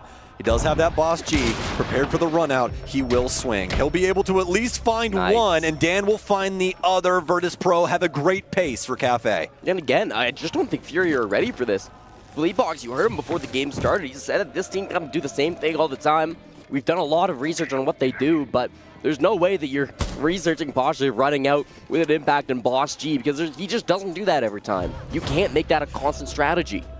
M590 and the Boss G. Do you want slug or do you want shot? That's really what it came down to, and the answer is yes, Jesse. It didn't really matter which way you sliced that one, unless you're talking about joystick. You get a little scared there for that second one. It's Nade all alone on an island once again, just like in our previous round. This time a 1v5 down to a 1v4 after he'll take out joystick, and I mean, maybe there's a world, maybe. You never know. Not this time around, though. The barbed wire's there, and it's unfortunate timing. Virtus Pro will continue on their escapades here on the defensive side. There might have been a world, Sam, but it certainly wasn't this world, that's for sure. I was just really hoping for that, you know, like Cadian moment from Heroic back in the day. I mean, what happened first? You know what I mean? One of my favorite esports clips of all time, but that's why that clip is so amazing, because those things never happen. So, yeah, good attempt coming through. Really nice trigger discipline with the Boss G coming through from Pasha through that round. 2 really important kills. Will prompt attack timeout from Furia, and I think they really just do need to get a better read on the way VP are playing these defenses, right? I think they maybe came into this without the right read on what was going to be happening, on how VP might be playing this map, and it's really catching them off guard, so they need to start paying a bit more respects in the early round, setting up some more drones for this, taking things a little bit slower, so that those plays just don't catch you off guard like they have been so far. At the same moment, now that you know they're starting to make that adjustment, VP, you can maybe slow down on that, right? The attack timeout's coming out. You can start to switch your game plan. I mean, it always comes down to these little mind games, and end of the day, it's going to be whoever can read their opponent better in the server, and VP have certainly been that team so far today. It's truly impressive what Virtus Pro has been capable of thus far, especially with the fact that they haven't honestly had that many rounds overall at this tournament. It's actually just insane. Up until this point, 17 rounds played to Furia's 71. Yeah, stat check me? That's correct. Yeah, this is the battle between the team that has played the most amount of rounds in the tournament and the fewest amount of rounds in the tournament, because Furia have battled incredibly close matches all throughout the lower bracket just to get here now into the playoffs. Virtus Pro had, I think, a 7-2 and a 7-1. They've literally lost 3 rounds so far in the tournament. Now it's 4. You're right, good point. So they're up to 4 total rounds lost since coming to Riyadh. Absolutely ridiculous story, especially when you consider this is the Russians' first time here in Riyadh for either Gamers 8 or EWC. They've always failed to qualify for this event anytime that they've tried to make it, and they have always been trying, but it's always been open qualifiers in the past, Sam, to get to this event, and this time it wasn't open quals, so VP were able to have a bit more success, and certainly showing exactly why they deserve to be here through both the group stage and now their first couple rounds versus Furia. Yeah, it's truly impressive what they've been capable of so far, especially with the adjustments from round 1. I think that's the biggest thing for me here. You know, Virtus Pro immediately had an understanding. Okay, Furia's going to want to hold angles here, so how do we counteract that? We'll get active towards the outside of the building, and active they have been, especially with that Boss G play. I mean, whenever any of us see something like that, we just go, oh, that guy's feeling himself. Yeah. Once again, going to be one of those basement defenses. Everybody's on the first floor for Virtus Pro, so should be a slower round that we tend to see. Furia, much the same operator lineup. They don't have the Sens this time, but they're still looking to go top down, then probably get a push in through Freezer, whether they go the hatch or they do the same thing as last time, where they do just try to make an entry through the breach and go that way after they clear out the VIP player. But again, it is Dan playing that position. No longer on the Warden, instead swapping himself over to the Vigil. The right call, because he was on drone the previous time that he was playing this position. So if he does get pushed and there is a rat drone somewhere inside of VIP, he'll be able to hide from cover with that. So I actually really like that change in operator coming through from Dan, despite the fact he's playing the same position. Some of these players on Furia, though, are looking for different angles. Yes, sir. Well, before we get too deep into this execute here, I do want to give you guys a little update. So if you don't want to spoil for G2 NIP, please mute the stream now. I'll give you 3 seconds. Okay, G2 have won up against Ninjas in Pajamas 2-1. And a very impressive feat, because that best of 3, I think, was a lot tighter than the vast majority of people were giving it credit for. Yeah, that means that the winner of this game will be playing G2 in the semifinals tomorrow. So that's going to be a high-pressure game. Can't think about that right now if you're VP or Furia. This is going to be a bakery push that ends up coming out, so a bit of a different game plan for Furia now, just avoiding Dan and VIP, and they do find the opening pick. What a way to find that frag. The eye of the needle. Herds capable of pushing a camel through it, apparently. He'll take down one. Always will finally find something for the defense, as they've done a pretty good job of being able to just take their time here and see how Furia is going to try and enter the building. But Furia have done a bang up job of breaking down said building. I mean, Virtus Pro looking quite worse for wear. A very long angle here and a shot that must be hit. The case is going down, but they can't kill the red player. The verticality up top is too strong, let alone the fact that Herds is decimating every opponent that he comes into contact with. Furia with a fine adjustment on this round, recognizing that Furia, or rather VP, really wanted to slow things down, bring it back to bear on the site. So Furia choose to, well, peel up the floorboards and make things complicated. Another round for Furia on the board, another one that comes after a double entry from Herds. Doesn't happen from the windows this time, Sam. He's just playing by big door, and the swings come his direction, and man, Herds does not miss those very often. I would argue maybe the best aim in the world when you're looking just at individual mechanics. Always leading the world in headshot percentage, 71%. Highest of any player at this tournament when you look at the season overall. Headshot's not everything, but I think it really does speak to his consistency in finding those frags and finding them in maybe some of the more difficult ways. Herds is always able to step up and do that, and it's incredibly impressive considering after yesterday's victory over W7M, he tweeted about how he's got tonsillitis at this event and how he was playing through a fever through his entire game yesterday. We certainly wish him well, and I hope he's feeling a little bit better today, but regardless of how he's feeling, it is not easy playing under those circumstances. Brother, are you telling me that we're going to have a Michael Jordan flu game right here live? We might be, Sam. We might be. Oh, man. Yeah, you guys better be paying attention to that ticker down there for Herds, because I don't know if you guys have had tonsillitis before, but it sucks. Yeah. It is not fun. So the fact that he is really even able to focus at this high of a level up against people like Pasha, Joystick, and Shepard, I mean, very, very impressive stuff. So hopefully he's able to channel as much of that energy as he can. We'll definitely be feeling for him for the rest of this series, but so far so good for them. Furia back out of the gates here for round 6, what will be their last offensive round unless we get to overtime. Couple of adjustments here. I especially like that since we did have that third ban come in here, Furia are now bringing out some more creative operators, some of the things that are a little bit more annoying to deal with on the defense. Practically 4 out of the 5, really. I mean, Ash is just a little icing on the cake, right? Blackbeard, Deimos, Lion, Dokkaebi, things you don't want to hear said if you're on the defensive end. The logic bombs come out, and so do the first couple of kills. Sam Shepard gets the first, but it's traded back by KZ on the Deimos. Managed to make a lot of big space, and KZ's not done. What? Still finds more. Triple kill come through with the pistol. They're finding everybody now. VP have to run back to site. Herds is putting this case down. JV, yes, gone, but it's up to Dan. This was just KZ legitimately walking through the map and eliminating every single person that he could find with a revolver. Truly disgusting stuff. And sometimes that's all it takes, folks. It's not as simple as him just walking in. They spotted that gap, and they're able to abuse it to its highest potential. Off the back of those logic bombs, off of the back of the early information, they're able to capitalize and take that third round. Yeah, that's exactly it, Sam. I mean, everything was happening at the same moment in that push. Logic bomb was coming out, plant was going down, KZ was killing everybody. So there's a lot of things to focus on if you're Virtus Pro in a round like that. Look at the 3-3 split, and I kind of mentioned earlier in this game, that's almost a bare minimum, right? You're really worried if this gets a little bit out of hand, how this might end up going for the team. You see a little bit of chat going on from the coaches, too. I'm not sure if that was attack timeout or if they are actually allowed to converse a little bit at that halftime. I'll have to check on that and get back, but regardless, it does feel like these two teams are neck and neck in the server. The side swap might make a difference in that. Furia, as I mentioned, 70% defensive win rate through this season so far. They played it 8 times. Virtus Pro, only 1 play. And in that 1 play, they played 6 attacking rounds. They won 2 of them. So small sample size, but still going to be one where you're looking to see Furia probably come out on top. Unless Virtus Pro could do something really spectacular here on their offense. Well, it's as tight-knit as we would expect it to be between these two, especially given the circumstances of what we saw at SI 2024. Back when Furia was W7M and picked up their very first hammer. Yeah.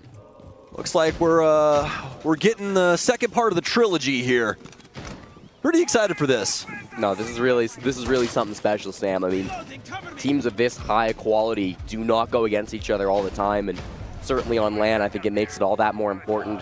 Elimination, best of 3, just raises the stakes even more. So we're certainly getting the game that we wanted out of these two teams. Furia choose to start top floor. This is not a bomb site that Virtus Pro seemed to like at all. They didn't even run it once. That might have had something to do with the Clash and Castle ban, right? Those coming in make the top floor a little bit more risky to hold on to. Only one of the two do get banned.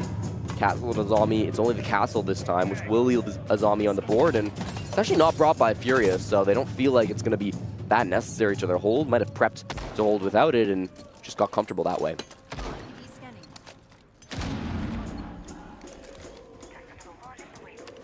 Early days here on Virtus Pro's very first Cafe offense. And as expected, to the roof we shall rise as we start to drone things out.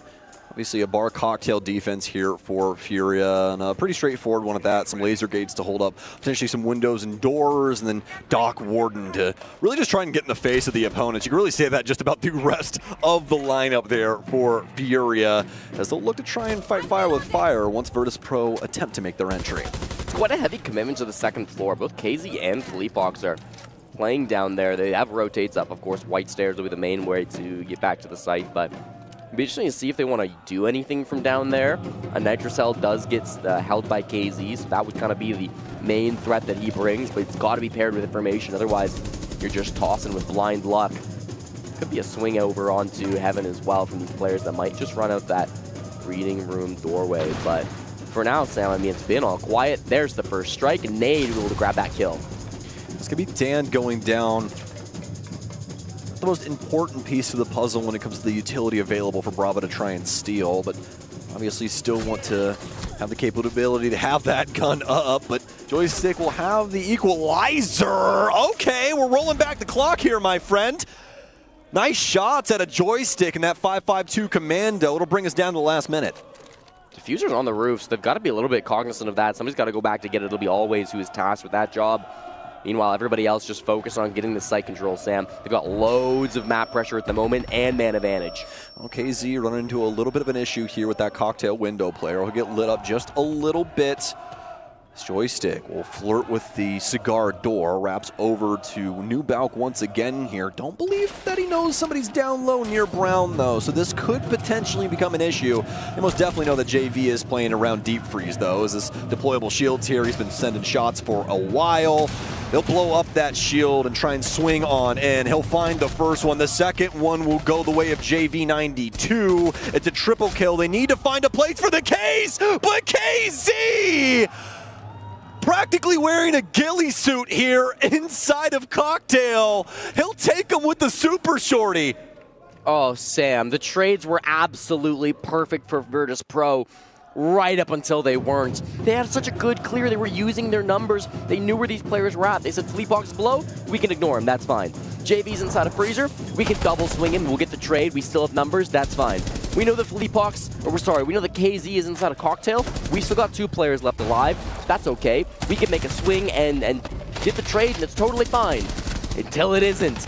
Just better on the side of KZ, prone inside a Cocktail. Hopefully we get to see that once again, too. Might have whipped the first one, but then the super short, he just is able to get it done in the end.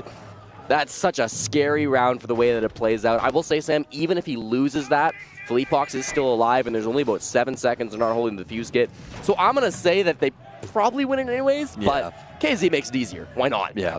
And honestly, just so impressive that he was able to make so much chaos in a moment like that. I mean, you could see the eyes of the IQ staring at him in the face while swinging into Cocktail, but there's so little time, Jesse, you can't communicate something like that. That's why that other player's looking all the way on the other side of Cocktail. He just never got to see the head of KZ.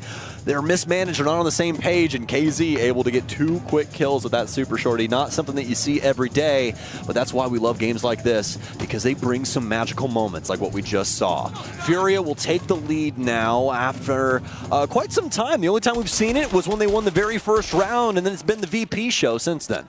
Yeah, it was a conversation with Whippet 2 days ago where Dan kind of talked about how he thought their main thing that they needed to work on was that communication. Obviously, it's not easy in the high-pressure end-of-round moments, but that's where the best teams do shine the brightest. So Virtus.pro not able to lock that one down. Furia moved to the bottom floor this time, so VP really in love with the middle floor, really in love with dining. Furia not so much. Definitely a different take between these two squads. You also do notice, again, I just quickly want to go back to the bans, no shields being banned from Furia. They don't seem to respect VP as a shield team, as it's been a relatively new invention since they started bringing these operators. Shepard will be on the fuse, and I do believe that is fuse shields, so it'll be interesting to see what he gets done with that. I imagine he wants to use those cluster charges up inside of dining, up inside of train, start to clear out some of the floorboards to help out his teammates with this top-down play, because every other shield's available if he wanted it. Yeah, he wants to make it a living hell inside of the site. You know what I mean? You get all that verticality up here, and what's the one thing that really sucks when you're bringing up that verticality from the top floor down low? Sometimes you just can't dislodge people correctly to get them to move into the angles you need, right? For sure. And this is one of those things that can really solve that issue. And what else do you notice? Oh yeah, Furia's banned Grim, and they banned Capital. That's exactly what they don't want them to have. Shepard is trying to supplement something to try and assist this situation. So I'm going to expect it to be a freezer take at this point. They could still pivot, but if it is, talked about how important Dan was in that position. It's going to be Hurts playing that spot this time around. He's going to be the one, the warden. He's going to be the one who needs to step up and make sure he can get a kill or two before this push comes forward. These cluster charges start to do some damage, and Casey down already from a vert angle. That's the smoke off the board. Probably the most important operator you could have killed. And that's the thing about those cluster charges. It's going to force movement, and they're able to get that smoke because of it. 40 seconds remaining, and yes, that might seem like a little bit of time, but Virtus.pro, they've got all the time in the world when it comes to the siege clock. Pasha holding on to red. I don't know if he knows one's over near a bag, but he'll check it. A lot of barbed wire. There's people everywhere. Pasha just challenges it, but I think it's because we have some things going on in sight. The fuse is in just a bad way. Always will be able to assist. The fuse still alive, but JV92 will take one for himself, and all of a sudden this entire round is just so very discombobulated. They don't know where these players are pouring in from, but they're still finding the frags. Joystick with a nice find of his own. He'll be able to slip back into freezer, or Shepard will attempt to put this plant down. Nade finds Shepard and Joystick through the verticality. The shoe is on the other foot, as Virtus.pro simply don't have the bodies to try and assist themselves. Sam, that round was total chaos. I was watching the top-down feed, and it just looked like a Benny Hill moment where everybody was running around. Nobody knew what was going on. Shepard got into that plant spot so early in the round. He was there very confidently. He had always covering above, and then always died. He's like, okay, I can't plant. But then it's okay. He's got the horizontal coverage coming in instead from Joystick. And then Joystick died. He's like, I can't plant. And then eventually he gets pushed. He's got to get kills on his own. And at the end of the day, it's not enough. It really does come down to the wire. If Shepard could just have found a way to get that plant down, maybe if Joystick was on more than 1 HP, that could have been a bit more winnable. But Nade steps up in the end. That is a devastating round to lose if you're VP. Oh, Jesse, it's just one of those situations where they don't exactly know where that other player is, right? So they make that decision. They're going to plant closer to the front of bunker back there.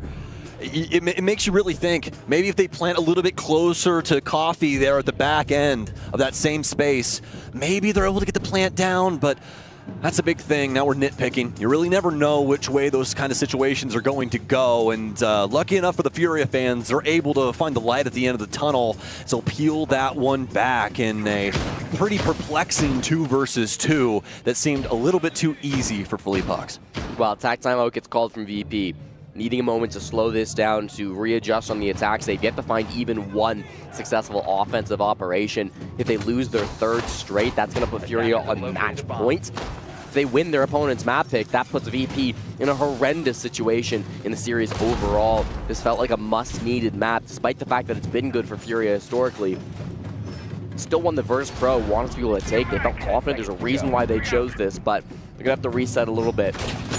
Talking with Karjeka, of course, coach of this team, get them back online, get them back in the server to focus up, because it's not going to get any easier when you're facing a team like Furia. Yep, Karjeka would know a lot about that.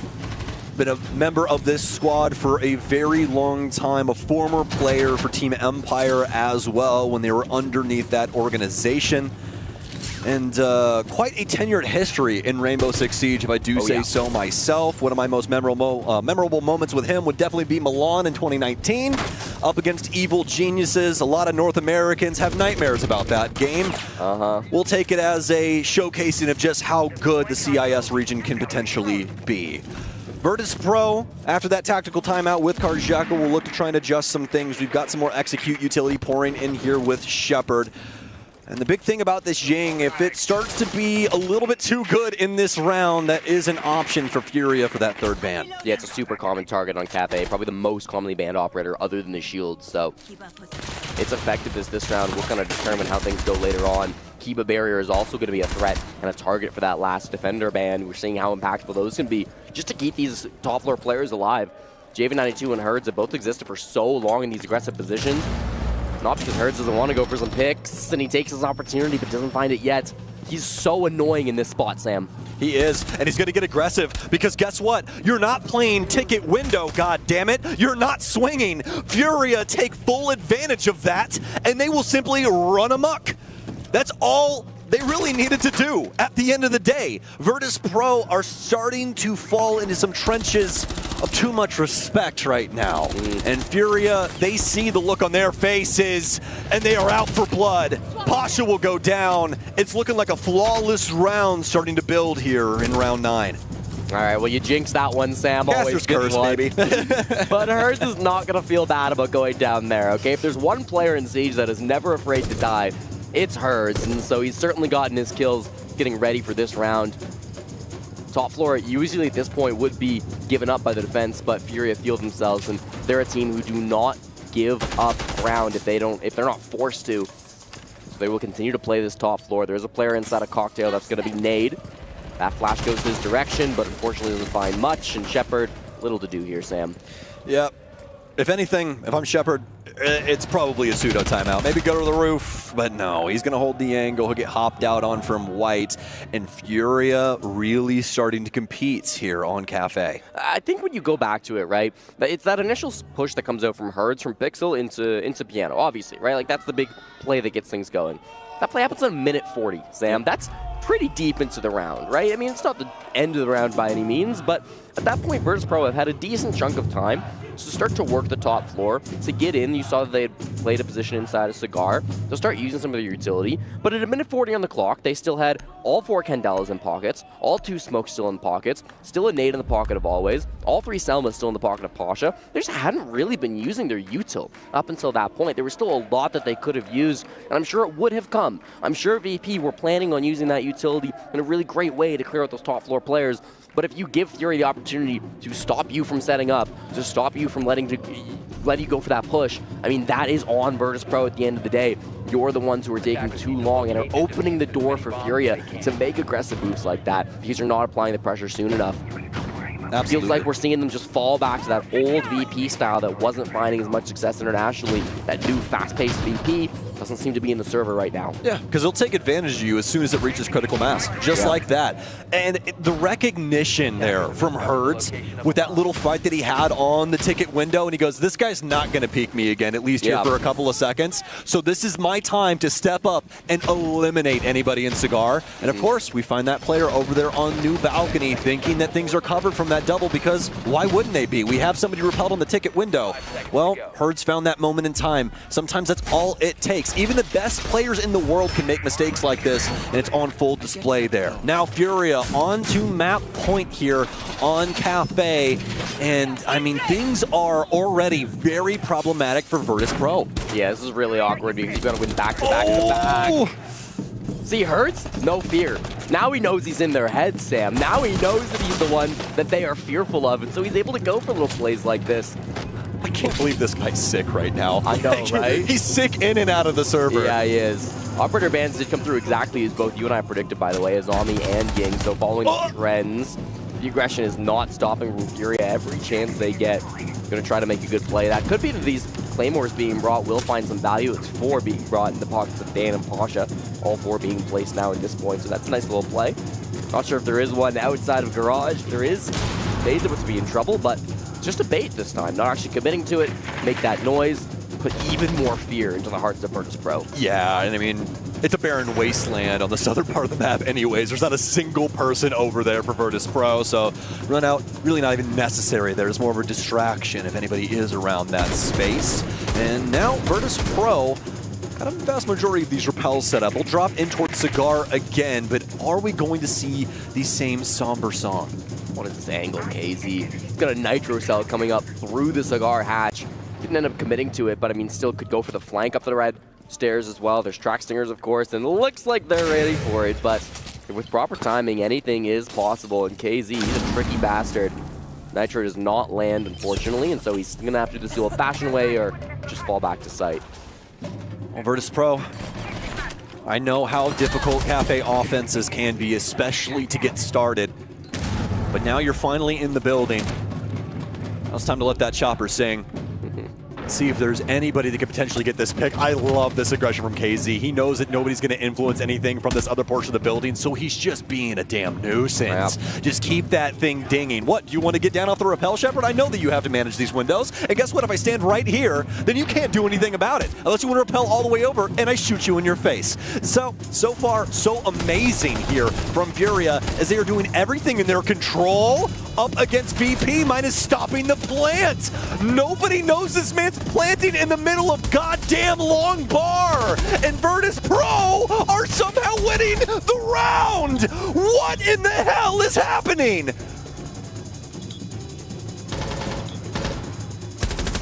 No shot in the 1v4, surely, Sam. I mean, this has been ridiculous so far. There it goes. Dan finishes him off, and that's going to be a clean round going down. Beautifully played and read by Virtus Pro. They saw what Furia were doing, okay? They said there's guys throwing nitros up the Cigar hatch at us. There's guys running outside of the garage breach. There's so many players down below that we can probably just go plant. And Dan was the one to find that entry point, thread the needle, get the defuse kit on the ground. Immediately after that plant goes down, stands up, gets the first kill of the round, and keeps them coming. Got the final frag too there, as you saw in the replay, so was really able to just dominate the round, start to finish. Beautifully played by Dan. He found the gap, realized the games that Furia were playing, and decided, I'm not going to play along. No shot. Truly incredible, especially with that plant spot as well, Jesse. You never see somebody plant practically out in the middle of Long Bar, just hugging things underneath the skylight, hoping nobody peeks him, and it works out.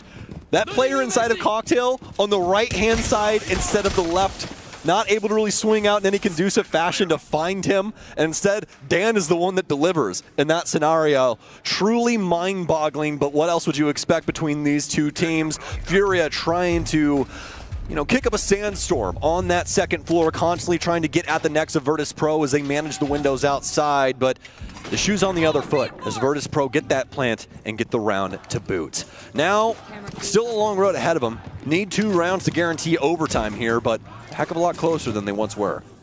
Game's not over till it's over, Sam. We're seeing the late Valkyrie setup coming out from Herds. They tried to hide 2 operators there. Herds was hiding in train the entirety of the prep phase. JV on the Kaid, was also trying to hide. He did get droned actually quite early on, so he wasn't successful in hiding out on the Kaid, and so Virtus Pro will be aware of that. They've only brought impact EMPs, and they don't have an IQ or anything, so a little bit scary on the side of VP. If you don't get that Electro Claw, if you don't guess correctly where it is, it could be a big issue for you. At the same time, you're playing Ace, so the freezer hatch can just be popped from the sides. Maybe not the biggest deal for them if they do end up losing that. Doesn't seem like they're too concerned with it right now, but that might start to become an issue here in a minute, as obviously Furia, practically every single body downstairs on a full horizontal hold, meaning Virtus Pro have full access to the full breadth of what the middle floor has to offer.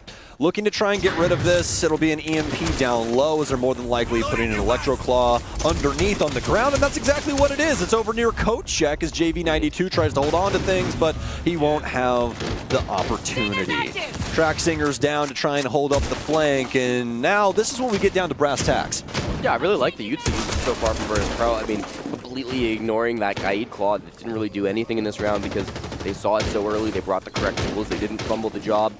The Valkyrie cameras are maybe a little scarier, but they've started to ping them out, so they're aware that they do exist, at least on the site. Not sure if they've still been found up above. There are yokais as well that'll be moving around the bomb site and providing a lot of information.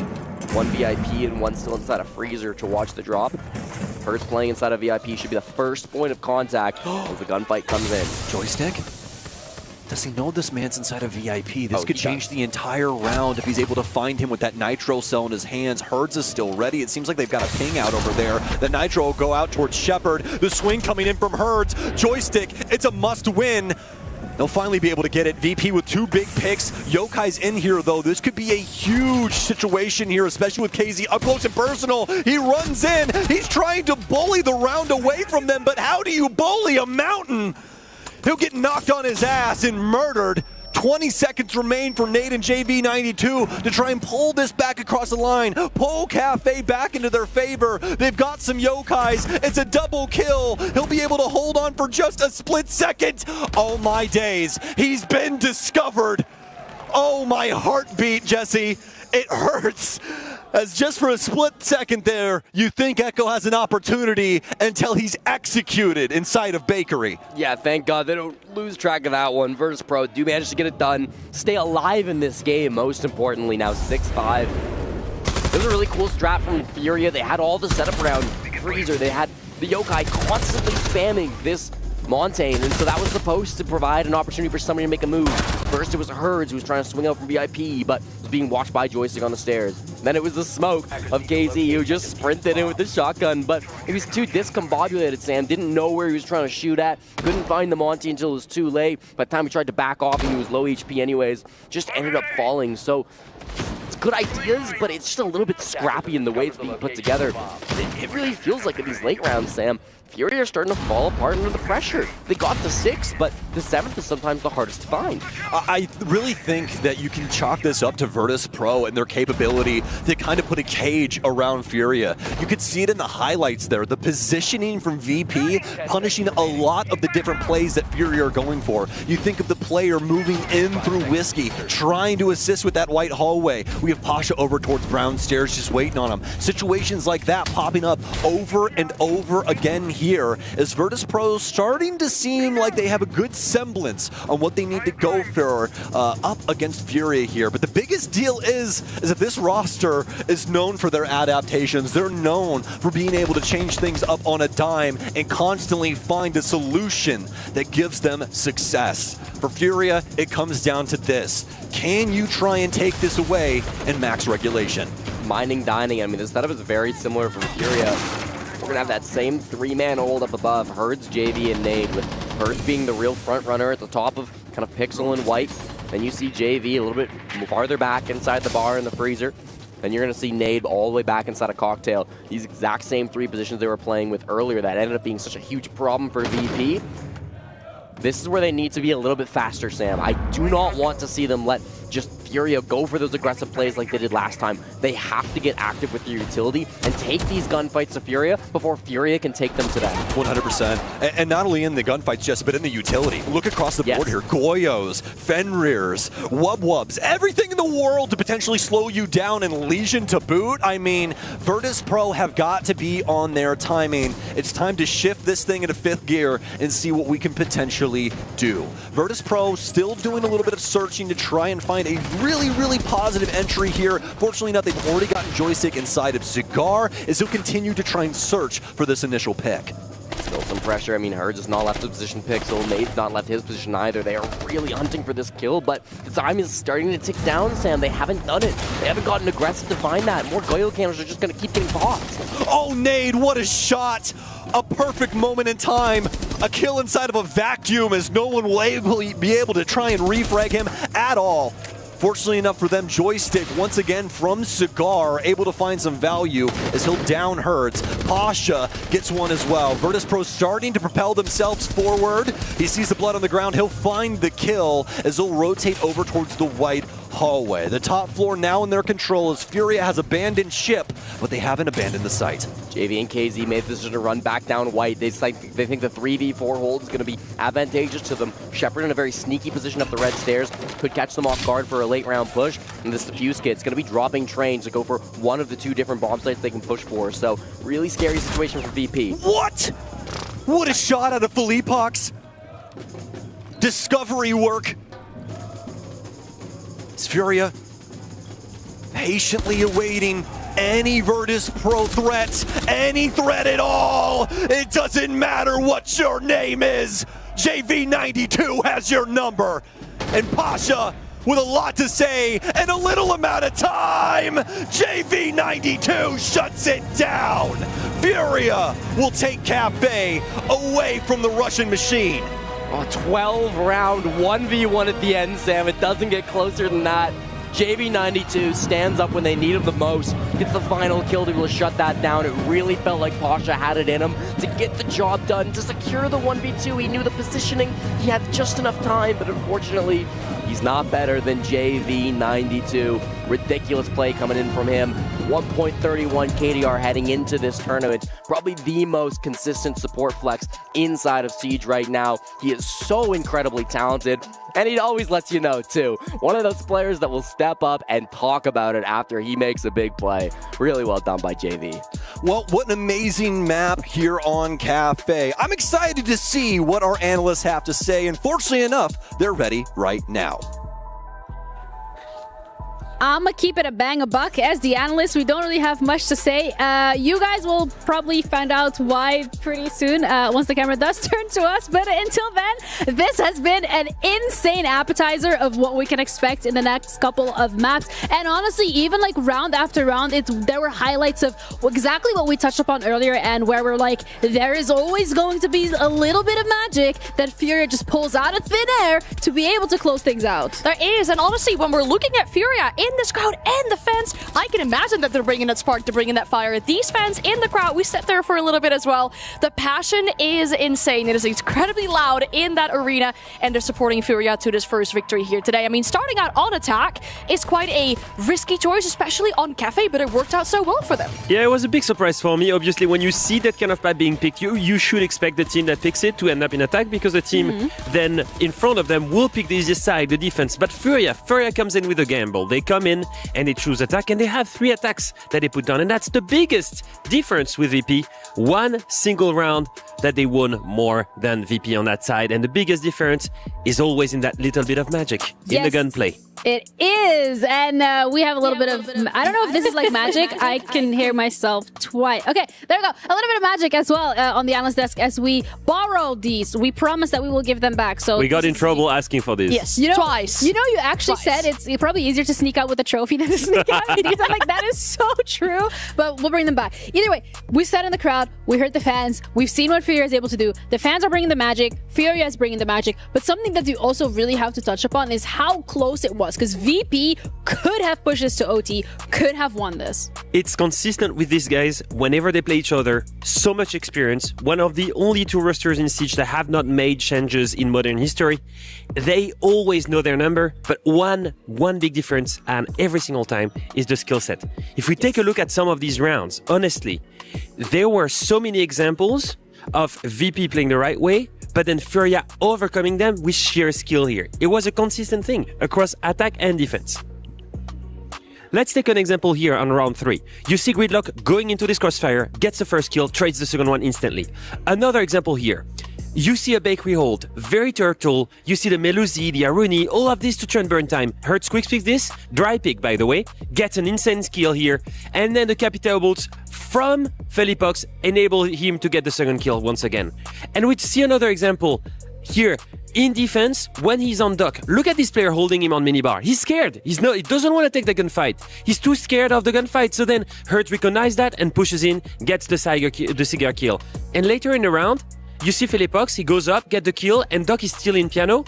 everyone is so scared of this player because they always win the important gunfights. Which is crazy to me, because normally we say this about Virtus.pro all the time. You do not want to give these players 1v1s because they have that incredible gun skill to be able to win out that 1v1 successfully. But then when we look at Furia on the other side, if there's anyone that has incredible gun skill, it is these 5 players. They step up every single time, and it just reinforces the point that I made about Hurts as well, right? That quad kill, the 6 rounds other than that, he only had 2 kills. So once again, he is being anything but the Avatar, stepping up when Furia need him the most. Yes, and VP now also needs to step up as they have just lost that first map. We still have 2 more potentially coming your way, but at least 1 coming up next in this best of 3 of Furia against VP. So stick around because you don't want to miss it.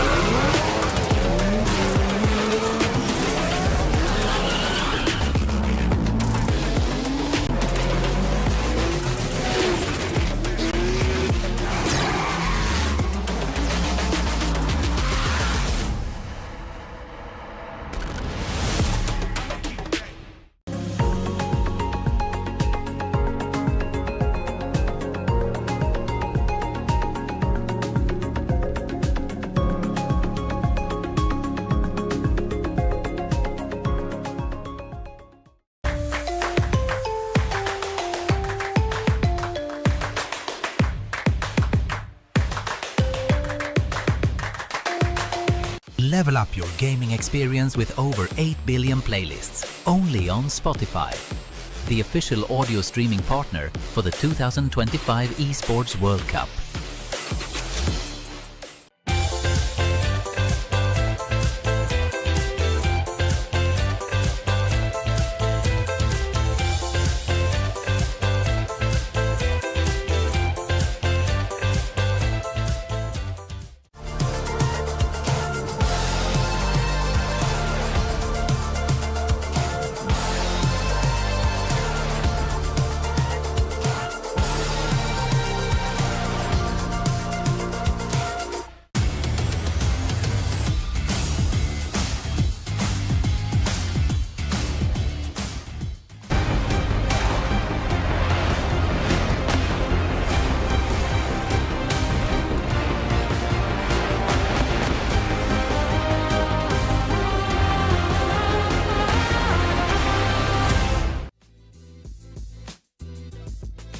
Pengu. Old man, I think is 8. Old man 2, 9. Good player. I think is the best eye in the siege. Top 3. Canadian old man 10. Old man 7. Elipox, my captain, top 1. Old man, no titles. I think is 11, but no possible, so 6. Herds top 2. Palo, it's a good player, but not too good. 5. Alemão, my son. Alemão is a good player, but versus me, chokes, nervous. I think is 4. Pengu, I will put 5. 6. Shaiko, you ever heard of the guy? Nah, but I will put it 1. Canadian, I will put 7. Goga, 8. Felipox, 4. Nesk, 3. Herds, I can't put it 10, so 2. I have only 10. Did I did all the 1 out 10? Oh, 9 then. We'll give Pengu 8. Let's put him 5. Number 6. I'll put Shaiko on 3rd spot. Number 1. Chargo's number 1. Goga number 10 for now. I had Shaiko on 3rd. Canadian on 1. I'm gonna put him on 3rd. Nesk, 4th. I'm gonna put him in second right now. Paulo, number 5. Alamao, shared 4th. Who is my GOAT of all of these? Nostalgia, I think Penguin Canadian. Ladies and gentlemen, welcome back to the EWC stage here in Riyadh, Saudi Arabia. I hope you guys had a little bit of a break, were able to go do whatever you needed to do before we got back into this map and this series between Furia and Virtus Pro. If you missed our first map, it was on Cafe, and it was a pretty solid banger, I would say. Max regulation, Virtus Pro a 1v1 away from forcing overtime. And Jesse, now we're going to Bank. Yeah, Sam, I mean, this is going to be a real test, I think, for Virtus Pro. They lose map 1, that was their own pick. Now they go to their opponent's pick of Bank, which is always going to be a scary prospect. And they're facing elimination. You lose on Bank, you're going to be going home out of the tournament. For Virtus Pro, it's their first time at Esports World Cup. They've never made it to this event before, despite being one of the best teams in Rainbow Six Siege. For Furia, they've shown up, not just with all of their teammates and support staff, but they brought an army of fans as well who have been supporting them throughout this battle. Helped them secure that 1-0 lead that they now go into Bank with. So I'm going to be feeling confident about this. Furia have won every type of tournament throughout Rainbow Six Siege. They've won Majors, they've won the Six Invitational, they won Reload, but they've yet to win the Esports World Cup. This is the one event that they still need to check off the list, and so they are hungry to make sure that they get the job done, and this is the first opponent in their path as far as playoffs are concerned, Sam. Well, today is a day where we see if robots have feelings. As Bank is loading up, Virtus Pro is looking to force us onto border. 2 years ago, these teams faced off at SI 2024. Back when Furia was W7M. That last map in that series was Border, as now Furia were able to take it and take the hammer as well. Virtus Pro is looking to rewrite history, be able to walk the clock back a little bit, and be able to get a little revenge for what happened years ago. Virtus Pro and Furia are moments away from launching into Bank and Lynx, oh my gosh, dude. Wow. Jesse, I'm so very excited. They die very hard, That brother. They die very, very hard. All right, well, and Taro, we've got a really good game coming up. Oh, that almost hurt more. Spoilers from the B stream, by the way. If you don't want to hear them, the winner of this will be playing against G2 in the semifinals, who beat NIP earlier today. Really exciting game that ended up going on. And that series, that was B stream, was a very close match that did end up going all the way to overtime. That third map was a really close one, so we'll see if this one manages to go the distance as well. You'd like to hope that it will, with, of course, these two caliber of teammates, but I really do think that for Virtus Pro, it's going to be about adaptation, right? It's going to be about forming into the meta that we're in right now, getting really involved with Furia's playstyle, and making sure that you are able to read into it and counter it hard. I think it's going to be about who has a ukulele player in the crowd, but that's just my personal, breakdown of things. And with 5 seconds remaining on the clock, it's time to get down to business. No more jokes, no more fun and games. It's Rainbow Six Siege between Furia and Virtus Pro. Bank loaded up. The players in the server, we're into the bans. Clash and Ace already gone. Probably going to see another hard breach go because, well, it's Bank, Jesse. Oh, we're not. It's going to be Capital. The Hibana's going to stay up. Really interesting. Yeah, I was sure it was going to be Kaid and Hib. Kaid is by far the most banned operator here on Bank, so it was a little surprising to go first, but pair it with the Clash, I think makes a lot of sense. Furia have been a really great Clash team so far this stage. I have to say it. If I can say that, if I can put an opinion out into the void, I would say that Nate is the best Clash player that we saw throughout stage 1. He really did use that operator well. We saw a couple times from Philippe Fox and hers as well, but I thought that he used it really exceptionally at a high level. Yeah. So it gets banned out by Virtus Pro alongside the Kaid, and then the Capital ban targeting now down onto Virtus Pro. It's an operator that they do tend to play sometimes. It'll be interesting to see kind of who that ends up targeting down. I know that's an operator that we do see quite a lot from Shepard throughout the regular season. He brought that quite a few times. Pasha as well brought it 7 times for his buddy. So a couple of these players will like to play that operator when it's available, but not available today as it does get banned out. Well, now as we load things up for the very first time here on Bank, into round one we go between these two. Prep phase done. No more crossing of T's or dotting of I's. It's down to blood, sweat, and tears to see who can potentially win things out here on Bank. And quite a conducive strategy for success for Furia on this basement. You can see it all across this op lineup, what the name of the game is, and it's all deny, deny, deny. They want to make sure that Virtus Pro are not going to be able to work their way in here and get a plant down successfully. Now, will there be some more aggressive tendencies? That's really the only question on my mind, because a lot of these ops do need to stay alive to be able to use their utility. You're thinking Herds, Felipox, and Nade more than likely will be the safety net later on down the line. Yeah, light roam, and I mean, it's mostly JV92 playing inside of open area. Don't think that we're going to see him go for anything too crazy. Starts feeling some pressure, probably just looking to shoot some drones. Herd stops server stairs, playing a very passive position as well, and you do have Nade technically, who was on that top floor, but drops the elevator hatch as I speak. That 2-minute mark, Sam, what's going to prompt all of these players to fall on off. Herd's taking a little bit of damage, but other than that, everybody else in their own game decides we're going to fall back, we're going to concede that space, we need to have all 5 alive for the push. One of the better things to do, not only on Bank, but a multitude of maps where you can get away with a small roam game. Show a little face, Jesse. Shake a little leg. Get some drones in there and be able to take those things out. Beauty of that is the offense then has to respect you and whatever the heck you got going on from where they last saw you. So they'll do their due diligence and start to clear things out. Herds will get marked by one of those death mark trackers from Dan.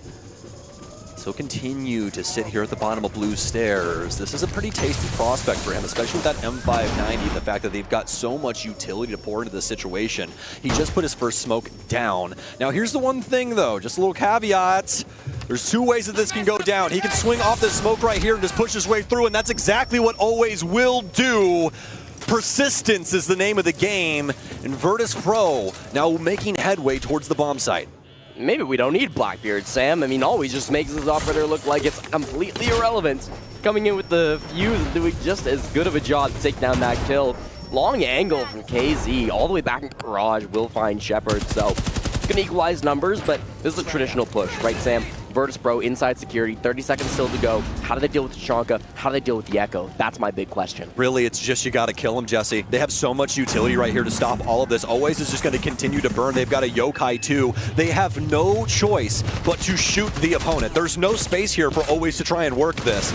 It's now or never. They're waiting to see if potentially somebody can get him. Somebody finally finds Nade, but the fire was already in transit, and that's more than likely going to be it. Dan tries to stick it. He's on 1 HP. He'll adjust, but he's going to get stopped by the Yokai. He's got one more blast, and Furia, good as gold from the gold vault for the Yokai wielder. And that's just good old-fashioned util bank basement, Sam. I mean, yeah, baby. That's what we love to see, right? Good stall coming through. They wasted a lot of time top floor. I mean, it was weird because there wasn't really much committed there, but it still took Virtus Pro quite a bit of time to get their first pick onto her, and the fact that it got immediately traded out too. It felt a little bit bad for them. They were in the 4v4. A couple of aggressive gunfights started to whip down the numbers from Furia 2, so they're starting to get some good picks on the Virtus Pro, but then it really just does come down. So the operator's always worried about Tachanka and Echo. You don't have time to deal with those, so somebody has to go hit the back. Joystick did his best to try, but he never really found the gap he was looking for and ended up just having to go try to help his planter in any way he could. Wasn't the right call in the end. They couldn't get that on the ground, so really tough coming out from VP. A game of seconds in this case, but those seconds favor Furia. Yeah, and it's unfortunate because, you know, Furia with that early roam that we talked about, showing face and forcing VP to respect the potential roam, they put so much time into that basket, and that's really where things started to fall down. It's not that they didn't make, you know, solid headway, it's that the timing was poor. And with that amount of utility still on the board from Furia, I mean, we all know it's just green lights for this squad. So they're going to carry it on over into round 2. We'll see if Virtus Pro have any adjustments that they want to make. Really, it's all going to be about that early information gathering for me, Jesse. Yeah, Sam, I think it's going to come down to kind of what they can glean in these first big 60 seconds at the top floor defense. So they don't have to take gunfights in the early couple seconds if they push this one with 30 remaining. I mean, it's not the end of the world because you don't really need to take map control on a site like top floor. Stock is always going to be an important point of interest, and that's being held down by KZ at the moment. main window is going to be a big problem for them too. The mirror window currently being held in the pocket of Herds. It's going to be set so that he can put it right next to the first, Sam. If they destroy the first one, the second one comes out in the exact same position. So that'll be kind of the game plan from Furia. Make sure they have vision into CEO. Positioning will have to be pixel perfect here from Furia on this top floor, Jesse. As we all know, you make one little slip up and you are decimated from a window angle, whether it be from the lobby or over towards those sun windows. Doesn't really matter. Buck underneath here for Dan, and so try and rip up the floorboards above him. A little anti-verticality there, from the Kiba barriers. Virtus Pro doing their best to try and find any gap, any potential here, but continuation of the same story as we will reapply and constantly Furia maintaining their position. But the window's still closed. These Kiba barriers make it impossible for the Buck. They're eventually going to get bored and just place the second mirror window anyways, because why not? Now you'll show that both of them here are going to be here inside of Janitor. Makes it really tough now. You brought that Zofia instead of the Ashe, so you really don't have good counters. It's a nice pick from Dan, but the util's still there. And a nice pick from KZ, and once again, equal footing. And what do you notice? Very similar time frame to what we had in the last round. And VP not winning the fights that are a necessity at the current moment, wasn't able to find KZ. Always will get a kill onto Felipox, though, as they'll start to open the door back up for themselves. But a pretty bang-up job done by Furia thus far. Still have the potential of delaying and denying things too with the utility that they have at their disposal. But Virtus Pro also have a lot more access to the building than they once did. 40 seconds, I mean, always is jumping out the building. He's going to rotate over to the square window, to the CEO windows. But again, Miros will be watching those if he tries to jump on in. He's going to have to choose some other way to get in, maybe Banana instead. But there's no good option here, Sam. Yep. That's why you're seeing what we're seeing right now. It's not the worst thing in the world. We've seen plenty of kills from the Skylight Repels before, and Shepard will find one. That's the thing. Sometimes the angles just get awkward, and you'll never even consider it. A nice little find here, 10 seconds remaining, and a chance that Furia are able to make this a 2-0. KZ trying to take his time. He'll swing in, but not this time. Joystick will be able to find his mark with Zofia. One of the greatest fraggers in the world versus one of the greatest fraggers in the world just a couple of years ago. Head-to-head at the end there, Sam. That was really scary from Virtus Pro. They, yes, had the man advantage. They got a couple of good picks from the Repel, but KZ had the defuse kit. 1v2, but Kid is down. There's less than 10 seconds to go. KZ doesn't lose that very often. This time does end up going down. It's a good kill from Joystick. He doesn't panic. He doesn't face the pressure. Could have been a real disaster if just a couple of fights went the other way, but that's what we've seen all day long from these two behemoths, right? Every single round gets down to the wire. It's always so incredibly close. KZ does what he can here, but Joystick is too disciplined. Really nice job winning that fight. They will secure their first round on bang. Yeah. Sometimes you just get so pissed off with Virtus Pro about their patience, and then other times you're just like, wow, this is truly incredible what you're able to accomplish. Just working things around that lobby space, finding new angles, waiting to see what Furia want to try and kick up, and they discover some very nice kills to once again open that door back up for themselves. And Furia just getting a little too aggressive at some moments in time there. Those discovery moments from VP coming back to bite them. We'll see what Furia's adjustments are. Now, it is going to be a top floor hold once again, but the bombs aren't there, folks. It's going to be open area kitchen. Yeah, top floor is actually not super heavily defended. It's Nade playing in checkers at the moment, so we'll see if he stays playing on the Echo. And then Herds, of course, playing that same mirror window setup that he loves so much inside of Janitor. Doing what he can to try to lock down that part of the map and make these windows just impossible to enter, right? If you jump in, it's going to be a problem for you. And if you try to drone in, there's problems for you as well. KZ with that nice little pest will catch the drone. Doesn't stay alive for very long, but still denying that information is incredibly valuable for Furia.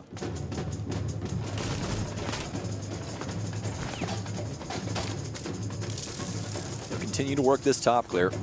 And unfortunately for Nade, his ankles will get eaten up by those bees. Apparently didn't have any bug repellent on him today. So continue to get marked over here. They'll know he's all over checkers. Frag grenade in, but Virtus Pro do not want to attempt for that swing just yet, as it more than likely would lead to their death. We need to see if there's any potential for the spiral space, or if there's just a gap down low. Pasha will continue to search. He knows there's one on the long angle, gets tagged up all the way from top square. And that's the thing about these walls up here, Jesse. Some of these angles get ridiculously long, and this is one of these that are constantly fought over, and Dan will find it with the cameras. Okay, that'll do good. Manages to find the long angle coming in with the DMR, so that's going to really start things off from Virtus Pro. Was worried they wouldn't be able to. Big trade coming out from Pasha and KZ. 1-for-1 as they shoot each other over towards elevators. Top floor now going to be fully held by Virtus Pro. If they can start to use this verticality, that would be big for them. They don't seem to know 100% that the top floor is free for them. With a man advantage in 65 seconds, I really like their chances during this push, Sam. They are out of the Bs, so always won't have any of that to help them out, but they've got quite a bit of hard breach, so that stock hatch is looking mighty juicy as they start to move their push over that direction. And square as well. Going to be looking like a really fine option if that is the direction of the push. Only 2 drones remaining, and one of them's Shepard that he's currently piloting. It was over towards that lobby area. He'll hop back on and he'll shove it in towards Teller's office. Are going to have that hard breach come in here. As you can see, Kitchen starting to be the focal point of this push. They do have to worry about blue, as this is always a hot commodity for rotation, and that's a beautiful find. That's just Joystick being smart and playing bank a bajillion times. Yeah, he went down through the sewers, Sam, outside the building, so knew exactly what he had to do to deny that important position. Reflank from Herds, though, is gone top floor. This could throw a huge wrench in their plans if he lives, but he dies. What a find. JV92, the last one remaining, but has he slipped through the cracks? That's the real question. A nice find here on Shepard, but Dan's there to be able to sweep it under the rug. And Virtus Pro will get around here yet again. Another one of those rounds where it's like you're worried about how much time is happening with not a whole lot going on, but slowly but surely, Virtus Pro hold their angles and they're aware that eventually it'll pay off. They're confident in their ability to get those long-range fights. They just get one. It's just on the nade, but that's good enough for them to start then moving into the top floor. Trade happens elsewhere around the map. They start to take that man advantage and use it really well with the time management. VP in this clock. They like to flirt with it, Sam. Sometimes it gets a little dangerous, but it doesn't seem to matter. In this round here on Bag, it does feel like they've got a good handle on it. That Grim may be being a bit too annoying over the last couple of rounds, though, as it does get removed. I think it's a pretty solid idea. You don't exactly see echo bans all the time, but I respect that as well here. I mean, they've gotten a lot of value out of those yokais, especially knowing that they have access to that downstairs side again, taking away one of those very impactful operators, let alone impactful, Jesse, but the one that actually decided the round the last time down here. Probably a pretty good idea. Yeah, I think it makes a lot of sense. It does maybe open the door now for Furia to play a bit more aggressive, right? They don't have that double anchor position anymore where they can deny with all that utility. Well, how about instead go for a little bit of a roam up above? Could be an option for them. They still got the Chachanka, of course, and Nate's not going to want to move off that because he can do just so much ridiculous destructibility thanks to that beautiful rattling gun coming out from him. Starts to pop a lot of this utility early so the attackers can't get a hold of any of it, and it really will come down to some of these other players on Furia. Are they going to extend up above or not? You just really gotta feel bad for the devs, right? They do all this cool stuff for us, and you practically see every single pro immediately remove it from the map whenever it's there. It does make a whole hell of a lot of sense, though, for this basement. Yeah. I mean, especially that fire pipe right there. You do not want to have to deal with that thing. I don't know if any of you guys have even tried to stand in one of those yet, but they do a heck of a lot of damage. What'd you see? Oh, Joystick just took a 99 damage as he jumped into the top floor. Oh, God. Really scary stuff as he's lit up to 1 health remaining, but he is going to be okay. Gets back on that drone as he's safely in the site now.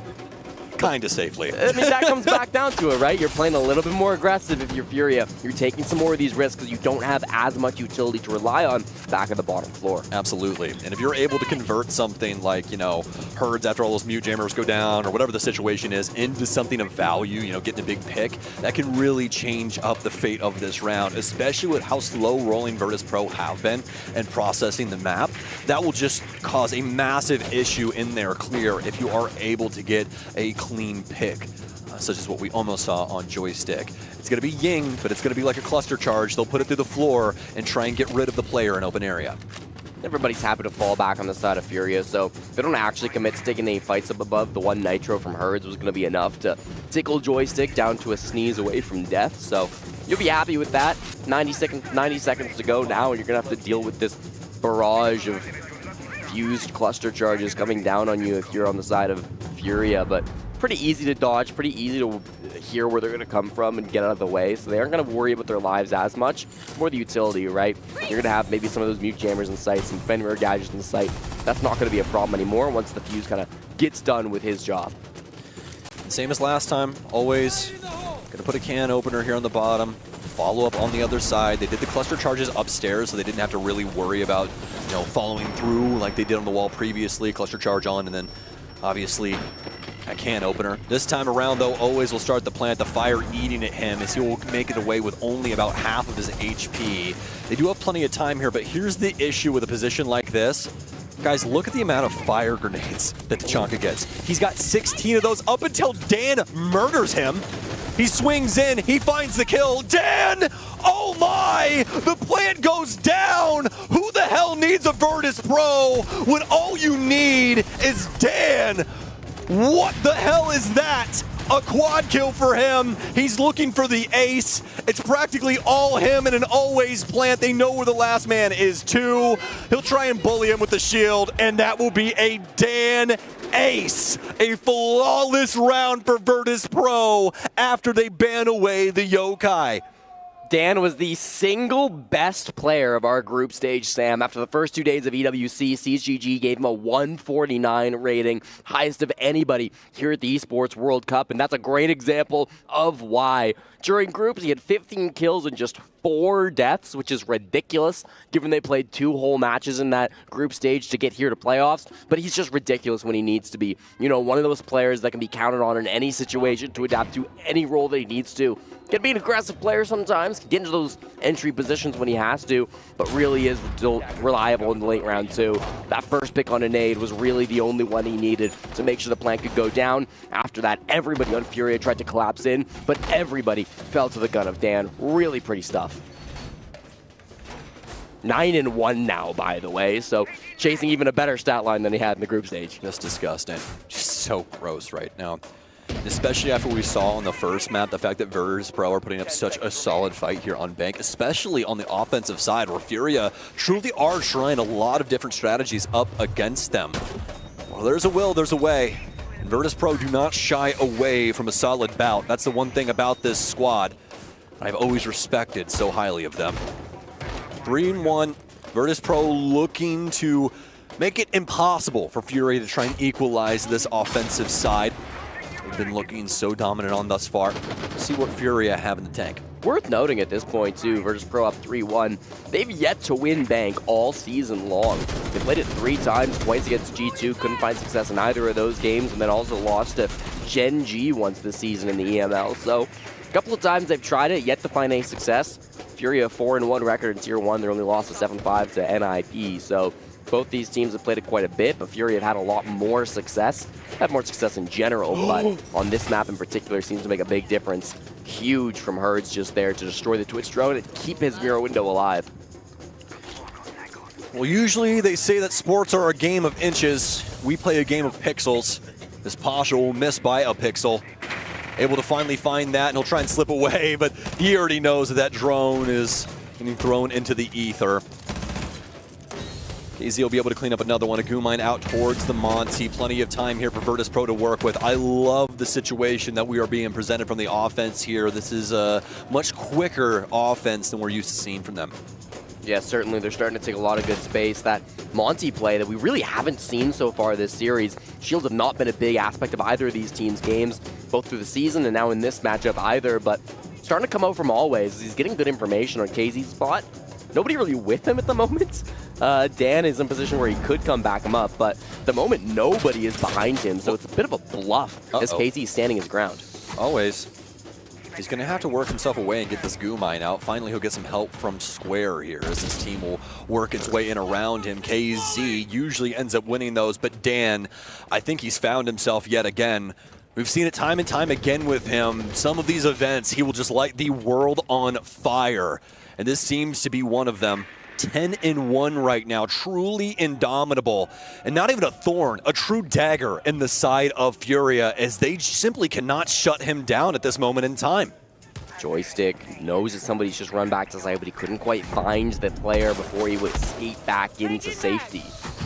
Herd starts to get some sights set up now. It'll be a square push. Monty's already deep, but doesn't mean he can safely plant without the cover of his team. Well, that square sledgehammer starting to work its way in from Virtus Pro. The Russian machine eating at Furia. This mirror window might be the saving grace if they can prevent this plant. Pasha will take down one. JV92 with one of his own. The Nitro Cell will down always, and this is where things can reach critical mass. The case on Dan. He knows that there's somebody in behind him, but too many bodies will eat up Furia. The Polar Bears dominant on the offensive side. Beautiful stuff coming through for that push. Again, it's Dan who makes that entry point. When there's a player who's just having this good of a game, there's very little that you can do to stop a player like that. And actually, it will prompt a tack timeout, Sam, as Furia decide that the heat is too high in Riyadh. Need to cool things down a little bit, bring things back down to earth. Really does feel like they're just getting overrun by good util work coming through from Virtus Pro. They're having a good use of their time to try to work picks around the map, and then when that execute comes through, everyone's there at the same time. As long as they're not getting denied on the plant by the Yokai camp with 5 seconds to go, they're in a really strong spot. Bleeding numbers out of Furia, making sure they have that man advantage, and then the push just comes easily. Yeah, I mean, it's really crazy how much that ban actually affected Furia, because it played right into the hand that you said it was going to, Jesse. They banned that Echo. Furia's like, okay, well, we don't have that utility anymore. We're going to get a little bit more aggressive. And right when they do that, VP put the collar on them. They're like, oh, yeah, that's fantastic. Thank you for doing that. That's fantastic. Exactly what I wanted from you. And even that, I mean, Virtus Pro just really aren't taking any gambles right now. They're keeping their chips close to their chest and seeing how Furia operate around these situations that they're presenting. I especially loved what we saw from the Monty there. I know it was a little just, fun play back and forth. He accidentally hits a Guman, yada, yada, yada. But, I mean, even then, Virtus Pro aren't risking anything that, isn't insane at that moment in time. The shield can just stay up. He can back up, get that assistance from the player over on Square. It was very clean cut from VP. And Furia just not really able to do anything with that top floor hold. There was a great interview done with Igor, the coach of Furia, back in late July, where he talked about his philosophy when it comes to those tack timeouts, right? And he said he only pauses the game when his team doesn't think how he thinks. Right? When his team has got a different read on the situation than what he has, that's when he calls the tack timeout. There'll be times where you're watching Furia and things are quite drastically bad. They won't call a tack timeout. In those situations, he feels his team has the right read. Maybe they're just not able to put it into practice. This time, the fact that he does call that tack timeout speaks to me that he sees something his teammates maybe don't. He's aware of some sort of situation, maybe the way VP are playing, maybe just the way that they're taking their time and finding some of these aggressive players on Furia that are really punishing the guys from Brazil. That's something he can instill into his boys, help them maybe understand how the best way to counter that could make all the difference, but even if it does, only one round remains in this first half, so they won't get a lot of value out of it. They need this round to at least ensure they get something. Well, I'll give Igor this. Look at the adjustment he's made on this basement site. Yeah. The operator lineups, the mirror window break that we saw over towards servers.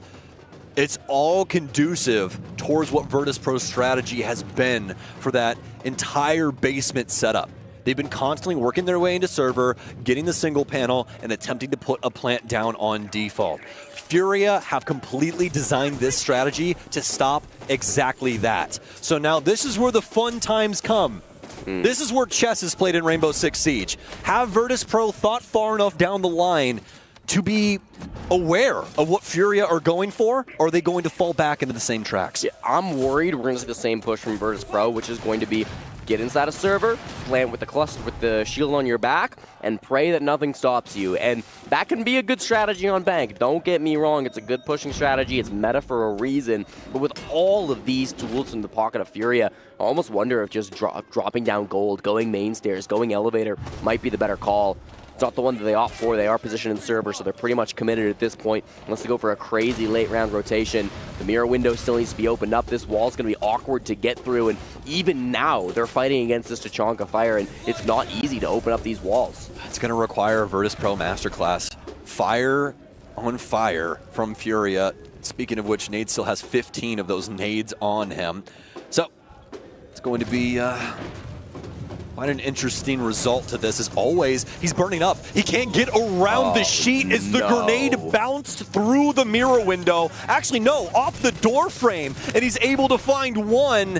This round falling flat on their face is Virtus Pro. Furia, they set up the tripwire, and so far it's going off without a hitch. Yeah, I mean, they read him perfectly. The Sens walls might not make too much of a difference now. There's still 5 players that can sprint through the wall if they want to.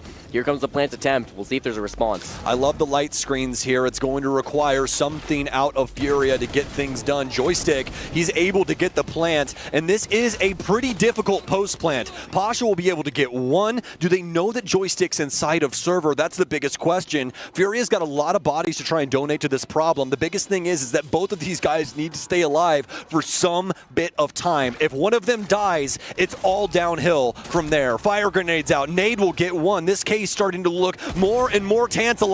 Shepard with one of his own. He'll be able to get another. Can he get there in time? Oh, it's ticking down, and it's over. It's planted in the corner. That hatch not even useful in this situation. That's tough, man. They really did manage to get the plant down. There's no way they get the plant down, but with the Sens wall covering, there was no chunk of fire to come through. Managed to get locked down, and so I thought, great, this is going to be a 5-1 for VP. That's an incredible way to get the defuse kit down. And then you lose the post plant. That's a tough one because, I mean, you mentioned it, one of the strongest attacker post plants in Rainbow Six Siege, but just based on where they planted that defuse kit and based on that one server player going down without getting even a single kill, kind of tilted the scales back in favor of Furia. Man advantage was just too much to overcome. Nice attempt on that final attack from Virtus Pro. They still get 4. They're still feeling quite confident about their position in this game. That was by no means a do or die round for them. It certainly was feeling that way for Furia. They'll get to move on to the attacking side, a side that's been favorable for them. Again, they've played this map 5 times so far this season, and they've got a 67% attacking win rate, so they are quite good at playing on this map on the attack.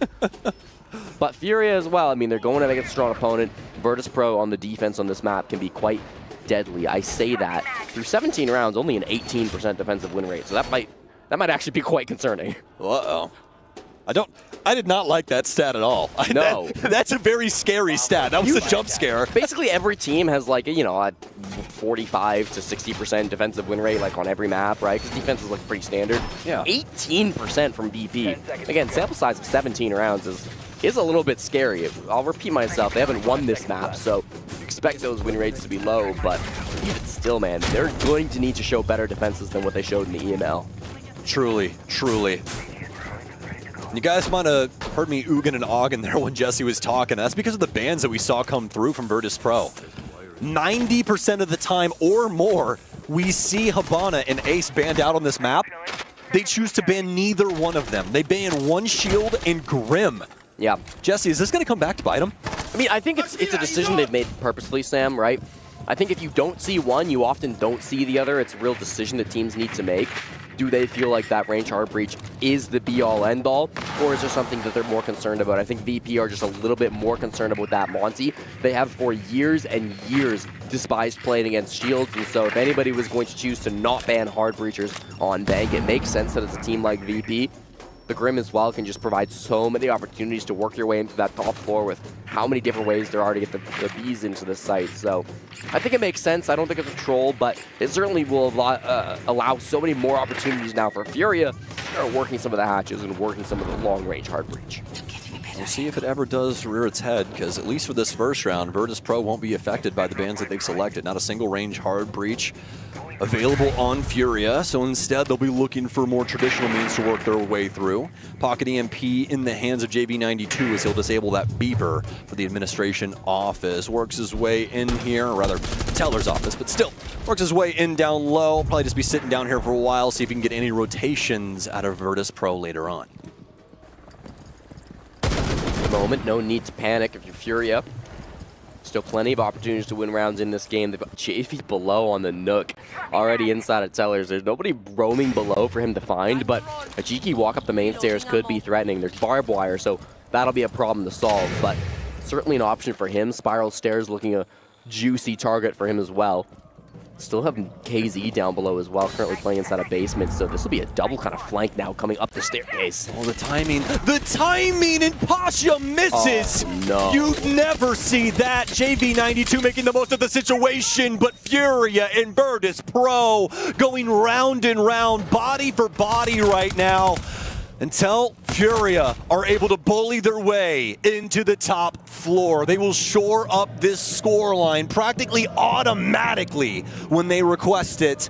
What a first offense. Yeah, and that really highlights kind of what Furia do best, right? This team have been together as a 5-man unit for like 3 years at this point, Sam, right? It's been a very long time since they've been playing each other, and they've been playing at the highest levels, right? These guys are former world champions for a damn good reason.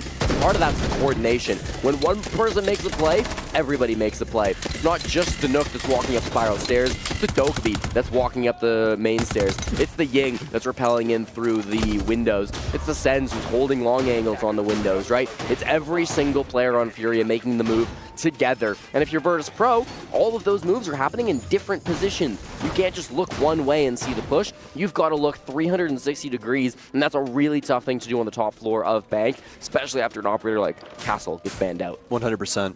And let alone that fact, but just the calamity that Furia and a lot of these teams cause when they go for those 3-2-1 executes, it's impossible to calm, Jesse. You just have to hope that your whole team is in the proper position to be able to solve the issues that are now being presented. And fortunately enough for Virtus Pro, I mean, they did have a pretty solid opportunity there until the Checkers players started doing a little bit too much. Yeah. So for Virtus Pro, that round will slip away. They'll immediately go downstairs. The most favorable site. There's no way. What? Did they shoot him with a shotgun? Dan had to have went down from... I could have sworn he got shot from behind by accident. Unless Herds immediately made his way in. What was the call there? Give us 1 second, guys. We're figuring it out, okay? Dan is still down. Nobody's picked him up. Yeah, we're gonna let Jesse do a little discovery here and figure out what the hell just happened there, because I was looking Jesse dead in his eyes when that happened, so I genuinely am at a loss for words. Furia are operating decently quickly, though. Joystick's going to take some damage. He'll start to back off on the mid-floor. JB92 and the rest of the gang will continue to try and clear things out. I think it was just always shooting him with the shotgun, unfortunately. Yeah, I mean, just through the walls, that kind of stuff can happen. It's a little bit deceiving, right? Because during prep phase, there's no team damage, but after that clock hits 3 minutes, you better be careful. It's very true. And now not only is Dan on a very low amount of HP, but Joystick got lit up as well by Furia on their entry. They're going to try and dedicate themselves to this roam. Hopefully they're able to find some sort of value. We do have a player here on Marble. Did the drone find him? It did, and he shoots, but KZ, he's too damn clean, Jesse. He only needed 1 shot out of the 6-cylinder. That's it, man. Helps when Joystick's on 1 HP, but still a nice shot regardless. Take down the one zombie player, and you can see VP, they're a little bit desperate. That's why Pasha's choosing not to fall off. He needs to get a kill before he does so, but as he misses his shots, he just has to drop, or otherwise he will get collapsed on from other angles. Disappointing roam game from Virtus Pro. That's why now we got to see some more swings coming up. Always aggressive on the main stairs. Other of these players maybe looking to get aggressive through the hatches. If they just sit and let this happen, I mean, they do have good util in terms of the Goyos and the Echo Cam as well, but will it be enough to stop a 5-man push from Furia? I don't think so. KZ with a double kill now, the only 2 kills to Furia's name as he continues to be able to find these moments in time to take away the VP players. Pasha tagged up a little bit, but really Dan, the one that's worse for wear due to the situations that we saw earlier on. Furia have done a pretty solid job of being able to work their way into the map, but with 30 seconds remaining, they need a home for this case, or at least the capability to work their way into the side and start doing irreparable damage to the remaining players. And now, this is the time. How will they strike? JV92 working his way down Marble. Nade over here on the red drop. All the crosses working their way in. A beeper will signify the player is on Marble. A flash out will blind the hell out of that player in the main office. Furia flying into the bomb site. Nade will confirm things with a potential plant. The yokai will come through, and he doesn't get it! Shepard, for the first time in my goddamn life, I see him shake! Sam, he missed. He missed the yokai. He was so panicked. Oh, man. He had time, too. He could have taken a second to steady his aim. They weren't going to shoot the cam that fast. I don't think they realized he was in the sight already. Oh, devastating mistake from Virtus Pro. Stolen from out from under them. That could have been a Shepard masterclass play, but instead, that initial 2K entry from KZ ends up being the real decider of this matchup, with the man advantage being way too powerful. Oh, that was a scary round for Furia fans, but they must be ecstatic that they managed to get away with it and tie this game. I mean, that's just as terrifying gets. Yeah. I mean, Furia, count your lucky stars, because I'm telling you, we've watched this man for 7 years. I've never seen a moment like that when it comes to Shepard. Truly incredible, but what else would you expect from Virtus Pro versus Furia? It's a tie ball game here on Bank. Is Furia are really bringing Virtus Pro back into reality. Yep.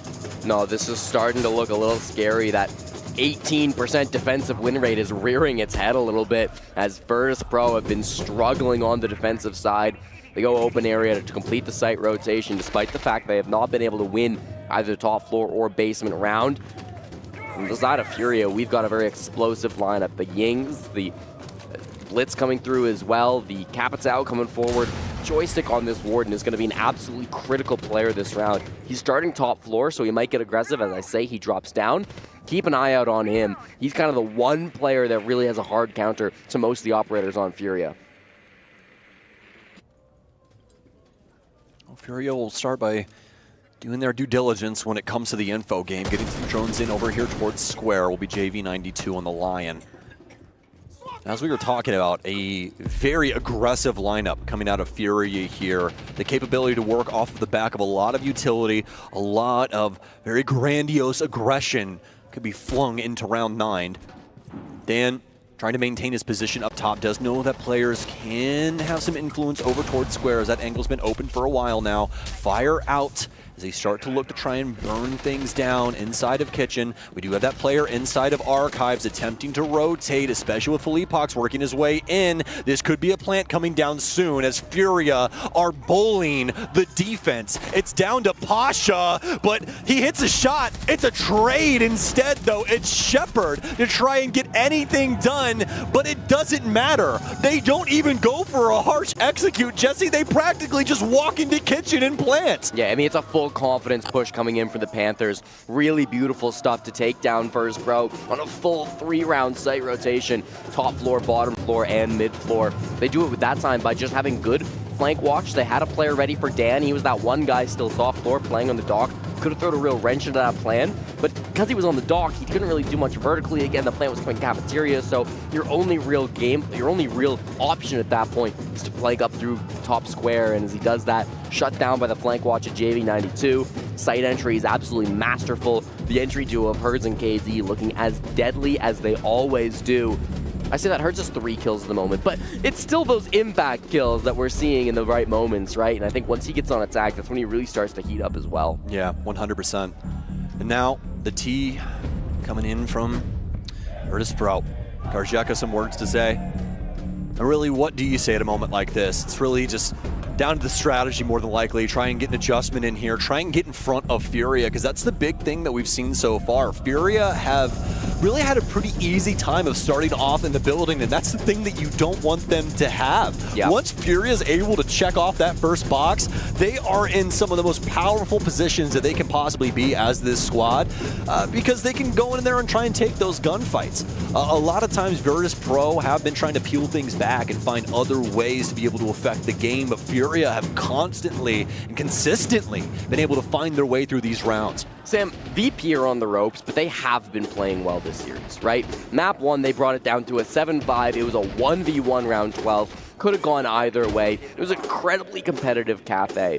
Then in this round, they really dominate on their attacks. They go up 4-2. They look like the better team on Bank, but it's just been slipping away from them. And if this is how VP go out of the Esports World Cup, if this is how they just crumble and let Furia take the second map, steal that 4-2 advantage they previously had, it would not feel right. I have to imagine that attack timeout, be able to go back to any bomb site that they wish, VP will have answers to this Furia squad, because There's no way they go out with a whimper like this. They need to have a battle back, at least make this map close. Show us the Virtus Pro that we've seen through the majority of this series.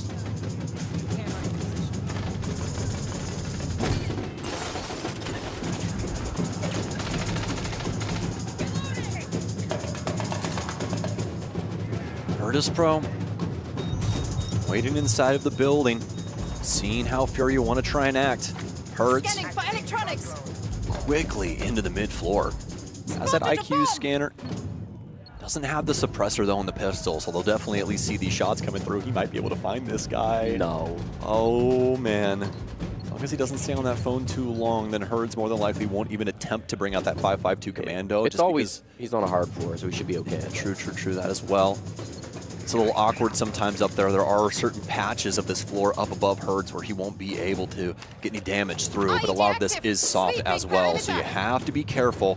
You can see Herds trying to make heads or tails if this is a position where he can try and shoot through. More than likely not, at least from my past brain here on Bank, but it's been a while, so don't be shocked if Herds all of a sudden pops this guy. Looks like we do have some camera work still to go around, but at a bare minimum, Furia will recognize where that guy is. It's good information in any case. Stalling out a little bit, we see Always is playing inside of meeting, northeast corner. These last couple players on the side of Furia, I mean, they can still work around this info too. On the rappel, that's a head that just gets spotted by JV, but he's missing it slightly. It was Shepard playing on this top elevator position, just on the Kanto wall, making sure that he can maintain this spot. That's where the ranged hard breach would really start to find value, but again, not really being brought on the side of Furia. Instead, it's a spiral push that's incoming, Sam. Philippox on the shield starting to make his way up, and they get an entry pick onto the best player of VP. This is terrifying. This is exactly how you don't want this to go. If you're one of the Polar Bears, a Nitro Cell out will start to repel. Some shots come in towards him. Furia making some headway. Here's a wrap around Banana. JV92 will be able to take down Shepard, and it's all starting to fall apart for Virtus Pro. They just haven't found a way to successfully step up to the plate. KZ with a double kill. He'll try to wrap around. He'll get the trade and at least stop the Flawless, but what the hell does it matter when the round is slipping away, and so is the map. Furia looking indomitable on this offensive side. That's a big push coming out from Furia as well. One round away now, Sam, from making it to the semifinals, securing themselves a date with G2 on the other side. It's going to be a ridiculous match tomorrow if it occurs, but they've still got to get that last one. It's a ridiculous, another rappel down to the skylight from JV92. He's obsessed with those moves today. KZ, the real star, of course, getting in through checkers, get 3 kills, including the one that gets traded out onto him. So KZ, probably the MVP of that one, but it's really just the team play, Sam. Everybody focusing their attention towards that one side of the map. They didn't give a lot of early warning signs either where that push was going to come from. They weren't spamming a lot of it with nades, with information. It wasn't until that first smoke grenade went out that Shepard realized, and everybody on VP realized, oh, it's going to be a lobby push. Took them a little bit to kind of come to that realization, and that split second started to make that difference so the Fury could find the kills. They have not lost a single bank attack, Sam.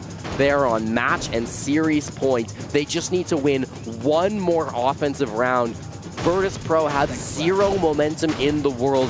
They need a miracle. They need a hero. Everybody has been quiet on Virtus Pro since their offensive side. Dan hasn't found a kill. Joystick is non-existent. And Shepard, poor Shepard from what we saw from this previous basement round.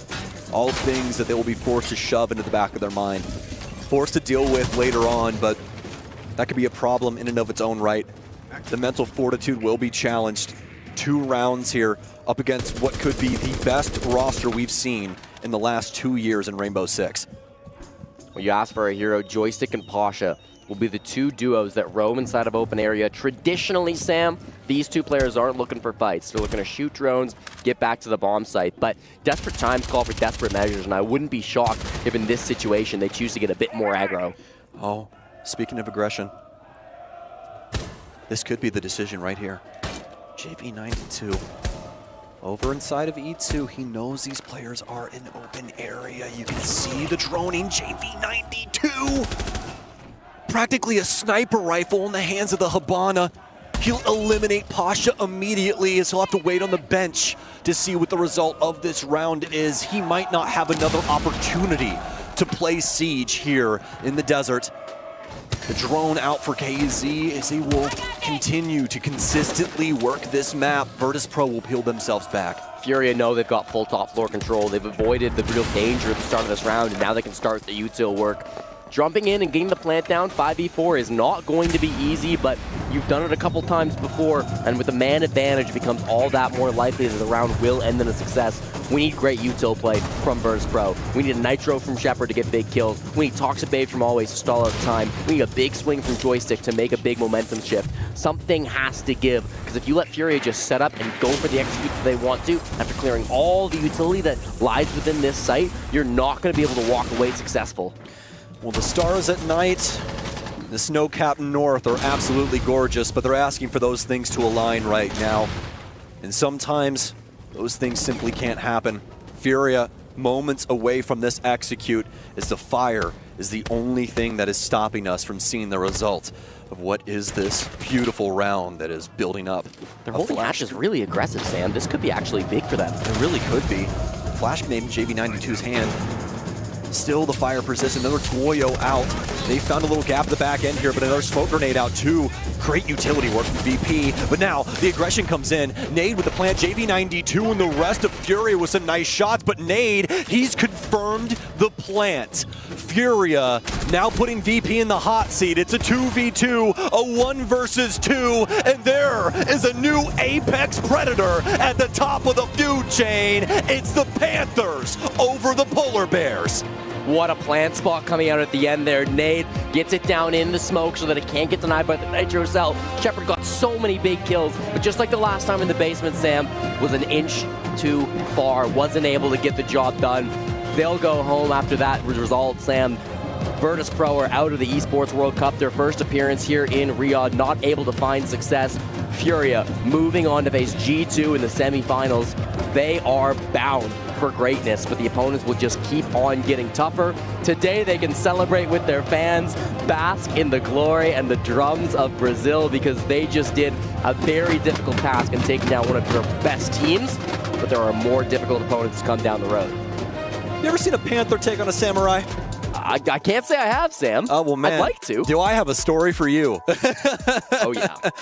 That'll be tomorrow, folks. But guess what? We had a heck of a series in between these two, and once again, a proving point for Furia. They are one of the best goddamn teams in the world, and you better respect that. I mean, Sam, if I can put an opinion back in the broadcast, I've been saying I think this is the team to beat this event. There are some really bright stars out there. Again, G2 are looking really great. A couple of North American teams that have turned some heads as well. SSG, Shopify, battling it out right now in the B stream. I mean, there's some really strong teams out there, but Furia have the legacy. They have the history. They have yet to lose a single tournament since Siege X release, winning Reload down in Rio de Janeiro and then winning the SAL in Sao Paulo as well. They are flawless at the moment and look like they could go flawless in EWC too. It's just so crazy that Furia, even when the fire starts to come their way, that pressure starts to mount, they just seem as cool as a cucumber, man. Yeah. Like, time and time again, these guys are tested, and they are just so talented. And to do it with tonsillitis. Yes. I mean, are we kidding ourselves right now? Herd's completely under the weather, but you would never be able to know if he didn't reveal that information on social media, playing like himself, as he always does in these games. An aggressive monster in the server. Maybe didn't have the best stats today. I understand that, right? Wasn't the leading MVP on Bank, but still stepped up in the big moments where his team needed him. 100%. And really, when it comes down to this series, I mean, you really have to tip the cap over to Furia. Able to handle the Russians in a very serious manner, especially with how things were looking on Bank. But that will do it for Jesse and I in this series. We're going to send it down to Ian at the stage. I'm telling you though, boys, Stokes, I wish I looked as hot as Ian. It's still Milos on here, and I get to have a chat with Felipox. First of all, big congratulations on this win against Virtus Pro. Not an easy game. Cafe looked tight. They are well known for how effective they are, but we can't forget it. You have a full Furia crew cheering for you all day today. Yeah, we have this amazing crowd that came all the way from Brazil. So, just in Portuguese a little bit, muito obrigado aí, galera que apoiou pra caralho nós aí. Tamo junto demais, fez a diferença. and that's it. The crowd really made a difference for us today.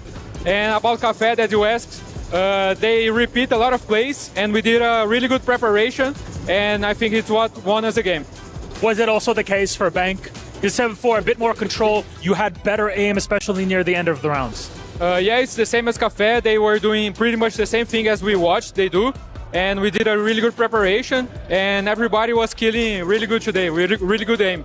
How could you even hear one another through all of this? Because we're sitting just backstage, and there's all this crowd. You got used to it, right? You've won in Brazil. You've seen what it's like when you have a full crew cheering behind you. We have only a tiny little smidge of what you experienced at SI and Reload here. Yeah, we played with 90K people in Ibirapuera in Brazil, so we are used to it, and we liked it. We like this environment, we like this support, and I think we thrive in situations like this. And speaking of thriving in these sorts of situations in Brazil in general, you play G2 next to Alemão on the other side. Naturally, we always used to say, oh, he has struggles when he plays against Brazilian teams, but that was not the case yesterday. It's been changing. What do you have to say to G2 before that game? G2 is always an easy match. Alemão always shakes against me, always shakes against Hertz. Hertz is his father, so I think this time is not going to be different. There you go, Papa Feli, Papa Hertz. That is for tomorrow, Furia versus G2. Very much looking forward to that game, Felipox. Thank you again. Congratulations to Furia on the win against Virtus Pro. Let's send it back to our desk.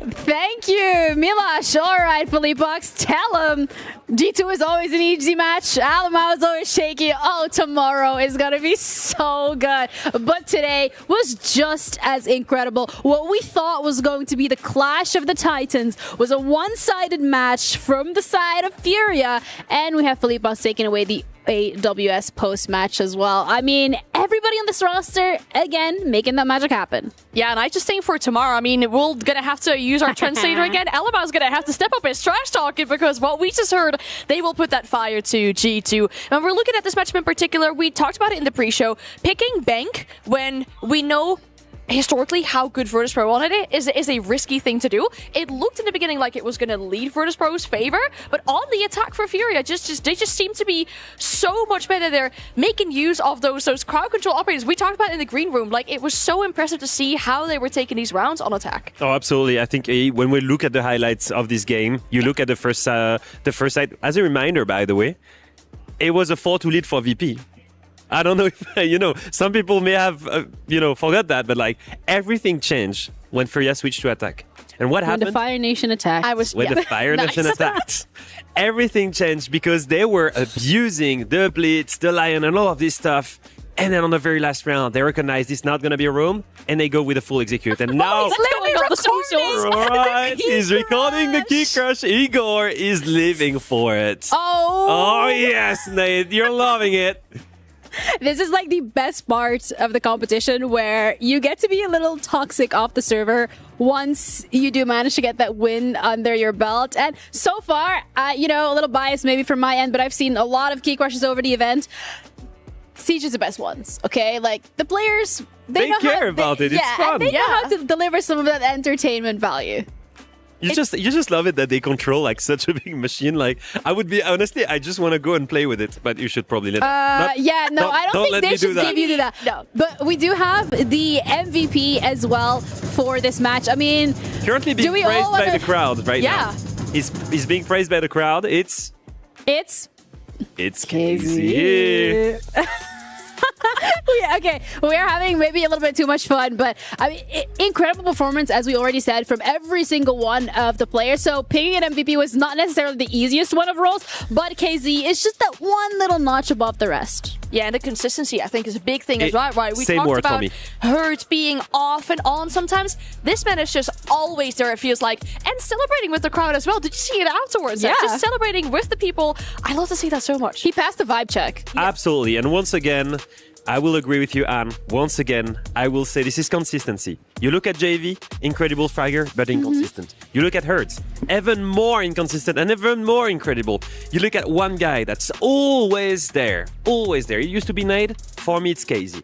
Always in that flex role, always the smart ones. He gets the multi-kills, not by being aggressive, but by playing for himself. And honestly, across the match, but across the whole season, he's the standout player for me. The current Furia reminder that after SI 2024, we lost them. They weren't there. They were failing to qualify to majors. Right now, they're back to their prime. They've won Reload. They won the first ever CJX International event. They've won SAL Finals. For the first time ever, they are Brazilian champions. And they've just beaten VP in 2-0 to go face the European champions in G2. And history might actually repeat itself, because what happened to VP when they lost to the Brazilian team at SI? They what lost to the champions. To VP when they lost to a Brazilian team in Montreal? That Brazilian team went on to win the major. What happened to Boston? That team went on to win 6 Invitational, and that was What's space. going to happen here? Well, it might be the same. Honestly, this could be some big copium, and especially for the Furia fans that are out there. No, but like, it would be really good for them, right? We see this passion from the crowd, and I love that as well. It means something to play on a stage in front of people that are supporting you.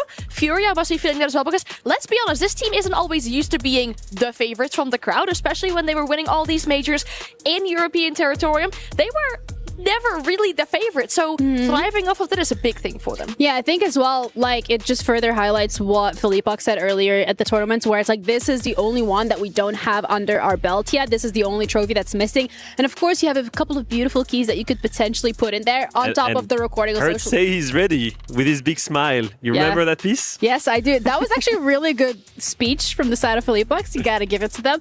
But I think as well, what you also have to touch upon here is VP. They didn't want to play a Brazilian team. Sometimes that's just the way how the cookie crumbles. But they have had a really good showing here in the tournament, Leo. And it's something that you've touched upon, where we've seen an evolution from VP when it comes to their playstyle already. It's no longer that cookie cutter that we're used to. And I'm excited to see how that further plays out on the ML. But also, you know, maybe we'll see them in Munich. Resilience is the word for me for these guys. They've stuck together through thick and thin, through every single things.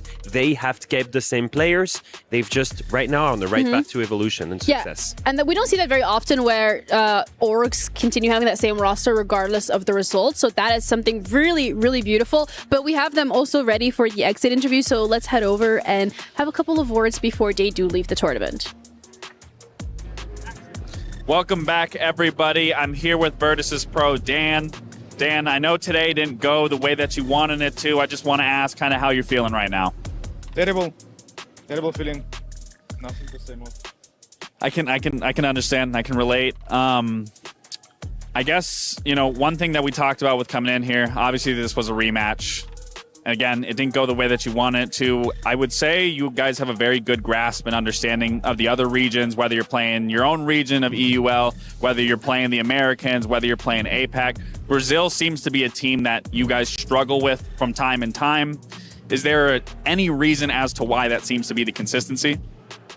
I think maybe if I knew what's the reason, we would have won every tournament, but we need to think how to beat them. Like every time, especially on first map on Cafe, we were better like on 2 heads above them, but somehow we lost this map. On Bank, they were just better on attack, and whoever plays better on, they played better on defense, and whoever plays better on defense on Bank wins the game. That was all about it. For sure. Well, I don't want to keep you too long. Obviously, I want to let you get back to your team. Is there anything that you want to say to the VP fans back at home, your family members, your team, your organization? Sorry to the fans. We disappointed you. We will try to keep working on ourselves and be better for next tournament. Thank you. Thank you, Dan. All right, well, that wraps it up for us. Furia advances to the semifinals. VP and the boys, I hope you guys have a safe flight home, and I'll see you guys later. Back to the desk. Thank you, Lax, for your great work on the interviews, and also commiserations to VP for coming out of this tournament. And I think, you know, just saying that this is one of those learning experiences that they're taking away and they're moving forward. Of course, that's what you want to hear, and that's usually the answer that you will get from the players. But the vibe that we've had from VP so far in the tournament and the evolution that we've already seen in just these last couple of days, I'm very confident that, you know, they put their words where their mouth is. Is that how you say it? I guess it is, yeah. I'm asking the non-native English speakers, like, we're Don't so ask me. Don't look at me, please. I'm the worst at English on this desk. Don't I ask have me. You make no your idea. Yes, I can turn on the French accent, and I can turn it off whenever you want. I don't know. See? Nice. See? Anyway, let's have a look at the bracket, because I'm not going to comment on your accent, because that is rude. Instead, we're going to be looking at the games that we have a look at tomorrow specifically. G2 is going to be going up against Furia. That is already locked in and loaded. For me, this could have been, should have been a It final, should have been a final. But you know, it's not. And then we have Secret that is going to be going up against either SSG or Shopify. Considering how that first map went, and I'm thinking it might actually be SSG. And here's the big thing with that. We've just seen our first team that qualified through the upper bracket with just 2 best of ones be eliminated from the tournament. Now we're going to potentially see the same with Shopify Rebellion. They also made it through with just the best of ones, playing that best of 3 against SSG, having that really tough matchup to begin with. It might see them being eliminated from the tournament. I mean, Secret in that case is just built diff. But can you guys imagine there is a world where we actually will have an EU final? And that would be crazy, Yes, but that would also be insane. that would be very deserved with the level that they've showed so far. As Correct. a reminder, right now, we still don't know who Secret is playing. That game is being played right now on B-Stream. Yeah. That Go game check has it been out. very close, very, very close. Space Station barely beat Shopify Rebellion on that first map. The first game was crazy. I can't wait to go out of camera right now and go watch the rest. Yes. Honestly, that's a mood. Yeah.